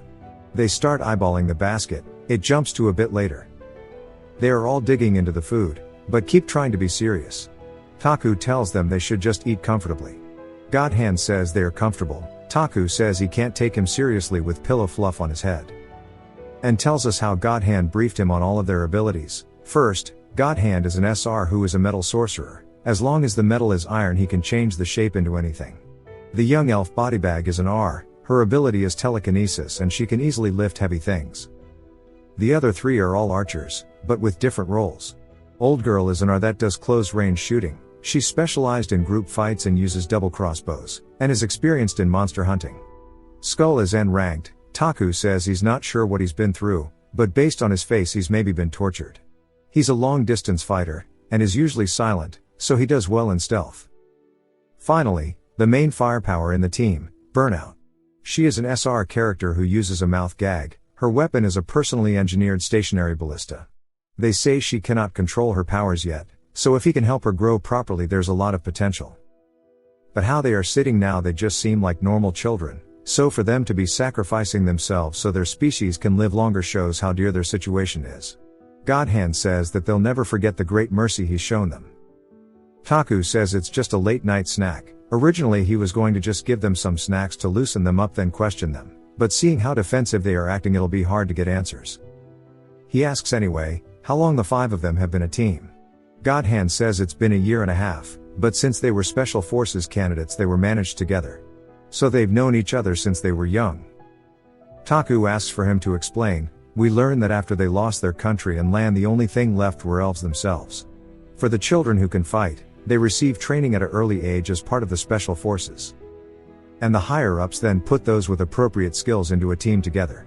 Then are assigned a single mission, and after they finish they are disposed of. From the human empire's standpoint it's an effective strategy. Since it isn't human lives being sacrificed there is no risk. If they succeed then good and they can play innocent, and act like it was all the elves' plan from the very start. While it's so effective, it's also very brutal. He wonders what kind of person would abuse such emotionless tactics. He asks who the supreme commander of the Iggy's Corps is. God Hand says he won't hesitate to tell him, and that he probably already knows it. Taku thinks how he couldn't be further from the truth. God Hand tells him that the commander of the Iggy's Corps is the second Prince Fernandez. We all know him as the man who sent the prisoners to Taku in the first place. He's also the same man who shackled the sub-party in the first place. We learn that God Hand gave Taku a switch that will explode the shackles on their necks. As soon as Fernandez was mentioned, all of the party looked uneasy. They don't care about sacrificing themselves, but his name makes them feel fear. Taku wonders what kind of man he is, since he never appeared in the game. He wants to keep an eye on him. Now he regrets asking the question since the atmosphere is gloomy. He changes the topic, asking how they like their room. They say they've been kept in a jail for death row prisoners, and trapped inside of an escort carriage. So this room is nothing but paradise to them, and they don't ever want to leave the room. He then asks them how the food was since he put some thought into it. He says that elves are mostly vegetarian, so he had the chef cook them something they'd enjoy. Godhand says after eating prison food it was a grand meal. Godhand also says some of their members are at an age where they have a strong appetite, so they appreciate Taku's courtesy. But he'd prefer if Taku was more comfortable and treated them like objects. Taku thinks about how that's uncomfortable for him, since there's no way he'd be able to do that. After that they discuss their lives, such as clothing etc. He tells them they'll keep adjusting as they move forward. They tell him good night, he says it back to them, and notices old girl waving at him. So he waves back at her. He's surprised he waved back, and once he leaves he can overhear the Iggy's group saying he's such a good guy. And Taku thinks about how he should get them a better room with soundproofing. He talks about how he wasn't able to ask them what he was curious about, which was the war. The war was a big event in the game, and from the moment the duchy collapses multiple large events happen. War refugees flood to Crossroad, and good quality mercenaries too. Some of them form a large hostile group. If Taku can absorb them all it can be a strong support for the battlefront. But if it goes bad then they'll have to fight both humans and monsters. In the game it went smoothly. But now he has accepted the people responsible for the war into his party. He's unsure on how this will go. He then sees Lucas hiding behind a corner, and asks him what he's doing. Lucas says that since Taku went in there alone he was prepared, they are still death row prisoners. Taku shows the neck explodey device 3000, saying it's no problem. And he decides to keep surveillance on them. The next day, Taku thinks about how the next stage is right around the corner. They need to start ramping up the defenses slowly, so he stopped by the blacksmith's in the morning. The blacksmith was ready for him, saying that he has the item he commissioned last time. He opens the box to reveal its special Mana Core SSR rank. Taku is pogging out. It's from Evangeline's equipment that he had disassembled. While it may seem like a waste to use 4 items to get only 1. Depending on how damaged the gear is, it hella reduces the chance to get a Mana Core. It was an 8% but he got it. The smith also made 3 guns, which were made using the Ratman Champion's Mana Core, are ranked. The last shot of each magazine will always critically hit, its Jin. Since there are 3 guns they are named Cerberus. Taku likes the names. There have been 6 guns made so far. Once the smith heard that a single person is using the guns, he decides to lessen the burden it would put on the user, so he made them small. Taku praises him, then tells him that he needs to make the next equipment quickly too. And he pulls out the golden gargoyle's core, and some of his gold armor. And tells him it's boss equipment. This surprises the smithy. And then Taku recaps again how boss cores are dropped by bosses, shocker. And the cores can be used to make equipment or artifacts. But for the equipment to be made, you need both the boss's core and material. Due to it having strong abilities, it's always good to make them when given the time and chance. Until now it never lined up so he didn't make them. For example, the stage 1 boss the Spectre Knight's weapon is a greatsword, which nobody in the party uses. After that, the elite monsters replaced the bosses but none of them dropped any mana cores. But they finally ended up getting a mana core and armor pieces. Which is why they could make the boss's armor. Taku says he needs it as light and thin as possible so it's easy to move around it. The smithy says it'll decrease the durability, and Taku says it doesn't matter if it's comfortable to move in. While it was commissioned in the shape like armor, it's closer to a sorcerer's full dress. He tells the smithy to keep it up, then heads out to the alchemist's workshop. The artifact repairs are going smoothly, but this isn't why he's here. He quickly greets Lily, saying her favorite prince is here. She happily asks if he needs her for this wave, and he says yeah. She starts to shiver with joy saying she's happy to be a sorcerer. And starts to even cry tears of pure joy. She says that she has a request. She asks that when more junior sorcerers join to make sure they all visit her. She says that she acts like a know-it-all, but she isn't actually talented. In the Ivory Tower she wasn't able to train under a good teacher, or even get educated. And after other talented sorcerers come here she'd like to be an office lady. She doesn't want to be looked down on by her juniors either. She asks to be treated like a senior sorcerer. He says he understands, and that nobody will look down on them, and if they do he'll beat them up. He'll always help, as long as it isn't her retirement. Lily says she won't run away, and if he calls she'll join right away. He thanks her, and he says he needs to get the Iggy's sorceress to greet her. Later that night on his way back to his manor, he's looking over the status window. And says how since Jupiter is out of the stage, he wonders how to defend the stage the most effectively. He wonders what combination and strat to use, then his necklace begins to release an energy. That floods out of the carriage. Taku says it's the dark event tracker. He says it's the misfortune that someone gave him to ruin the game, he's just glad to know it's coming. The event is that there will be one additional boss monster. Taku looks and sees that there are actually two. He starts to look stressed out, saying that the gargoyle army is already difficult, but now there are two. He decides to think about it positively, since now he'll get twice the amount of items dropped by the boss, along with the experience. We learn that in regards to fighting two bosses, it's a common thing in the late game. So he knows how to fight them, and he quotes Nietzsche's "What doesn't kill you makes you stronger." He says they should make the dark event crueler, and send more enemies. He starts to go too positive into it, saying it's just free experience and items. He'll make them regret getting him stronger. He kept hyping himself up, and carried on his way home. After all of that, the preparations for the defense battle went smoothly. Well, that's what he wished, but they've run into an issue. And Taku sees that Lily has been drifting in her wheelchair. Taku wonders why she's spazzing out, then she grabs him and wheels to the other side of the room. Lily asks him if Godhand is an elf. Taku says yes. She looks afraid and he asks her what's wrong. She asks if he knows how she got the characteristic of fire skin. He says it was due to goblins invading her village, and so she wouldn't get hurt by their blades it awakened. She shakes, saying that's right. Then asks why he thinks the goblins were there. She says it was due to her family's servant elf. Her family took pity on an elf family, and even gave them a house, and anything else they needed. But 1 year later, they said they couldn't forgive humans and open the village gates to a goblin horde. The village burned, and her parents were murdered. She was left all alone, so no matter how well they treat elves, they will hate humans. She says they will betray Taku, and she's saying it for his sake. He must not trust them ever. Taku looks at her, then asks if she hates elves. She shakes, saying she hates them as much as she's scared of blades. Taku asks even though they aren't the ones that wronged her, and she says that she can't help but hate different species, and it's probably the same for them. Taku says this is the reality. There's a long deep chain of hate that was born from the long history of this country. Godhand says excuse me, and startles them both since they didn't notice him move. He apologizes, saying that it's just from working as an agent. Taku asks if he heard the entire conversation, to which he says yes. Lily's face got paler after Godhand got closer. He then says he wants to say something. He doesn't intend to ask for her forgiveness.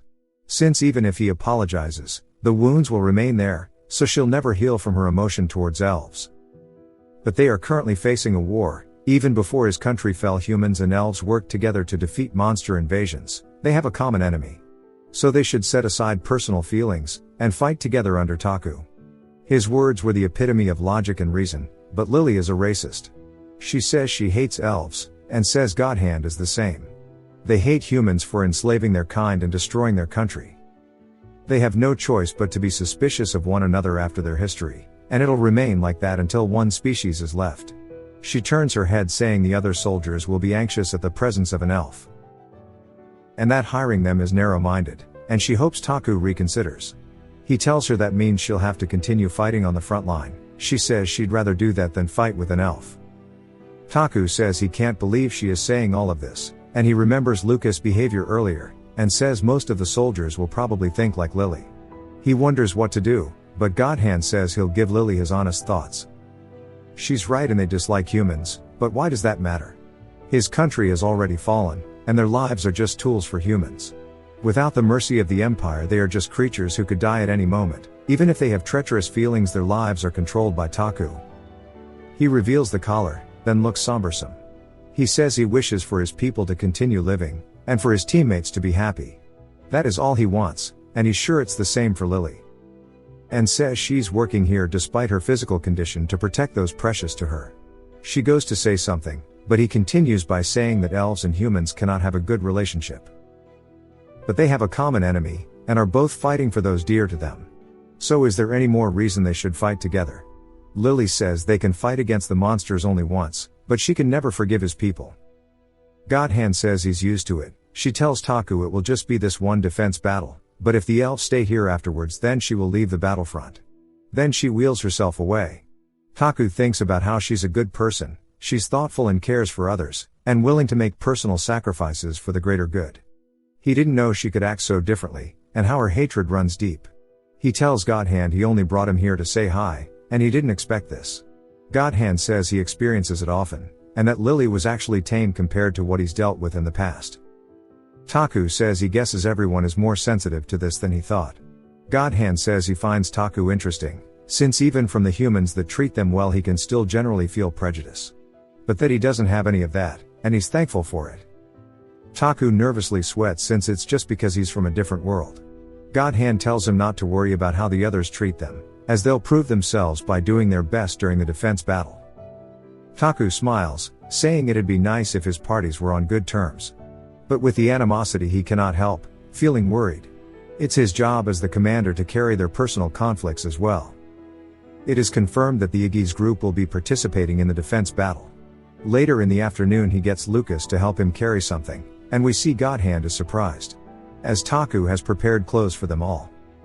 They are all really happy about it, and immediately try them on. Taku says it's a prototype for the military uniform he'll give to the soldiers. He thought about how to make the members all have a sense of belonging, and the easiest thing he thought of was making them all wear the same clothes. While it's costly, it is worth it. This is why he made a separate uniform for those fighting on the monster front, and he believes they have to look cool too. It has to be a fashion item, something you can wear proudly anytime. Ada approved the uniforms and even Evangeline, who is a city girl, said they looked good. Taku explains to them that their uniforms have hoods so they can hide their identities, and then says it suits them. He says from now on, they are no longer the Iggy's Corps and have all died at this moment. They are now the 3rd Prince's Special Forces Unit, the Shadow Unit. They all salute him in uniform. He says they'll all get new identities as it'd be troublesome to treat them like the Iggy's group still. He tells them to get ready in a few days to go hunting, and just like that, the day of the defense battle arrives. The sky was covered in the darkness of the enemy army. We get a short flashback of Taku explaining to both parties what the plan is, and the main strategy for this wave. But of course we don't hear what it is, and the flashback ends with Taku and Lucas staring at the enemy army. We can see that there aren't a ton of mobs this time, they are just high quality. Taku says he's been waiting for this. Lucas informs him that it may rain, which will affect the battle. Taku says it doesn't matter since regardless they'll just follow the plan. Simply just killing the monsters and protecting the people. Taku gets everyone's attention and tells them he'll keep it short. They'll just kill them all, feast then sleep peacefully. He gets everyone to ready their weapons, and once all of the artillery was ready, he orders them to fire. They start blasting. Multiple cannon shots all being fired simultaneously. Head straight towards the gargoyle army, creating a display of gargoyle fireworks. The explosions create a smokescreen in the sky, and the soldiers say that their attacks aren't working, as the gargoyles begin to fly out. Taku tells them to stop yapping and listen to orders, to focus on firing. They continue their onslaught onto the gargoyles, as the explosions echo throughout the battlefield. We go back to the strategy flashback, of Taku explaining the kill zone.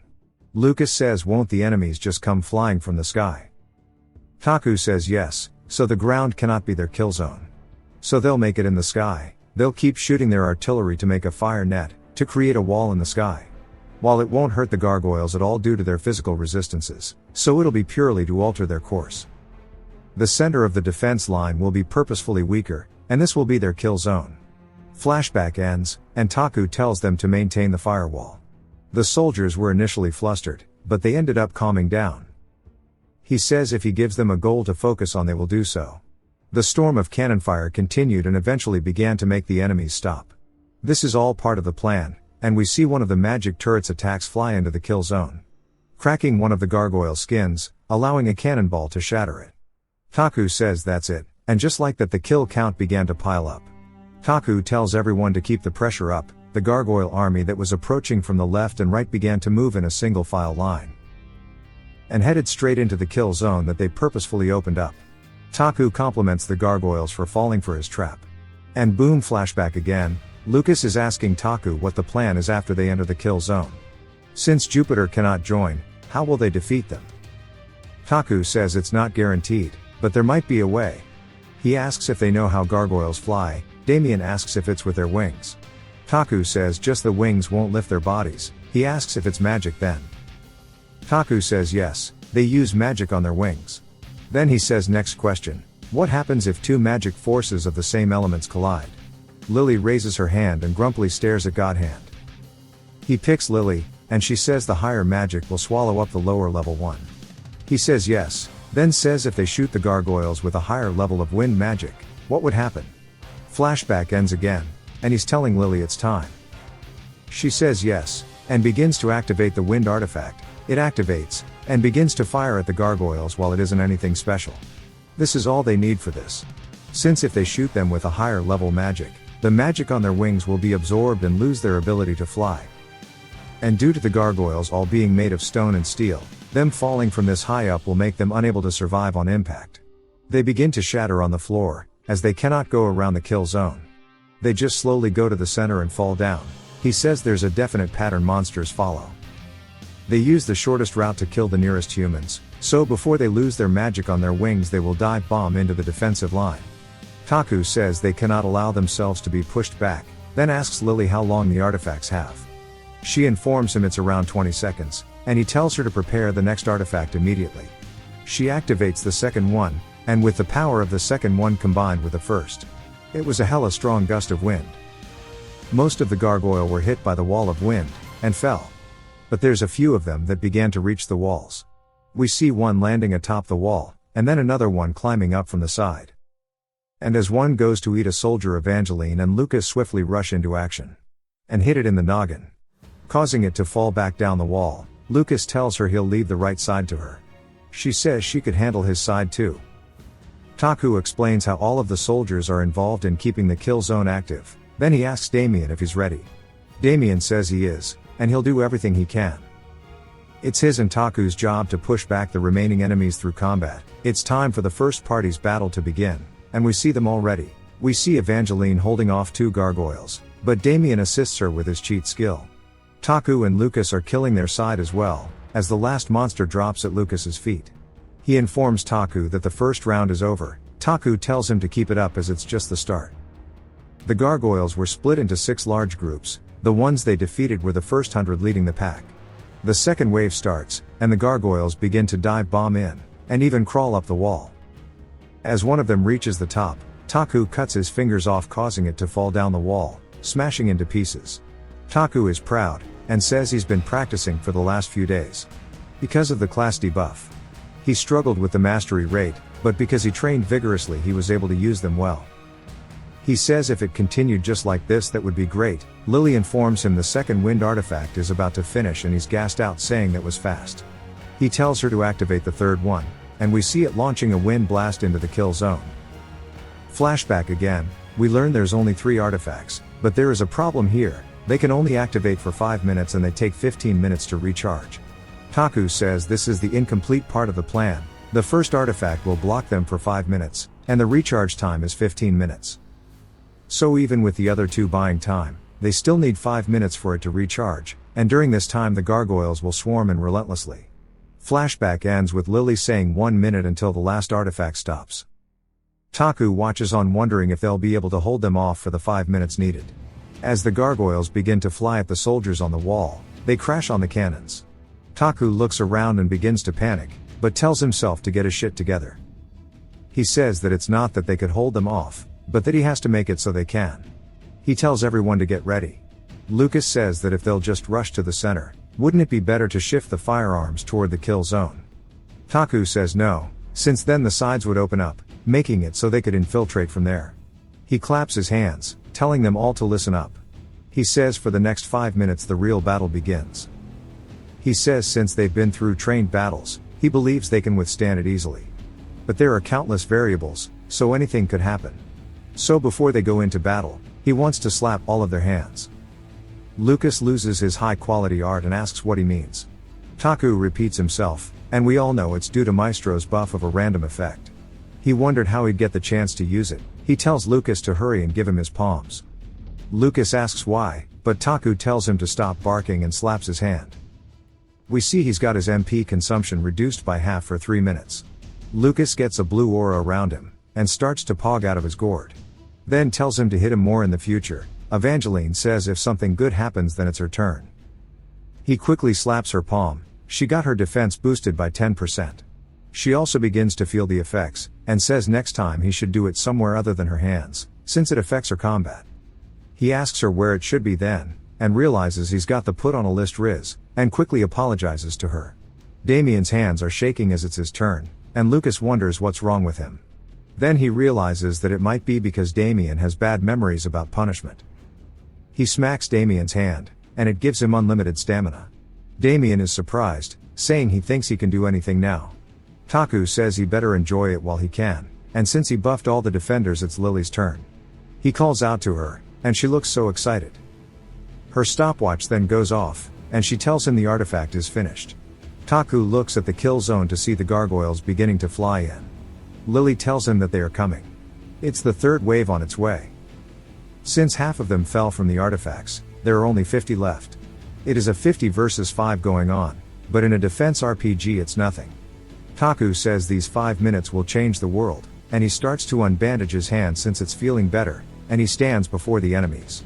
He tells them all it's time to have some fun, and they have a good old WWE stare down. A group lands right in front of Taku, and he says there's nothing to worry about since everyone was buffed up.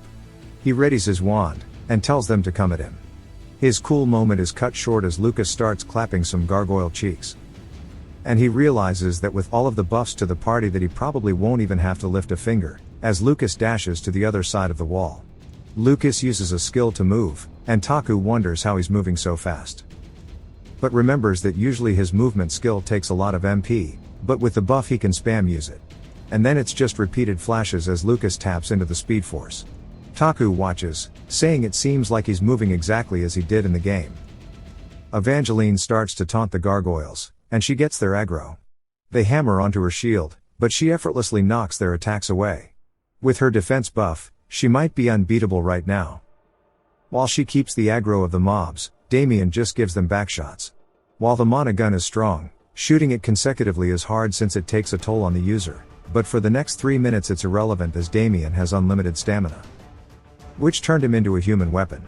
He wonders if he should just get Damien to hard focus on training his stamina. And says Maestro is doing better than he expected. In the game even if you got a good buff it was just for one turn. And he thought it would just be mid, since it was 3 minutes, but in reality that is plenty of time. As long as they defeat this wave the third wave is over. Taku shouts and sends a magic sword out and stabs it into the floor. He tells Lucas to guide the enemies to the sword. He tells Lily it's time to get back to her main job, and she says she was wondering when he'd call her. He's glad she's accepting it, then asks if she wants to get hit once before turning into a flamethrower. She excitedly grabs his hand, then we hear her getting smacked. Lucas quickly brings the enemies over, and Taku tells Lily to attack. She readies herself, then begins to cast a giant fireball. Taku wonders what kind of buff she received, and she starts to use a skill called Fire Cannon, while screaming to die. The gargoyles get directly hit by the attack and melt. Taku sees that she is gassed out, and said he expected this much since she went all out. After that, the other gargoyles began to scatter, but Evangeline grouped them. She's even trash-talking them. Damien tells her to lift her shield. And fires directly at her shield, ricocheting the bullets into the gargoyles. Taku's jaw drops after seeing this. Damien is also proud of what he's done. Evangeline says last one, then stabs it with her lance. Just like that, the third wave was defeated. Evangeline tells Damien that was dope. Taku says everyone did well, and they all are happy to be praised. Lily then yells that the first artifact is done recharging, and it's ready to activate. Taku tells her to get it started, then it begins to fire. Damien then tells Taku that they are running low on bullets. It's time for wave 4, Taku says while they cleared 3 easily it still took a toll. Since both of Damien's rifles are pretty much out of durability, the same with Lucas and Evangeline's weapons too. Lily is perfectly ready to go though. Taku says he has a few more tricks, but the main party has pulled their weight, so it's time to rest. He calls for the shadow unit, then says that it's their turn to block the enemies like the main party did. And if they need it then he'll help. Godhand tells him to just focus on resting. Evangeline is excited to see their skills, but Lily watches on with disdain, since she cannot get over her emotions. Damien realizes the atmosphere is a little tense, then asks Taku if it's something he needs to know about. Taku says he just needs to get used to it, since he'll keep using the sub-party, the tension will be unavoidable. One of the gargoyles climb over the wall, roaring at them all. Taku smiles saying it's time for the shadow unit to prove to everyone their worth. Godhand puts his hand over one of the dead gargoyles and begins to cast magic, saying it's time to get into formation for large monsters. Taku says that the team composition is extreme, and he'd never have tried this comp in the game. Since it's too heavily favored toward firepower, and without a tank or healer it's dangerous. But these sorcerers are supporters, rather than DPS. Godhand creates walls from the gargoyles' corpses, and Taku keeps explaining how their combination has a high chance of working, and due to how it's set up they all receive pretty large bonuses. If they just perform well then they can wipe the enemies out quickly.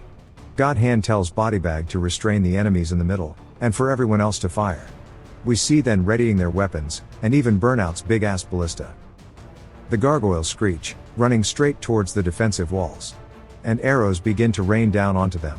God Hand realizes normal arrows won't cut it, so tells them they can use their skills. And assigns their positions. They reply to the order and Skull activates his skill, launching an arrow at one of the gargoyles, headshotting it instantly. Taku wonders if that's why his name is Skull. Old girl leaps off the defensive wall, saying it's her turn. One of the gargoyles swing at her, but she slides under it, then creates distance from it while giving it minor backshots. She says they are quite sturdy and she'll run out of arrows, so she has no choice. She tells Burnout to take over for her, and we see her ballista beginning to light up. She tells them all to get down, then unleashes the arrows. The arrows begin to rain down on the gargoyles. And each individual arrow is exploding due to her passive skill. This is why Taku kept an eye out on Burnout. If he builds her right she'll be perfect for mob hunting. Some of the gargoyles begin to head to their defensive line, but we see one of them being lifted into the air as Bodybag says too bad. Then she launches it away from them. The other gargoyle goes to attack, but God Hand avoids it. Then puts his palm on the gargoyle, causing it to shatter into pieces. Since they are nothing due to his power. The fourth wave was instantly destroyed, and Damien asks if this is how archers are meant to fight. He's amazed, and says if he learned more skills related to shooting he'd be more useful. Taku says that he just needs to do his best. And that he's already irreplaceable, and a massive help. It's not like Damien can learn archery anyway, so it's better for him to think about using his own talents. Taku is pleased with how well the Shadow unit performed. Due to their performance by the time the third artifact was activated they beat the fifth wave. Taku says things are going smoothly for now, which means something bad is about to happen. He gets an alert that the enemy info has updated, and we see the boss type now. Taku is confused since for it to update, it means the boss is here on the battlefield. But he doesn't see it anywhere, then he spots something soaring in the sky. Taku realizes it's the boss, and tells everyone that he's above them. So to prepare themselves, the boss zones in toward the Shadow unit. Crashing into them, sending some of them flying. Burnout and Skull seem to be injured, and Old Girl stares at the boss, as it begins to emerge from the rubble and roars to alert everyone of its presence. Old Girl begins to panic, then shoots an arrow at it. It just pisses it off, causing the boss to swing his flail, smacking Old Girl straight in the side. We see she is damaged. Lucas says that he'll help them, but Taku yells saying he needs to wait. Since there are two bosses. He sees it falling from above, but he wonders what it is aiming for. Which of course turns out to be the artifacts. Taku yells saying Lily needs to wheel away now. She asks what, but it's too late as the boss lands beside her, launching her into the air. She looks very worried as the boss swings his flail down onto her. We see it shattering her wheelchair. The boss is surprised, even Taku is, as we see her fire skin activated, causing it to pass through her. The boss then begins to put magic into his mace, and he realizes it's dangerous. Taku tells Bodybag to get Lily. She activates her telekinesis, and makes Lily dodge the attack. Taku gets God Hand to catch her, and he leaps forward grabbing her out of the air. After they land, he asks her if she's okay. She awkwardly crawls away from him, saying yes. Taku then tells Bodybag to take care of the other Shadow unit members. And she gets Old Girl and Skull out of the way. Taku says it's time for the main party to get ready. Since boss monsters behave differently than normal monsters, they are smart, and will try to kill the important enemies. Which is why they attack the archers and artifacts first. They'll focus the damage dealers over tankers, and Taku. Since he's the enemy commander. Lucas says the bosses are a problem, but so are the remaining gargoyles too. It's the sixth and final wave of the defense, but with the artifacts broken their victory is getting closer and closer. Taku says he can deal with them, just leave it to him. God Hand tells Taku Lily is safe. Taku says good, then asks Lily if she can activate the backup artifacts. She says yes. We learn that Taku placed them in other areas of the defense just in case. Taku says to quickly activate the magic multiplier artifact, and designate him as the target. She says okay, but asks how she'll get there with her legs. Taku orders God Hand to carry her there. She obviously doesn't want it. So he barks at her saying that this is a war, so act like it. She apologizes, and he tells Godhand to quickly go. Taku tells Evangeline and Lucas to buy time until the artifact activates. They both start to try to one-up each other. But Taku reminds them the boss isn't going to be easy, so don't let their guards down. Then tells them to go. He checks in with Damien, asking how many bullets he has left. He has 18. Taku asks if he thinks they'll work on the boss. Damien activates his cheats and says that the helmet and armor seem like it has high defense. Taku says that's right, the armor he wears is high in magic defense, whereas the gargoyle itself is strong to physical attack. So they have to remove the armor with physical attacks, then hit the body with magic. It'll take a lot of time, and it's not like he'll sit still. And since Cerberus is a handgun trio, it has a shorter distance than the other guns, so he can't get Damien to go in close range. He decides to restore the firepower, then asks Bodybag how the Shadow unit members are. She says they are all injured, and their weapons are damaged too. Taku tells Damien to heal them all, and he looked happy about being able to do that. Taku tells Bodybag while her team is being healed he needs her. Then to add into the stress, it begins to rain on the battlefield. Taku says this is quite cruel, then the bosses begin to run toward them in sync. Every step they take rattles the fort walls.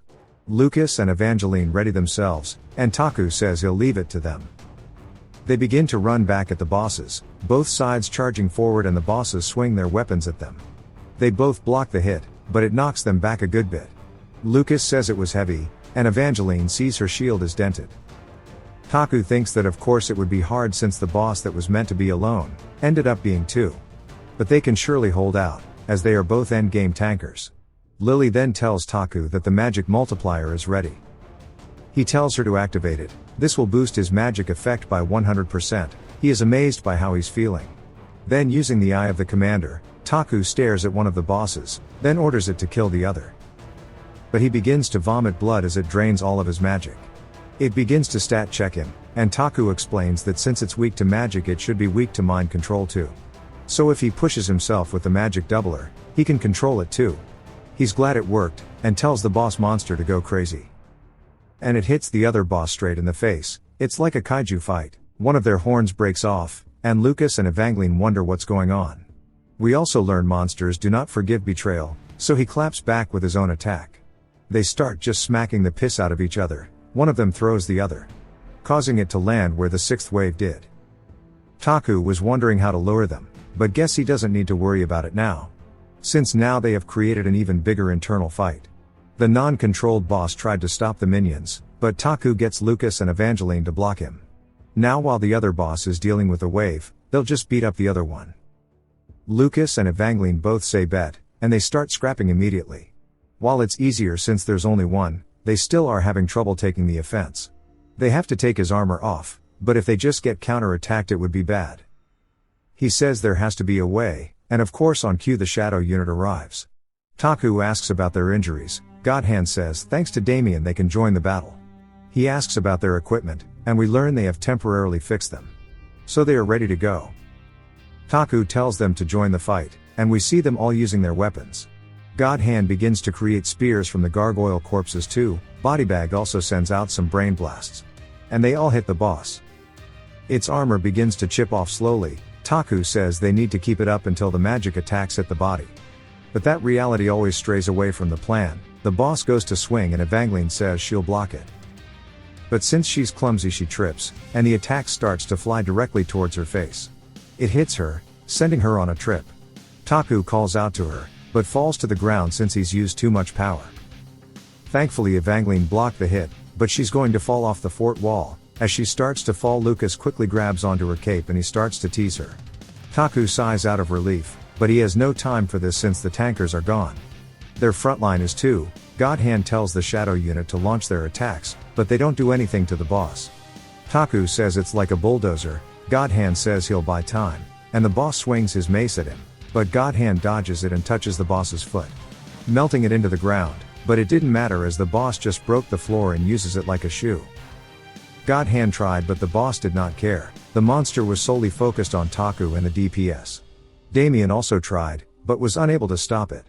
Taku starts to stress out, saying he needs to think. He wonders what to do to stop it, but then sees a giant fire behind the boss. We see Lily performing the spirit bomb, Rest in peace Akira Toriyama, you were the GOAT. Taku is surprised, as Lily taunts the boss, then she launches her attack creating a sea of flames around the boss. The boss has gotten extra crispy, and they wonder if the boss is alive or not. But then it moves, Taku tells them it's still alive. But the boss turns around and changes his focus to Lily who attacked him. She starts to cry saying she knew it. Taku tells her to get out of there. But of course she can't due to her legs, she also has no mana to activate fire skin. So she had no choice but to stare directly at the boss. The boss swings down onto her, and she closes her eyes accepting that this is her fate. But we see God Hand's luscious hair flowing in the wind, as he stands before her. She sees his back, and wonders why he's doing this. Blood flies from the attack. God Hand has caught the boss's mace, but it's taking its toll onto his body. God Hand uses everything he has to melt the boss's arm, and opening its chest to expose its core. He asks Lily if she can attack it again, and she musters up all of the mana she has left in her hand. Casting a fireball at the core, she pierces the boss, shattering its core, causing it to fall onto the floor. Taku tells Damien to go heal God Hand ASAP. Lily begins to ask God Hand why he saved her, and he tells her it was just the best choice, since only she has the firepower to give the final blow. Her eyes begin to tear up. Lucas and Evangeline quickly apologize to Taku for making a mistake. Lucas asks for his throat to be slit. Taku says that's enough. While they had some losses, they defeated both the bosses. After the other boss fought the wave, there are only 40 left. They just need to finish the wave, but everyone is already extremely gassed out. Damien has no bullets. Lily and the Shadow unit are manless. So will they even be able to fight the remaining monsters? We hear the front count's men saying to aim and fire as they launch a barrage onto the gargoyles. He says since there's no need to maintain the kill zone, they will help. Then he asks Taku if they did something wrong. Taku is surprised. Then says no, and gives him the thumbs up. And they cheer for him saying good job. The rain begins to let up, and there are no more gargoyles approaching the fort. Lucas tells him they've won. Taku looks at the cloud, and comments how it only rained while they were fighting. All of the soldiers were looking at him, and he sighs saying he knows what he has to say. He says as usual, move the wounded to the temple, report the damages and record all the details of the battle. If they messed up today they should take it with them to the next battle, and learn from it. Taku has already done this. He reviewed everything he did wrong, the dangers he faced, and what he made others face, and how to go about preventing them next time. So he doesn't lose people. He tells them all as much as they are becoming better soldiers, it is becoming a stronger battlefront. And as it gets stronger, he is becoming a better commander. He thanks them all for completing him, and you can tell he genuinely means it. He then says enough with all the yapping, and to prepare meat and drinks as they are on him today. It's not like he's not paid before. We see God Hand being taken out on a stretcher, and Lily who sat there and watched in silence. Everyone cheered him on, but we know Lily fighting inner demons. With this, stage 4 was clear and Lily is the MVP. God Hand is critically injured. We see him fighting for his life, while he overhears how everything below his elbow is unrecognizable, and that the Saintess cannot heal it. She tells Taku they need to amputate his arm, and God Hand looks like he's about to pass out. The Saintess says he agreed to having it removed, then it cuts to during the surgery. Outside the temple we see Taku talking to the kids from the Shadow unit, and him informing them of his state. Then they told him something surprising, he already lost both of his hands 2 years ago. After swapping to prosthetics, that's how he got the name God Hand. Bodybag says he'll just replace his arm with metal and fight like before. Taku is surprised saying that this isn't about functionality, he isn't a machine.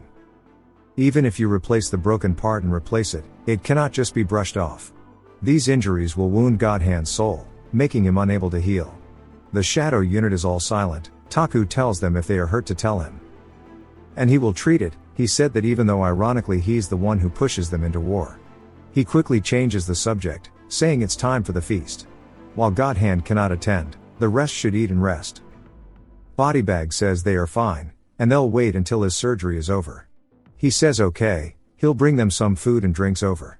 While he can't celebrate with them, they were very important today. They all look proud, and he tells them to take care of God Hand, and they say they will and to send them yummy stuff. Later that night in the plaza, Taku asks how dare they start a party without the Lord raising a toast. They start chanting for him and going crazy. He gets up on stage saying he'll keep it short. He gets them to chant along with his speech, and they all toast to the victory they've earned today. Taku of course still isn't used to the alcohol here, then asks Ader to do a favor. Ader says he'll do whatever he needs. Taku says enough with that and to send drinks and food to the temple. Ader asks what and Taku politely gets him to do as he is told. Then we see Lily roll up, like she has something important to say. Taku tells everyone that if they keep drinking so little they'll never empty the barrels. Everyone starts to get hyped up, and he tells them he'll lead by example and that they are drinking it all today. As the day goes on, Taku recalls how the front count said that a city that mourns and laments will stop, and there has to be happiness to correspond to the sadness. It's the Lord's job to look after the wounded and dead, and celebrating with them is also his job. So he did his best to laugh loudly and bring up the mood. And made sure everyone had a good time. It cuts to Godhand waking up, and he looks down at his injuries. Then Lily asks if he's actually awake. She says the surgery went well. He'll have a fever for a while and maybe some severe pain. He also has a healing appointment tomorrow. The part under the elbow was all amputated, but the joint is still there, which will make it easier to wear prosthetics. We see the rest asleep, and she says they were eating and playing until they fell asleep. Then she asks if he's hungry, saying there's food left for him. And since he bled a lot, he needs to eat up. He asks her why she's nursing him when she hates him so much. She says she has something to ask, that's why she was waiting for him to wake up. She says that she doesn't understand why he saved her back there. He says that he told her it was the optimal decision. She yells at him, saying to stop lying. When considering the effect of the entire battle, he may be right. But from his point of view there was no reason to save her, and getting severely injured. The Shadow unit just recently joined them all, so it was too early for them to have loyalty. For a newly added recruit to lose his arms, and nearly his life just for the optimal decision. It makes absolutely no sense. Lily sensed it was weird, so she came to question Godhand, even if his injury was from saving her. Godhand says she's being a little too cold to him. She says that unreasonable kindness is more burdensome. She asks him again why he saved her, and says not to lie. He asks if he can be honest. She says she won't forgive him if he isn't. After a long pause he opens his mouth, saying it wasn't a grand reason. The moment he saw the boss running at her, he thought of his mother. She asks what he means. He tells her that his mother also couldn't use her legs. Her Achilles tendon was cut when slave hunters caught her, and she spent the rest of her life seated. She couldn't stand, but whenever their human master would try to hit him, she'd shield him with her body. And seeing her unable to move just made him act. She understands now, and he asks if she's offended. She says it doesn't feel good. Then he says she's the one who said to be honest. She sighs, saying this is the reason he lost his arms. He tells her that rationally it was for the battle, but emotionally it was for his mother. This should be enough for an explanation. They both call each other the emotional type. Think of the Spider-Man meme. A stranger risked his life to save her. Who would expect her to question his motives first? Godhand tells her they will not be able to understand each other, and the wounds their species has caused to the both of them are too deep to fill. But even then, they can at least celebrate their survival together. He looks out the window to see everyone else drinking and singing. Lily looks up at him, then says she hates him. He says that's cold to say since he lost his arms for her. She says whatever, and they should eat something. There's no point in them to be hungry while everyone else is celebrating. We see a plate of food, and her glass filled with alcohol. He asks why he got water. She asks if he wants to drink after losing his arms. He says that he deserves a drink since he lost his arms. She says he's funny, then holds her drink. She asks if they should cheers. He reminds her that he has no damn arms. She quickly says she'll do both, then cheers them together. Then she raises the glass in his face. He sees that she's nervous about it. Then drinks it. She says it's funny that a woman who cannot use her legs, and an elf without his arms are both unable to join the party. He tells her it's a memory they will always have. If it was a normal party then it can be easily forgotten. But today's scenery will last for a long time. It's silly to say it now. Then he asks her if they can get along well from now on. She is still nervous, and shoves food into his mouth. Saying he needs to focus on recovering, so she can hate him without guilt. He chuckles, saying maybe shouldn't be well for a while. She says to stop saying dumb things. They didn't say anything else after that. She fed him his food one bite at a time, and he ate without any complaints. They just sat there listening to the music from a distance. And the party continued on. The next day we see Taku is all worn out. Then he notices that someone is in his bed, which surprises him. He wonders if he got with a woman after drinking so much. Then we see long gray hair. And a buff old man raises from the sheets. Taku's soul leaves his body. Then a bunch of other older men wake up as well, Taku screaming asking if he's in hell. They tell him this is the Golden Year's army, and asks if he's okay after drinking so much. He says he's fine, but he has a question. Then asks why everyone is shirtless and asleep here. They say Taku ordered them to. And that he told everyone to strip and drink man to man. Taku feels embarrassed wondering why he did that in the first place. The other knights start to talk about how amazing the night was, and that it was filled with precious memories. Taku says people are going to misunderstand. Then we hear Lucas's voice and he walks into the room. Taku thinks he's here to save him, but nope, he's also undressed. Taku asks why he's in his underwear. Lucas says that Taku ordered it. And everyone from the main party went to their underwear. He says Ash is a crazy bastard. Then we see Damien still asleep and shivering. Taku says the more he tried to remember the worse his headache got, and he gave up on trying to remember them. Taku says the only time he should see naked men is in the bathhouse. Lucas says he agrees and it's time to go. Taku asks where. Lucas tells him to the bathhouse next door. Taku looks excited about it. As they walk to the bathhouse, Lucas says that the soldiers are getting covered in blood every other day, so they needed a facility to wash themselves. It was originally only for the soldiers. Taku says that he guesses as the city's population grew the civilians began to use it too. They finally get there, and Taku says it's a lot bigger than he expected. Damien is also there. Lucas says they need to go this way, but they see Taku isn't moving. He says usually in the bathhouse there's an event with the female characters. He asks if he's wrong. The answer is yes, a resounding yes. There is no event. Inside the bathhouse, Taku says at least the plumbing is good. Lucas starts to yap about the history, and Taku asks if he's not going to bathe. Lucas says his duty as bodyguard is to stay by Taku's side. Taku says he's sick of hearing it, and to hop into the tub next to him. Lucas reluctantly agrees, then gets into the next tub. Taku looks over, and notices all of the scars on his body, saying he's been through a lot. Lucas says not at all, but then they both notice Damien floating around. They ask if he's okay, and Damien says he's fine. Taku asks what happened yesterday. Lucas clearly doesn't want to tell him. They hear a lot of footsteps to see the Golden Year's army. They all start having a good time enjoying water. Taku says he's losing his mind, so he needs to get out. Lucas agrees. As he goes to leave, the soldiers notice him and salute. He says that he needs to tell them not to salute him in the bathhouse in the future. They head out to the lounge. Taku sits down and sighs, saying now he can catch a break. He's still surprised that such a place exists here in a fantasy world. Then he hears Evangeline call out to him. We see her pushing Lily. He asks what she's doing here. Evangeline says she's a regular here from when she lived here. Lily asks Taku what he's doing here. Taku says that was his question. Evangeline says that she's here to bathe with Lily. Taku says they got close. Evangeline says it's natural for people to get close after battle. It looks like only Evangeline is acting close to her. But he understands since Lily is the only female close to her age, but on the other hand he sees why Lily doesn't care. She wants to leave the party. Evangeline says they'll be heading out now. It's time for a girls' talk. Taku says that's cold. They surely could have stayed with him longer. Then another woman comes up behind her. She says that it's a surprise to see him here.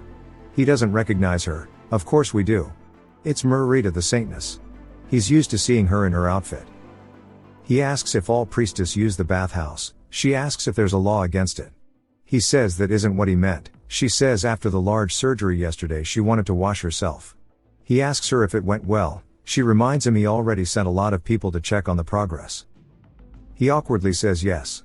She says it went well, and she cast another healing spell this morning, then came to wash up. But she didn't expect it to be so crowded. He tells her it must have been hard doing the surgery, and he feels sorry since it feels like the soldiers are disturbing her break. She says no. She says that a war is horrible and cruel, but here at the battlefront it's a holy act. Washing off the blood and sweat after a war is worthwhile, as being together is a precious gift.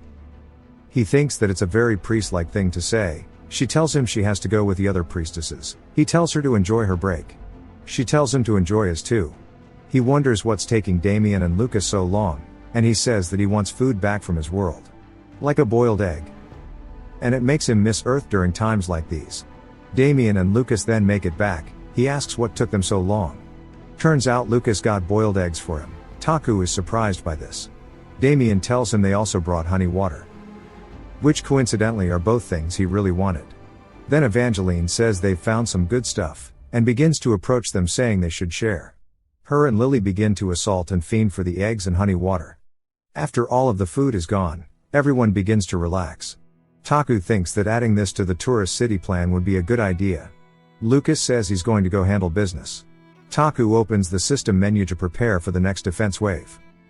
And he's worried about the biggest stage yet, since it is a boss stage. Every 5 stages are considered boss stages, that are incomparable to the previous stages. Which is why they get a whole month of preparation time. So he has to do his best here. Someone approaches him. Taku asks who he is. The man introduces himself as Dion Agat. He's one of the N-ranked heroes Taku recruited. N-rank just means slightly stronger than a normal soldier, and they usually have average stats. So he never bothered to track them in-game. He's part of the second sub-party, which is just a backup. Taku asks if he has something to say. Dion says he has a complaint. Lucas is also giving him the death stare. Dion says it's been over a month since he's teamed up with his party, but besides blocking the back end of the battlefield they've not been tasked with anything. And they are mercenaries, their job is to use their skills in war. Taku is caught off guard by how bold Dion is. Dion continues by saying it's fine if they are looked down on since they are young and inexperienced. But they don't want to rust without being able to build experience. He asks to be sent to the front line so they can show their worth. Taku is impressed with Dion coming to him personally. Even if their stats are lame, and their skills are average, their eyes are full of determination. Especially Dion, you can feel his ambition. Taku asks how they plan to show that they can pull their own weight. Dion says he wants to spar versus the main party. Taku is interested, but Lucas finds it arrogant. Evangeline doesn't care. Taku says he likes Dion's attitude, then asks if it's okay to choose a time and place. Dion says sure, then asks when and where. Taku says that it'll be right now. It cuts to some other people discussing the fight, saying they need to go check it out. Then it jumps over to the sparring stage in the barracks. Damien asks Lily if it'll be okay with just Lucas and Evangeline. She says they'll be fine. Lucas and Evangeline banter with one another, whereas Dion's team has some plan they've made and he tells them to stick to it. They finish their prep talk and say they are all ready. Lucas and Evangeline are ready too. The condition to win is simple: one team must be completely knocked down, or if they cannot use their weapons anymore. Falling out of the ring or surrender will be a knockdown. But any attacks that cause large injuries are prohibited. The flag is waved for them to start. Dion's team begins to run in with Dion being split on the side. Dion runs towards Lucas saying it's time to see his valor. Lucas says he won't be holding back, then swings at Dion, who narrowly avoids the attack. Dion says it was easier to dodge than he expected, but he's sweating bad. Lucas says not to get cocky, and that he'll end it now. On Evangeline's side she's really happy. She says they must think she's more dangerous than Lucas, right? She says that she'll show them why she was the top of her class. Then she gets interrupted by them charging into her. The rest say to push, and we see she's getting close to the edge of the ring. As she gets to the end, she tells them no, then pushes them back. One of them takes the chance to close the gap on her side. She apologizes and stabs at Evangeline's foot. But she makes it a void. Then the rest take the chance and push Evangeline out of the ring. She's embarrassed and says that's no fair. Taku thinks about how even though it's a 2 versus 5 the difference in their strengths were night and day. But they still managed to come up with a decent plan. Taku compliments them. The rest then say they should join Dion to defeat the knight. Then they see Lucas holding him in the air. Dion apologizes saying he's too strong. Lucas says next, then walks over to them. As expected he bodied them all. Evangeline is pouting now since she didn't get to do anything, but since Lucas and level 37 and the highest in Dion's party is 16. They stood absolutely no chance. Dion laughs with disappointment saying he knew they stood no chance. Taku tells them it wasn't bad, it's a battle plan that reflects the opponent, along with a willingness to fight an opponent stronger than them. That's the first thing someone has to fight against monsters. That alone is a great talent. Taku tells them all to get up and says he apologizes for not putting them to use. And he apologizes in advance because he will use them ruthlessly from now on. Dion's group are surprised, then quickly salute him saying this is what they wanted. Dion tells Taku if they planned to live by hiding in the dark they wouldn't have become mercenaries in the first place. This was the moment Dion's group became active soldiers. So the next day Taku set Dion's team to the auto-farming system. It's auto-exploration, That happens when he sends a sub-party to an already cleared area. They'll level up and bring back items if they drop, since this is their first time he sent Evangeline as their guide. In between the upcoming stages he's going to use them as much as possible. Lucas asks Taku if this is really alright, since there are enemies in the lake dungeons. Of course he's talking about the night crawlers. Lucas says if they end up running into them they won't come back safely, and he should go with them too. Taku says no need since the crawlers won't appear anywhere before the base camp. We learn it's actually a rule that Ader set up since they kept killing players in the beginning, so it's a newbie protection system. Taku is pissed Ader didn't tell him that before. Ader says the enemies cannot attack them as they'll get penalized heavily. He cannot tell Lucas this, so he just says they can't leave the base camp. Lucas instantly accepts it. Taku says if his questions are answered now they should go get food. As they start to talk, Damien enters the room in a rush. Taku asks what's wrong, and Damien catches his breath. Then tells him that Jupiter has woken up and it shows her raised up in bed. Then it jumps to the north gate of Crossroad, and we see some feet, then a pipe and a woman with a witch's hat. Saying so this is the place where Grandma is working. Back to Jupiter's room, Taku bursts in asking if she's alive. She sees him then asks how many days she has been out. He tells her 10 days, and he's glad she looks fine. He asks how she feels, and she says that she'd like to say back to normal. But honestly half of her mana circuits have burned away. Taku asks her if it can be recovered. She tells him it will take time and even if it does heal, she's unsure if it would be the same as it used to be. She says to be in this condition after blocking a few hits, she's definitely gotten old. He tells her to eat and rest well, and to recover quickly, since they went through hell without their attack mage last battle. He tells her to get better before the next one. She laughs loudly saying she can't spend more than she's earned now, and she cannot leave yet as she has a lot to do still. He asks her what else she needs to do, and asks if she's going to build a castle after earning more money. She laughs asking how he can read her mind. She looks off at the window, and says that a castle sounds very nice. Taku tells her that he plans to build luxury hotel here in Crossroad, and he'll let her stay there for cheap. That's the least he can do for a party member. She says she'd happily stay, then asks if she'll be the first guest. Taku says he's first, but she can be second. She says looking down at the city from high above, while smoking a cigar and drinking whiskey, what more is there to want? They continued their wholesome conversation, and Taku says to live by chasing these dreams is the life of humans. He tells her they have a lot of time before the next defense battle, but that she needs to focus on recovery. As he goes to leave she calls out to him, asking if he didn't bring her any gifts. He says he knew she'd say that, dunno if he gave her anything. But he went to visit Godhand next, and Marita told him that it'll be impossible for Jupiter to recover within 4 weeks. It's a waste to lose a mage like this, but Jupiter is basically out of the game now. Of course by the time she recovers he'll find a way to use her, but he has to plan the next stage with the assumption he cannot use her. He really tries to think about it, but realizes there's no point to keep thinking. He asks Lucas if he's ready to go hire a new friend, so they head to the mercenary guild. Taku decides to trust his luck and kicks the door open in hopes for an SR character. He sees a gold shimmer from the bar, which means it's an SSR. He loses all rationality and runs over. And he asks if they are a mercenary. The woman exhales smoke then says she isn't one. He asks why she's here, and she tells him she came to visit her grandmother, but she doesn't see her. Taku thinks about it, then asks what her grandma's name is. She tells him it's Jupiter, and he asks for her name. We learn that she has the same name, but she's Jupiter Jr., her nickname is Juju. Taku says he's never seen her in the game, but she's definitely her granddaughter since she has her gold lover characteristic. She's an elemental mage, which means she can control every element. Of course she'll have some stronger than the others, but she's very versatile. And elemental mages are top tier, so he must recruit her. Taku sits down, saying Jupiter has never mentioned her. Juju asks if she's really never mentioned her. Then he recalls that she's actually tried to hook up Lucas with Juju. Juju says it's disappointing that her grandma has never mentioned her, and she should be bragging instead. Taku agrees with her. Taku says she looks like she came from a high up place. She says since he asked her her name, if it's alright if he asks for her. He says of course, then tells her that he's Ash Bonehatter Everblack. She's surprised to hear it, then immediately salutes him, and apologizes for not recognizing him. And that her formalities have been late, so to forgive her. Taku says there's no point and it's normal not to recognize him. He tells her to raise her head, then says he'll be blunt.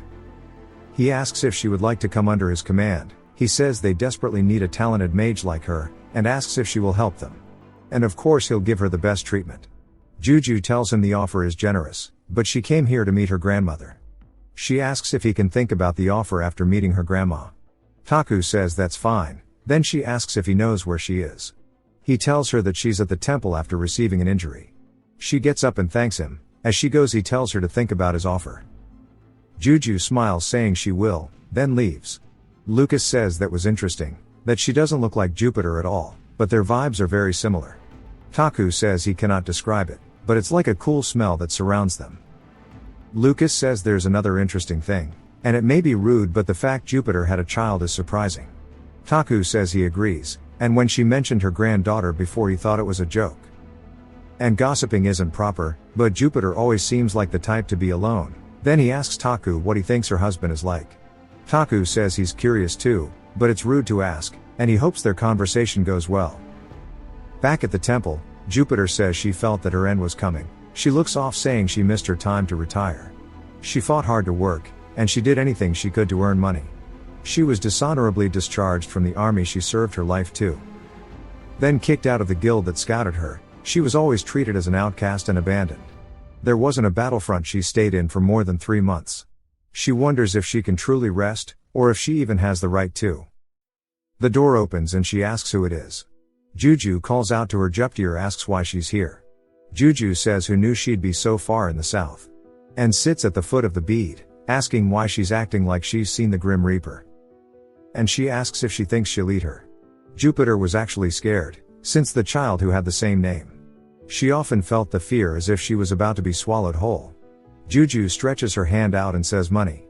And says why else would she come all the way here, and that she wants money from her grandma. We see that Jupiter's given her a check. Juju asks if this is really all it is, saying they have a lot of mouths to feed. Jupiter apologizes. Juju asks if there are any holes here. Jupiter asks what she means. Juju asks if there's a hole to sneak money out of, like when she was in the army. And says that she's the best at finding ways to sneak money out. Jupiter is silent, then tells Juju not to look down as this isn't like any other battlefront. It has high security, and that the commanding third prince is nothing like his reputation. He doesn't have a wide vision, and it's like he can see the future. Juju says this is the first time she's ever heard her rate a commander so highly. Jupiter says that he's someone with a lot of secrets, and she just takes her salary honestly rather than attempting something humiliating, and he pays her well. Juju says she'll work here too, then tells her she already met Taku and he offered her a job. Jupiter quickly shouts saying not to do it, and that she promised not to use magic. Juju asks if she's worried now, after all this time, and reveals a burn mark on her face. Jupiter is pained seeing her face. Juju tells her to focus on resting. Jupiter says they need to talk. Juju tells her that she's worked hard and did a lot of dirty work for money. Now it's her turn to make money. As she leaves, Jupiter recalls a fire and how she lost her eye. She says she brought this on herself, and it's all her karma. On the way back to the manor we learn it's been 8 hours since the second sub-party has been in the dungeon. But the level up process is going well, and they are getting items. Taku sees something strange, and notices there are low-level bloodkin magic stones. He screams hella loud, and Lucas asks if he's alright. Taku is surprised that the next enemies are bloodkins. He explains to us uneducated folk that they are vampires. It includes a vampire and his subordinate army. They are meant to appear way later in the game. Taku sweats nervously, wondering if the game is broken, or if it's a dark event. Lucas asks if he's okay, and if it's one of the headaches he used to have. Taku tells him it's fine and to just continue on the way home. Taku wonders if they can win with the party the way it is. But realizes it's impossible and he needs to expand, and get stronger heroes, and just upgrade everything. He spots Juju on the sidewalk, and gets Lucas to stop the carriage. He does so, and then Taku opens the door for her. He says she has 2 choices. To either be forced to join, or be hired under free will. Then asks what she will choose. She asks if she can sit with him. He says of course. Then Lucas turns the horse's engines back on. Taku says he felt it on the way back to the manor, that they will soon experience hell, and that it's approaching the battlefront. We see darkness and hear the sound of battle, then Taku yells that it's the Pied Piper. Crown opens his eyes and gasps. We see he fell asleep, and he says he cannot remember the last time he had a good night's sleep. He wonders how long he's been acting like a jester, and he gave up counting how long he's been wearing funny clothes. He recalls Taku calling him the Pied Piper, and explains how there was a similar fable in the Lake Kingdom. A town was overrun by rats and the villagers hired a bard to guide the rats out and drown them in a lake. The villagers didn't want to lose money, so they didn't pay him what they owed. Furious, the bard gathered the children and made them drown in the lake too. Crown says the nickname is overly accurate. Turns out his name isn't Crown, but Clown. The translator goofed. One of his subordinates say there's a conference in front of the king today. The man asks Clown if he will join, and he says he should since he's the Lake Kingdom's representative. The other person sees him off, saying to be careful. Clown thinks about it, saying he hopes he dies if he isn't careful, or gets something to do. He walks into the castle, and we see a lot of demons staring him down. They openly mock him, then he heads through the doors and we see there is a meeting being held at a large table. Warwick slams the table, saying he's late to the Demon King's conference, and mocks humans for not knowing shame. Clown claps back saying he's a scrap from human nightmares, and that he's funny. The Demon King reminds them that Clown is a clown, and that it's his job to mock and make jokes. And that Clown's words aren't completely wrong. They are all refined pieces from a collection of human nightmares. However, the one who lets them dream of immortality is him. Isn't that right, Clown? Clown begins to be crushed by the pressure, and agrees. The Demon King says do not forget that all of the humans in the Lake Kingdom are just livestock, they supply them with nightmares when needed. And they are no different from the pigs and cows they've raised. And always be thankful that a livestock such as himself can even attend the conference. Clown says he'll keep that in mind. Clown thinks about how it wasn't embarrassing to submit to the power, and he's felt enough humiliation in the past, so he felt nothing from this. The Demon King says enough with that topic, and he's sure they all know why they are here. Because the time of the Great Flood has come. Hence one of them will lead the army and invade the human world, but since it's the start, the weakest clan, the werewolves should go. But he's cut off by someone putting their glass down, and he asks to be sent out instead. His name is Celine Dion, no relation to the singer. He has many nicknames such as Nosferatu, Dracula and No Life King.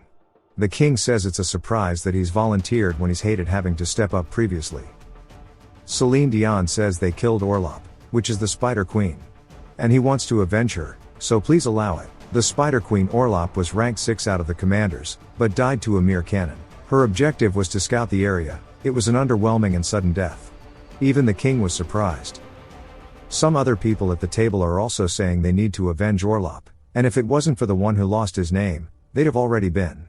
But they get interrupted by the Demon King saying not to get worked up and she'll come back to life next time anyway.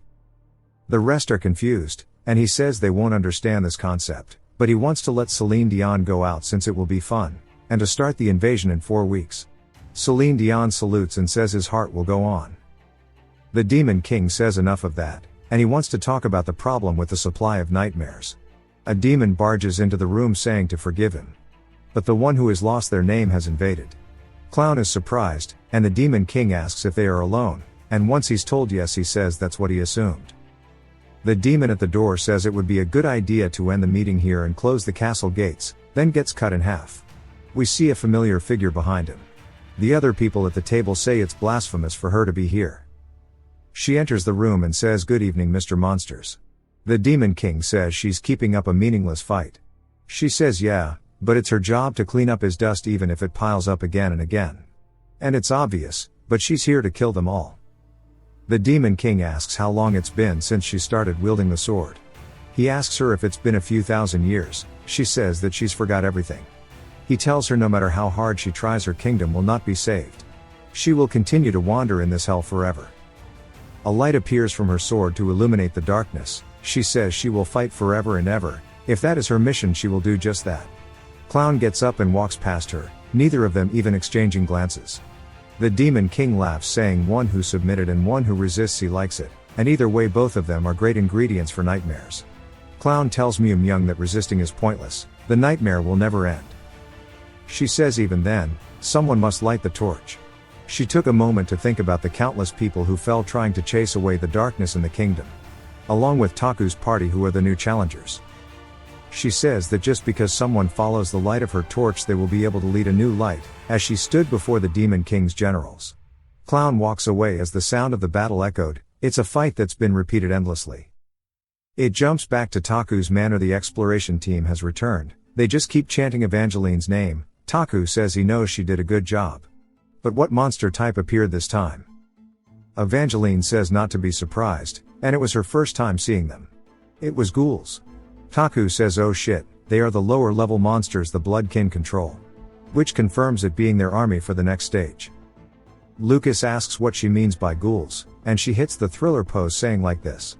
And it scared her that they came out of the darkness.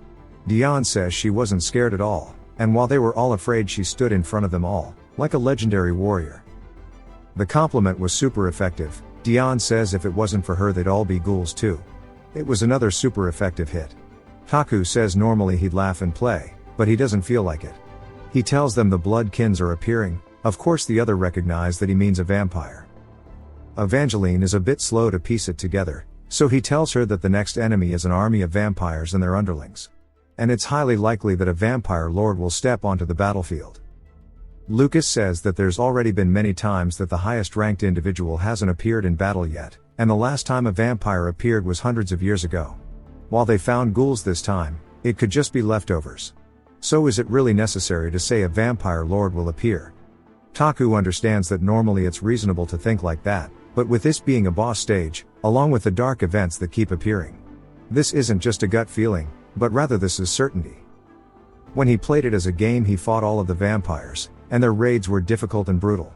And the worst case would be if the leader of the vampires, Celine Dion, appeared. It might be a stretch to assume that he'd appear here on stage 5, but it's already insane here. He begins to laugh at how crazy it sounds, and he wonders if it's actually possible to win. Then he stops laughing and says he has to make it possible, that is why he's here. Evangeline then points out Juju in the corner asking who she is. Taku says she'll be joining the main party as an attack mage, and she's Jupiter's granddaughter. Juju waves to them all and introduces herself. Evangeline is happy that she has another member to call older sister. After they shared their greetings, he sent the exploration team back home. Evangeline waves bye to Juju, and then they can hear the exploration team talking about a party. Juju says there's a lot of wholesome people here, and it's different than she expected after hearing it was such a brutal place. Taku says that the war against monsters is hell, but it's better to live a cheerful life. Then asks if she prefers gloomy places. She says of course not. She's just seen it often that young and wholesome people begin to slowly lose their laughter and expressions. War takes away lives and property, along with human emotions. Taku says he can see it playing out in his head. The stage repeats and everyone grows tired of the constant invasions, and the people who laugh will grow exhausted and emotionless. He changes the conversation and tells her she needs to explain her powers to him. Since she's not a character in the game, and even though he's got a rough idea of her abilities, it's best she explain them to him. She says she's an elementalist so she can control most of the elements, but she's strong in 3 of them. Water, wind and lightning, which makes her similar to Jupiter with lightning. She says it's embarrassing to say since she has no accomplishments, but she only knows how to shoot them. He says she must be referring to her skill Elemental Burst. Juju says the more she trains she'll surely be able to find another way to use them. She says that's it though she has nothing but humble skills and she's embarrassed about it. He tells her it's very good, then says it's time to negotiate her weekly pay. She says that he paid her grandmother a year's worth of salary up front, then asks if she can get that much too. He says their financial situation isn't that good these days, and that she hasn't shown him everything she's capable of yet. So he cannot just pay her hastily. She asks what he means, and he tells her he knows she's hiding her power.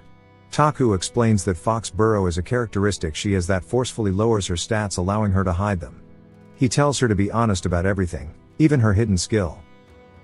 Then she will be sitting better at the negotiation table. She asks how he knew that she was hiding her power, and that no mage, or even her grandmother could tell.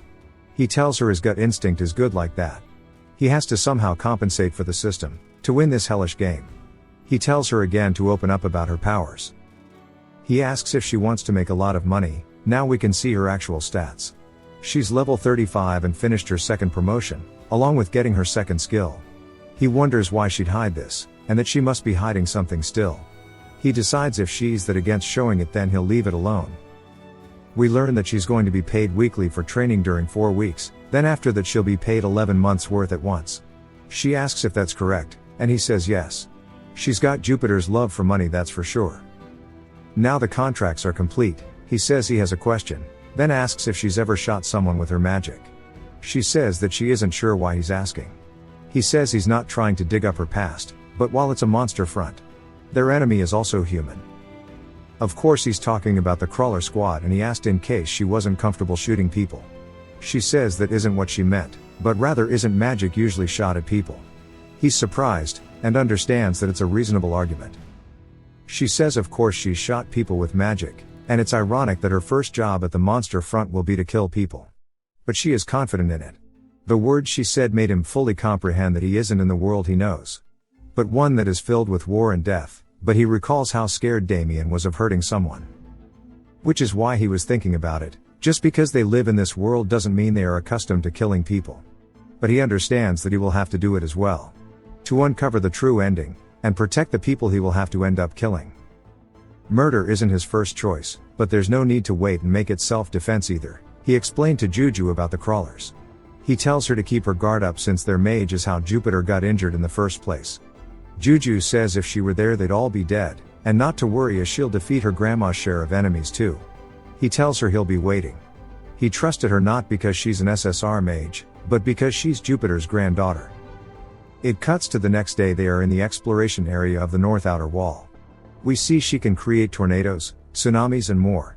There was no lack of power from her. Taku says the ghouls are gross. Juju asks if it's enough to confirm her powers for him. He says yes, and that she's the perfect offensive mage. He's completed both objectives in this exploration. He got to see her power and he got to see the different types of ghouls. And depending on the types he can tell who the master is. Since the ghouls are frost ghouls, there's only one person it could be, that is Celine Dion. It's going to be a tough enemy, but it's better than having no information. Bodybag appears, calling out to them saying she's finished assessing the topography of the area. He asks her if she thinks his plan will work. She says yes. Now his third purpose for this trip is complete. Taku tells them all it's time to head back. Since they can't go to the base camp, they've got to go back the way they came. Since the enemy is hiding in the base camp, the crawlers and clown, he will come and take it from them and create as much trouble as they have for them. The portal forms, and they all go through it. Except Juju, who stands in front of it, then begins to cough violently. She has begun to cough up blood, then resolves herself and exits the portal. They got some chests for exploration, and some people leveled up too. 5 days later at the alchemist workshop, we see Godhand with his new metal arms, and Juju says it's fascinating. Godhand says that they are much lighter and easier to use than the prosthetics he had before. Lily says that it's the most expensive metal they had. Godhand thanks her, then reaches into his pocket to pay her, and she says to keep it, and asks if he thought she'd accept it since she's already indebted to him. He tries to give it to her anyway, and she wheels away at Mach 4 out of embarrassment. Taku says they are so cute. Godhand puts some gloves on, and says he's ready to return to work. Taku says he'd like to make him rest more, but he has no choice with the upcoming battle. He tells him to gather the shadow unit and that they are leaving to fight tonight. It'll be an overnight mission, so make sure everyone sleeps. Godhand glanced at the workshop again before heading to the temple, then Taku went in and introduced Lily to Juju. She grabs Juju's hand and says if Taku pushes her too hard to come talk to her. As mages they need to stick together. Juju says she will. Lily then tells Taku to call her to the battlefront whenever he needs to. He's surprised since he doesn't have to force her. He wonders if he told her about the vampire lord stepping up this time or not, then tells the rest it's time to go and get ready for the battle tonight. It's time for them to reclaim the base camp. They head back to the manor and Taku says he'll explain the specifics when they go inside. But Jupiter is standing in front of the gate. She says he heard they were going to battle, and asks to be taken with them. He is surprised, and she begs him not to take Juju. Jupiter says they are the ones who made her like this, so she wants a chance to get revenge. She grabs onto Taku's cape, and begs that he doesn't let Juju experience war. Juju grabs her arm saying that she cannot even stand properly, so she can't go dungeon exploring in a state like that. Jupiter asks her to stop, saying it isn't too late. She says surely she knows how hard she worked to stop them from jumping into places like this. It's the reason she's lived like this to this day. Juju tells her grandmother that she's already signed a contract with Taku, and today is the day of the mission. Jupiter's eye is filled with fear. Juju tells her it's okay and not to throw a tantrum here as it would be embarrassing for her. And she should just go rest at the temple. Jupiter then asks Taku if she's well, and stronger than Juju if he'll take her to the dungeon. He's confused and asks her to explain her idea. She says she requests a sparring match. Then we see Juju and Jupiter squaring off against one another. Lucas tells Taku to stay over here, and he's more concerned if he should stop it. Juju asks if she has to do this here. Jupiter says yes, since if she's weaker than her then she wouldn't need to get a stipend here. And skill is everything in this field. Juju takes a deep-winded sigh, then says she'll face her, and to demonstrate the skills she's learned from watching over her shoulder. Jupiter tells her not to get cocky. Even if she's extremely talented, she cannot compare to her life's work. Jupiter quickly unleashes a lightning attack forward at Juju, who says she's ages a lot. Their attacks collide with one another, destroying the road, and some of Taku's garden. He wants them to take their lightning game elsewhere. But the match was already over in an instant, as Jupiter falls to her knees. She asks if this is enough. Can't she just take revenge on her and be done with it? Juju says there's no way she would do that, and to go back and rest at the temple. She'll be back soon. Taku helps Jupiter up, asking if she's alright. Jupiter says to take care of Juju, then walks off. Even though she's hella sick, she still tried her best to stop her granddaughter.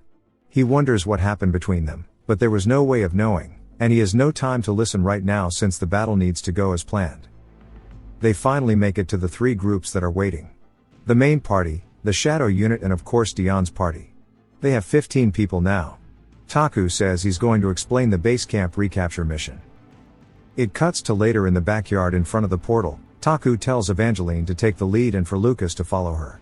He also tells Juju to cast defense magic before they enter, and that he and Damien will follow behind the rest. Taku asks Damien if he can do this, to which he says he can. Taku reminds him not to bend his beliefs. Damien says it's not about his beliefs, but he is scared. That if he shoots someone, that something inside of him will change forever. Taku says he doesn't need to take their lives, and he can take them down without killing them. He says he doesn't know what Damien will become in the future, but he is the ace of their party, and he wants him to remember that.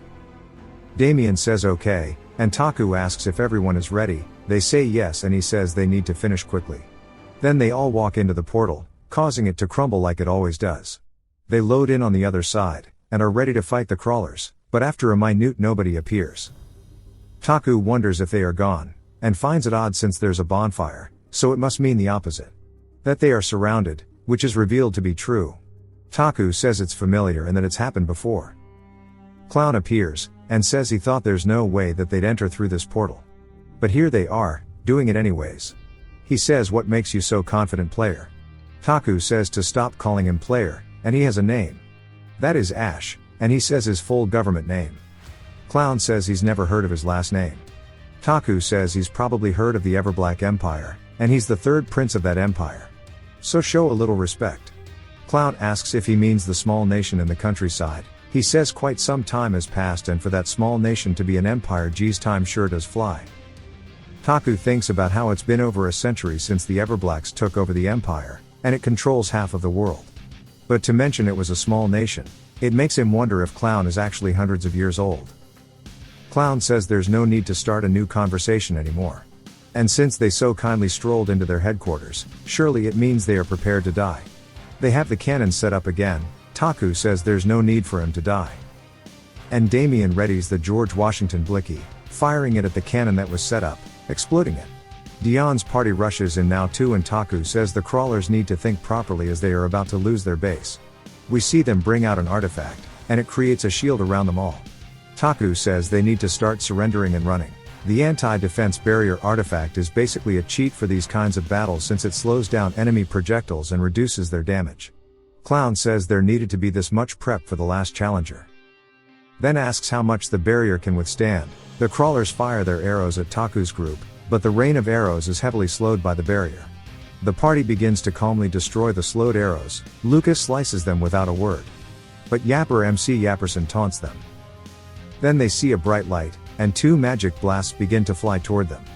Juju steps up and launches her own magic attack, colliding with the enemy's attacks. It begins to push them back, and her water crashes onto one of the mages. But the other mage doesn't falter, neither side is being pushed back. She says the same element is difficult. Damien raises his gun, then lines his shot up. Then firing it towards the other mage. They put a barrier up to try and block the shot. But it blasts through it, which makes the mage lose focus, allowing Juju to break through their magic. Juju, thanks Damien. Both sides continue their attacks, and eventually silence befell them.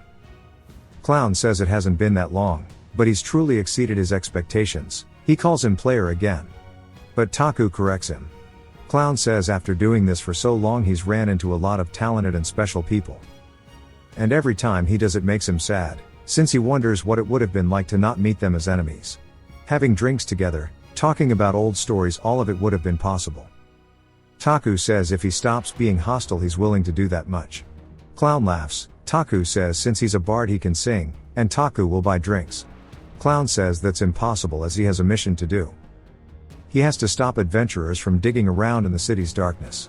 Taku readies Maestro saying they've got no choice but to go back to killing each other. Clown says yes, and if he gets rid of him the kingdom will finally be able to fall into eternal darkness. We see from Taku's mini-map the shadow unit has flanked the crawlers. Taku chuckles saying he doesn't think that'll happen. And instead of this place remaining dark he plans to light it up. And on cue Burnout's arrows begin to fly towards them. Clown yells for them to activate the shield, but it's too late and they begin to get bodied by the fire arrows. The shadow unit prepares for the next volley. God Hand tells Taku they are ready for their next command. Clown realizes that this means the shadow unit went through a different area and came all the way here by foot. Taku says correct, but God Hand asks how their movements weren't detected. Of course we all know it's because the shadow unit is a stealth operation. Taku says he isn't going to explain to him, and asks what he wants to do now that he's surrounded. Taku says he knows that he isn't shameless enough to beg for mercy, so he asks him to say his last words. Clown says it's a perfect checkmate, but he should let him know that he cannot kill him here. Taku says he's not sure about that. Then the shadow unit fires their arrows into their backs. Clown spits up blood, while dropping to his knees. Taku asks if he still thinks he cannot kill him. Clown says yes. Then tells him to look around, and we see the other crawlers turning into ashes, and floating off into the wind. Everyone is surprised by this. Clown says the darkness here is incomprehensible to them, and they don't have permission to die. Taku says to cut the bullshit. Clown says he's already told him that the ending of this foolish country that took this curse as a blessing, is this hell. Taku tells him to explain in a way he can understand. Clown says he will admit that Taku might be able to reach the darkest part of this hell. Taku tells him again to explain properly. Clown smiles as he fades out, saying if he sees him again they'll talk more. And he'll be wading deeper into the darkness. Taku is hit by the realization that he doesn't know what is going on, and how different it is from the game. We see from the shadows there is someone watching them. A bald dude walks out asking what took them so long, saying it's been so long since their camp was taken over by those thugs. And they should have kicked them out sooner. Taku recognizes the bald dwarf as the magic blacksmith Calibe. He's a full-time NPC of the base camp. I guess there are part-time ones.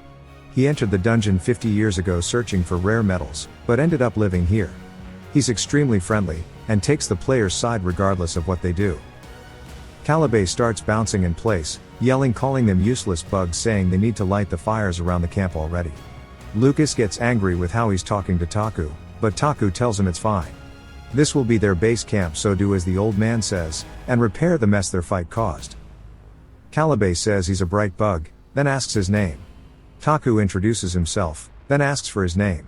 Taku knows his name, but needs to ask. Calibe says he normally only reveals his name to comrades. But he's interesting, so he's an exception. Then he introduces himself as the best in the world. Taku says while it sounds arrogant, it's the truth. He's the only one who can make the personal equipment of SSR rank character. He's also the only one able to make special magic weapons. The equipment they need for stage 5 must be made by him, so Taku made sure to flatter Calibe. But he picks up on how nicely he's being treated, and says he clearly wants something. Taku says yes, and there's no need for him to beat around the bush. Then says he needs a star silver weapon. Calibe says that'll be a bit tricky, then asks how many he needs. Taku says he needs 15 and maybe more. Calibe asks if he's crazy, saying that's a lot. Taku asks if he can't do it, saying the best in the world claim must be a bluff. Calibe says the silver star weapons are the highest level exorcism weapons, and it takes a lot of work to even cast one piece. He's not sure where he's trying to use it. Taku cuts him off, saying the vampire king Celine Dion, no relation to the singer, will soon invade the human world. Calibe is surprised. Taku explains how normal vampires only need normal silver weapons. But for high-ranking ones the silver weapon's effects are halved. So the silver star is a special weapon to deal with it. It can inflict full damage to any vampire. They can also only be cast here at the magic force. It's usually crafted in the middle of the game, but he needs it now. Since the game progression is changing itself, he must adapt to it. Calibe says you know what, when he entered with his brothers they kept finding rare metals and were all excited, but their greed was their downfall. They went deeper into the dungeon, then they ran into them. Taku asks who, Calibe tells him he met Celine Dion. It was their mistake to look for metals so far into the dungeon, and when they realized they were no match it was too late. His hands tremble, as he says he was the only one to escape, never to return to the depths. He asks Taku if he knows why his brothers died and not him. Taku asks if it's because he's the most capable. Calibe says yes, he's the best at making weapons to kill monsters. He shows Taku that he obtained star silver due to his brother's sacrifice. Now Taku is asking for his brother's lives to be turned into a weapon. He asks if he can pay the price. Taku says yes he can, and that he will pay with Celine Dion's head, and he can bring his body which can be used for crafting and materials. Calibe boisterously laughs saying he thought he was a decent guy, but turns out he's a damn psycho. He says he hasn't heard his full name yet, then Taku tells him. Calibe said he knew there was something different from him. Then says he'll make it for him, but 15 is too much since he doesn't have enough star silver. He says he can make 3 guns, that's it. Taku agrees, and then signs a contract with him. Taku receives a limited time quest to get the rest of the materials needed. He tells Taku by the time he returns there will be others back in the camp, since there's nowhere else in the dungeon that's as comfortable to live as here. And with the masked circus gone it's good again. Taku says he has a question. Calibe asks what it is. Taku tells him about how the crawlers turned into fog after being defeated, and asks if he knows why. Calibe says it's because of their curse. There are 3 curses placed on this kingdom, he doesn't know what 2 of them are. But one of them he's very familiar with, and the citizens of this kingdom who sometimes come out as survivors are suffering due to it. Taku asks what it is. Calibe tells him it's the curse that made these ghost-like people crawl around for hundreds of years. It is the curse of eternal life. It jumps back to Taku's manor. Taku gathered all 3 party members, and while they were probably tired this meeting was necessary. According to Calibe, when Lake Kingdom people die they resurrect at a specific location. It takes them time before they can move again, but they respawn indefinitely. Taku says the enemies are fixed in time. Lucas asks if every citizen is under the curse. Taku tells him that very few are citizens. While the city looks like it would have tens of thousands, the actual NPCs you meet in-game are a few dozen. There are 100 NPCs you can meet in the dungeon, half of them are adventurers so the other half are the citizens. Taku then wonders where the other citizens are. The food arrives. Evangeline says that eternal life is a blessing rather than a curse. Lucas says he agrees, since if they could live forever it would be a blessing. Damien says he doesn't like it, and living forever seems difficult. Juju is deep in thought about it. And everyone began to share their opinions on eternal life. Taku says some of them are thinking they'll be granted eternal life. And after a bit of everyone talking he dismissed them all since they were fighting all night. He wants to let them rest up. Taku yawns and tells Lucas and them it's time to go too, but he notices Juju hasn't moved. He asks if he's okay, saying she doesn't look good. We see her falling over and landing into Taku's arms. She's clearly sick, but he thinks it's something else. All sorts of things ran through his mind. He wonders if she's putting the moves on him to get gold. He even wonders what to name their daughter. She comes back to her senses and apologizes, saying she felt dizzy. Evangeline says even if she's dizzy why did she dive into Taku's arms? Lucas also tells her not to approach him so easily. Damien asks if she'd like to receive some healing magic. Juju says no and it isn't a big deal, but her nose begins to bleed. She quickly grabs her hat and leaves. Taku tries to get her to wait, and tells Lucas and them they are too overprotective, and she's just sick. Evangeline says her magic energy looked like it was about to shoot out. Lucas says ever since they first met her she's hiding something, and her magic is unstable. But he never said anything since her magic skills were so perfect. Damien says she looked really sick, and any time she used her magic she had to smoke from her pipe. And the stuff inside the pipe isn't tobacco, but painkillers, and he watched her put them into her pipe. Taku wonders why all of the mages are so sickly, and says this is why people need exercise. Lucas says he needs to do the same, and Evangeline says she agrees. Taku is pale since he's always sitting down. Lucas busts out the side chest telling him he'll take care of his health. Taku sweats saying there's no need, but Damien realizes he'll catch a stray and runs off. The next day Taku is struggling from DOMs, and it's because they had him working out all morning. Ader then screams, running into the room saying the messenger who went to the capital has returned. Taku asks about the reinforcements. Ader tells him there aren't any. As soon as Taku knew the stage was against the Bloodkins, he asked for reinforcements, and it was a handwritten paper. Ader informs him that since the Imperial Army is invading their enemies, they are occupied. Just like their previous message, they aren't able to send reinforcements until the war in the West is stabilized. Taku asks if they truly don't understand that if they lose the Southern Front, all of humanity will be lost. And he starts to curse at Fern, but wholesomely wishing him good things in life. He tells Ader to send another messenger, and if they do not send reinforcements this time, he will show them the greatest spending spree the youngest prince can do. Ader is afraid of what will happen. It jumps back to the base camp, and it's all cleaned up. Lucas says he doesn't see any enemies. Calibe says that they are all gone and won't be able to return here. Then says they sure took their time returning. Taku says it's funny and sad how excited he is, and that it's like a grandpa waiting in the countryside. Taku asks if he means the crawlers cannot return here. Calibe says yes, and it's refreshing. Taku asks how is that possible. Calibe tells him because the head of the camp, Coco, is back. We hear a lady saying this should be enough for installation. Then she looks over at the main party. She runs over and is actually a damn giant, and is happy to see newbies. She hugs Lucas and Evangeline, calling them fetuses. I like her already. She says her name is Coco and she's here to support them, so don't be scared. She asks why they are all skin and bones, and Lucas asks if she's okay mentally. She says this won't do and opens a jar saying they should eat these delicious jellies she's prepared. The jelly is screaming at them, and they look at Taku out of pure excitement. Then he explains that her name is Cutting Coco since she cuts anything in two. But not in a scary way. She's a witch who is a spatial mage with the ability to cut through space. She's an NPC dedicated to teleportation. All of the gates they've been using thus far were installed by her. And turns out to make sure Clown and his goons, as she called them, cut them off from ever coming here again. Taku explains that just means she put a barrier to block them, and the stone she was fiddling with earlier is a barrier stone. It's a relief. Now it means the base camp is a complete safe zone now, and even if another enemy appears, she's here, so it'll be fine. Calibe asks Taku what the medals he brought with him are for. Taku says it's for the Silver Star weapons, and he's the one who asked for it.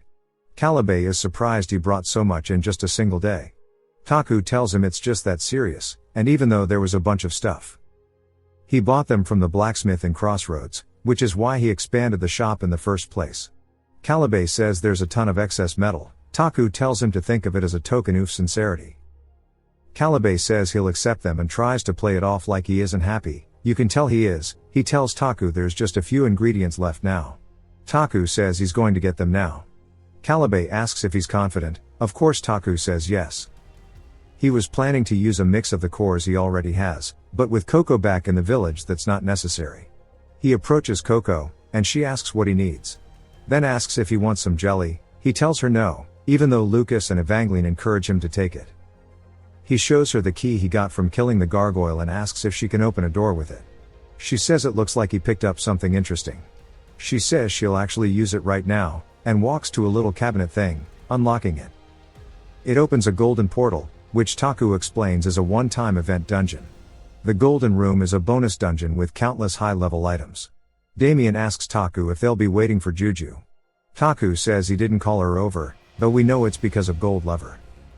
He hands them some bags, and Lucas and them asks if they won't be needing weapons. He tells them that they won't be needing them. If they did bring their weapons, it'd be dead weight, as when they return the bags are going to be heavy. He tells them it's time to get some items, and they enter. Inside the portal is a chamber that is entirely gold. They ask Taku what's going on. He tells them the rules are simple. Goblins begin to come out of portals. He says if they take them down they'll get an item. They have a minute to catch the goblins, and there are 3 goblins in total running around the room. But these goblins are extremely fast and sturdy, and while normally it'd be impossible to catch them. They have Damien, who readies his gun and shoots towards the goblin that's bouncing off the walls. The goblin turns around, but it's too late as Damien has already shot a few of them. They drop golden coins rather than blood. Evangeline asks Damien how he's even hitting them, Lucas acts smug, saying Damien has been with them since the advanced base, so their depth as party members are different than hers. She calls him old. Taku tells them to stop yapping, and as the goblins turn into a bunch of gold and items, he tells them to grab them all.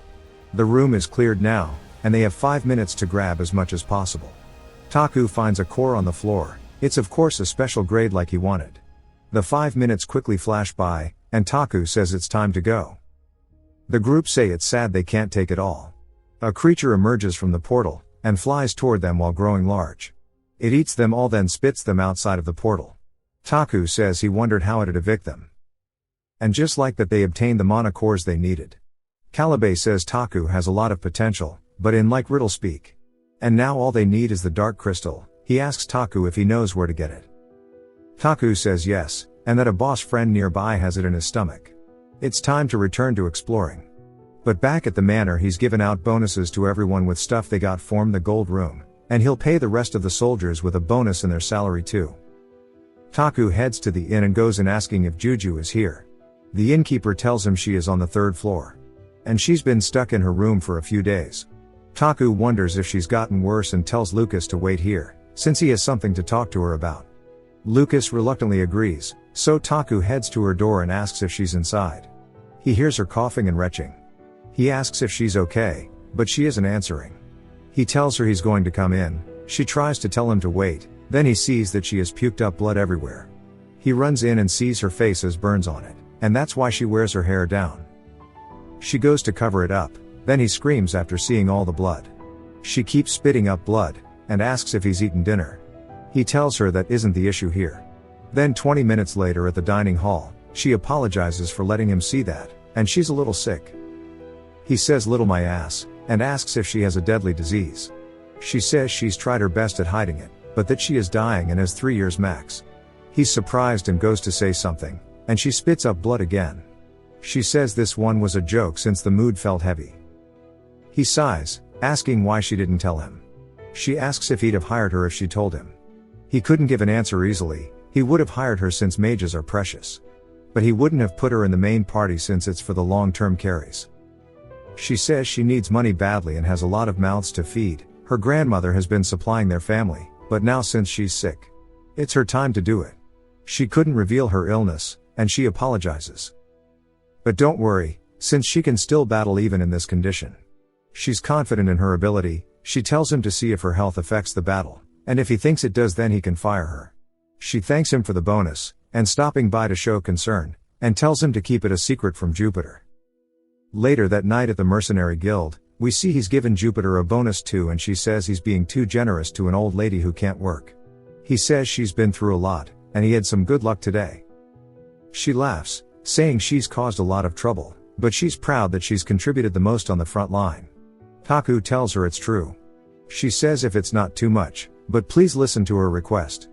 She says she feels sorry for herself. She's lived such a shameful life that even in her old years there's nobody to share a drink with. He asks if it's because she's a wandering mercenary, and she says sure. She thanks him and begins to pour a drink, saying that this is a story about Juju. It's been 15 years, but she remembers the first time they met. At the northern front of the Empire, we see a younger Jupiter trying to light a match. When she was the captain of the 2nd Division, she calls down lightning out of frustration, and smugly says this is why she learned magic. Another woman comes, her name is Sharp Wind Reina, the captain of the 1st Division. She says to not use magic here, and calls her crazy, asking who lights cigs like that. Jupiter says of course she does. Reina says she's sick of her shit. And to give her a cig too. Jupiter asks if she's her lackey since she's always asking for cigs. Reina says that she's the only one with the high quality ones, and acts really friendly saying to give her one. Jupiter tells her to act her age, and some other soldiers see them and salute them. Jupiter and Reina then shared a cig and smoked, the two aces of the Imperial Magic Corps. The reason the Magic Corps was able to get a leading position in the army, was solely due to them. Jupiter tells Reina while she was being saluted it occurred to her that the other unit commanders all have scars all over their faces and are tan. Reina says well duh, they have fought countless fights. Jupiter says so have they, but they are pale and have no scars. Reina says it's because they just bomb and the war is over. Jupiter says that she likes her job. Reina asks why she's complaining then. Jupiter tells her she just feels like she's lacking impressiveness and it feels like the other unit captains ignore her. So she's thinking of becoming a SoundCloud rapper. Reina flames her, saying she gets ignored because she's always falling asleep during meetings. Jupiter says she only fell asleep once, that was it. Reina reminds her that it was when the Emperor attended the meeting. A messenger appears, saying he has a message from the commanding unit. During this time the Imperial Army's First Corps is in the process of invading a small kingdom named Camilla. The war was in its final stages, but resistance continued, so the Magic Corps were carrying out a messy and boring mission of clearing up enemy guerrillas. Jupiter says they are like ants, even if they get rid of one of them more appear. The messenger says they have been ordered to strike simultaneously in the morning. Jupiter says she hates morning operations, but she understands. She asks Reina if she wants to take a trip to the south when the war ends. Reina says 2 women past 50 going on a trip is gross. Jupiter corrects her, saying 2 rich talented ladies. Jupiter says they might even be able to find some young hot men. Reina reminds her that they'll have eyes. Jupiter says the cold weather is making her pessimistic, and they should enjoy the south since it's warm. She says when she retires she'll go south and stay in a resort with a pool, enjoying the sun. Reina says okay, and that they should visit the south once before they die. Their conversation was as far away from the south as it was from reality. They continued their talk about retirement and old age and had fun. Then it cuts to the next day. They are looking at a town from afar, asking if it's really a military base. Jupiter says it looks like a village, and asks Reina what she thinks. Reina says she doesn't see any weapons or cannons either. Jupiter tells a soldier to confirm that it's a military base. The man comes back a bit later, saying they are sure it's a military base, and that the guerrillas are disguising themselves as civilians. The village is already under their control. Jupiter looks at it and says, "Is that so?" They then begin the countdown to bomb the city. Reina readies her magic, but Jupiter doesn't. Reina says if she wants her vacation they need to deal with this quickly. Jupiter smiles and begins to ready her magic too. Jupiter says she just needs to follow orders like a good soldier does. Then strikes the town with her lightning. We see it strike in the middle. Then after a second of nothing a massive explosion follows it. Reina then activates her wind magic and creates 3 tornadoes in the town. The man tells them the operation is over, and the knights will head in and investigate now. And they can both return to the base. Jupiter stares at the village on fire and says she wants to go there to see it herself. Reina reminds her that they are prohibited from approaching the site, and they specialize in long-distance warfare. She tells Jupiter if she goes there and gets ambushed their combat force will plummet. Jupiter runs off anyways, and Reina tells the man to stop her, but he looks confused since who would stop a mage. Jupiter stands inside of the burning village, and sees the destruction. She finds a dead child, and other civilians, and she drops to her knees. She starts to curse the order, saying there were no armed forces here, it was just a village full of the elderly and the young. Some soldiers say they finally found her. They tell her it's dangerous here. And Reina approaches her, telling Jupiter to calm down. She asks how she's meant to calm down without the commanding unit even checking their intel. Reina says that the guerrillas might have been hiding in the village, and truthfully they don't have the time to go through them one by one. It's already been half a year since the war began. Soon it will be winter and they need to end this quickly. Jupiter says so what? Their plan is to just indiscriminately burn everything, without checking. Reina says it's efficient. Jupiter says the only efficient part is they are massacring civilians. Reina sighs, asking if she remembers how many countries they've wiped out so far, asking if she thinks civilians haven't been killed before. And out of all of the last 20 years, how many real military bases does she think they've burned? Jupiter started to feel a gut-wrenching pain as she realized her entire career has been a lie, and she's been murdering innocent civilians. Reina says she's been doing so well until now, so why is she acting like this now? And to stop making things complicated, Jupiter begins to vomit. Throughout her entire life, she's never doubted anything so far. She followed orders and felt proud for her work. Each medal she earned she wore proudly. She felt happy to contribute to the empire. But it was all bullshit. She was living a lie. Reina says she said it herself, this is just how war is. Without a single scar, their sole job is to shoot magic from afar. But if she looks closely, this is reality. Jupiter's head remains down, then she hears the cry of a survivor. She looks over and instantly runs over to find a building engulfed in flames. And is shocked to see a little girl inside with a burn on her face. Jupiter quickly helps the little girl out by lifting rubble, and asks if she's alright. She holds her and apologizes while crying, saying it's all her fault. An older man comes out asking if she's part of the rescue team.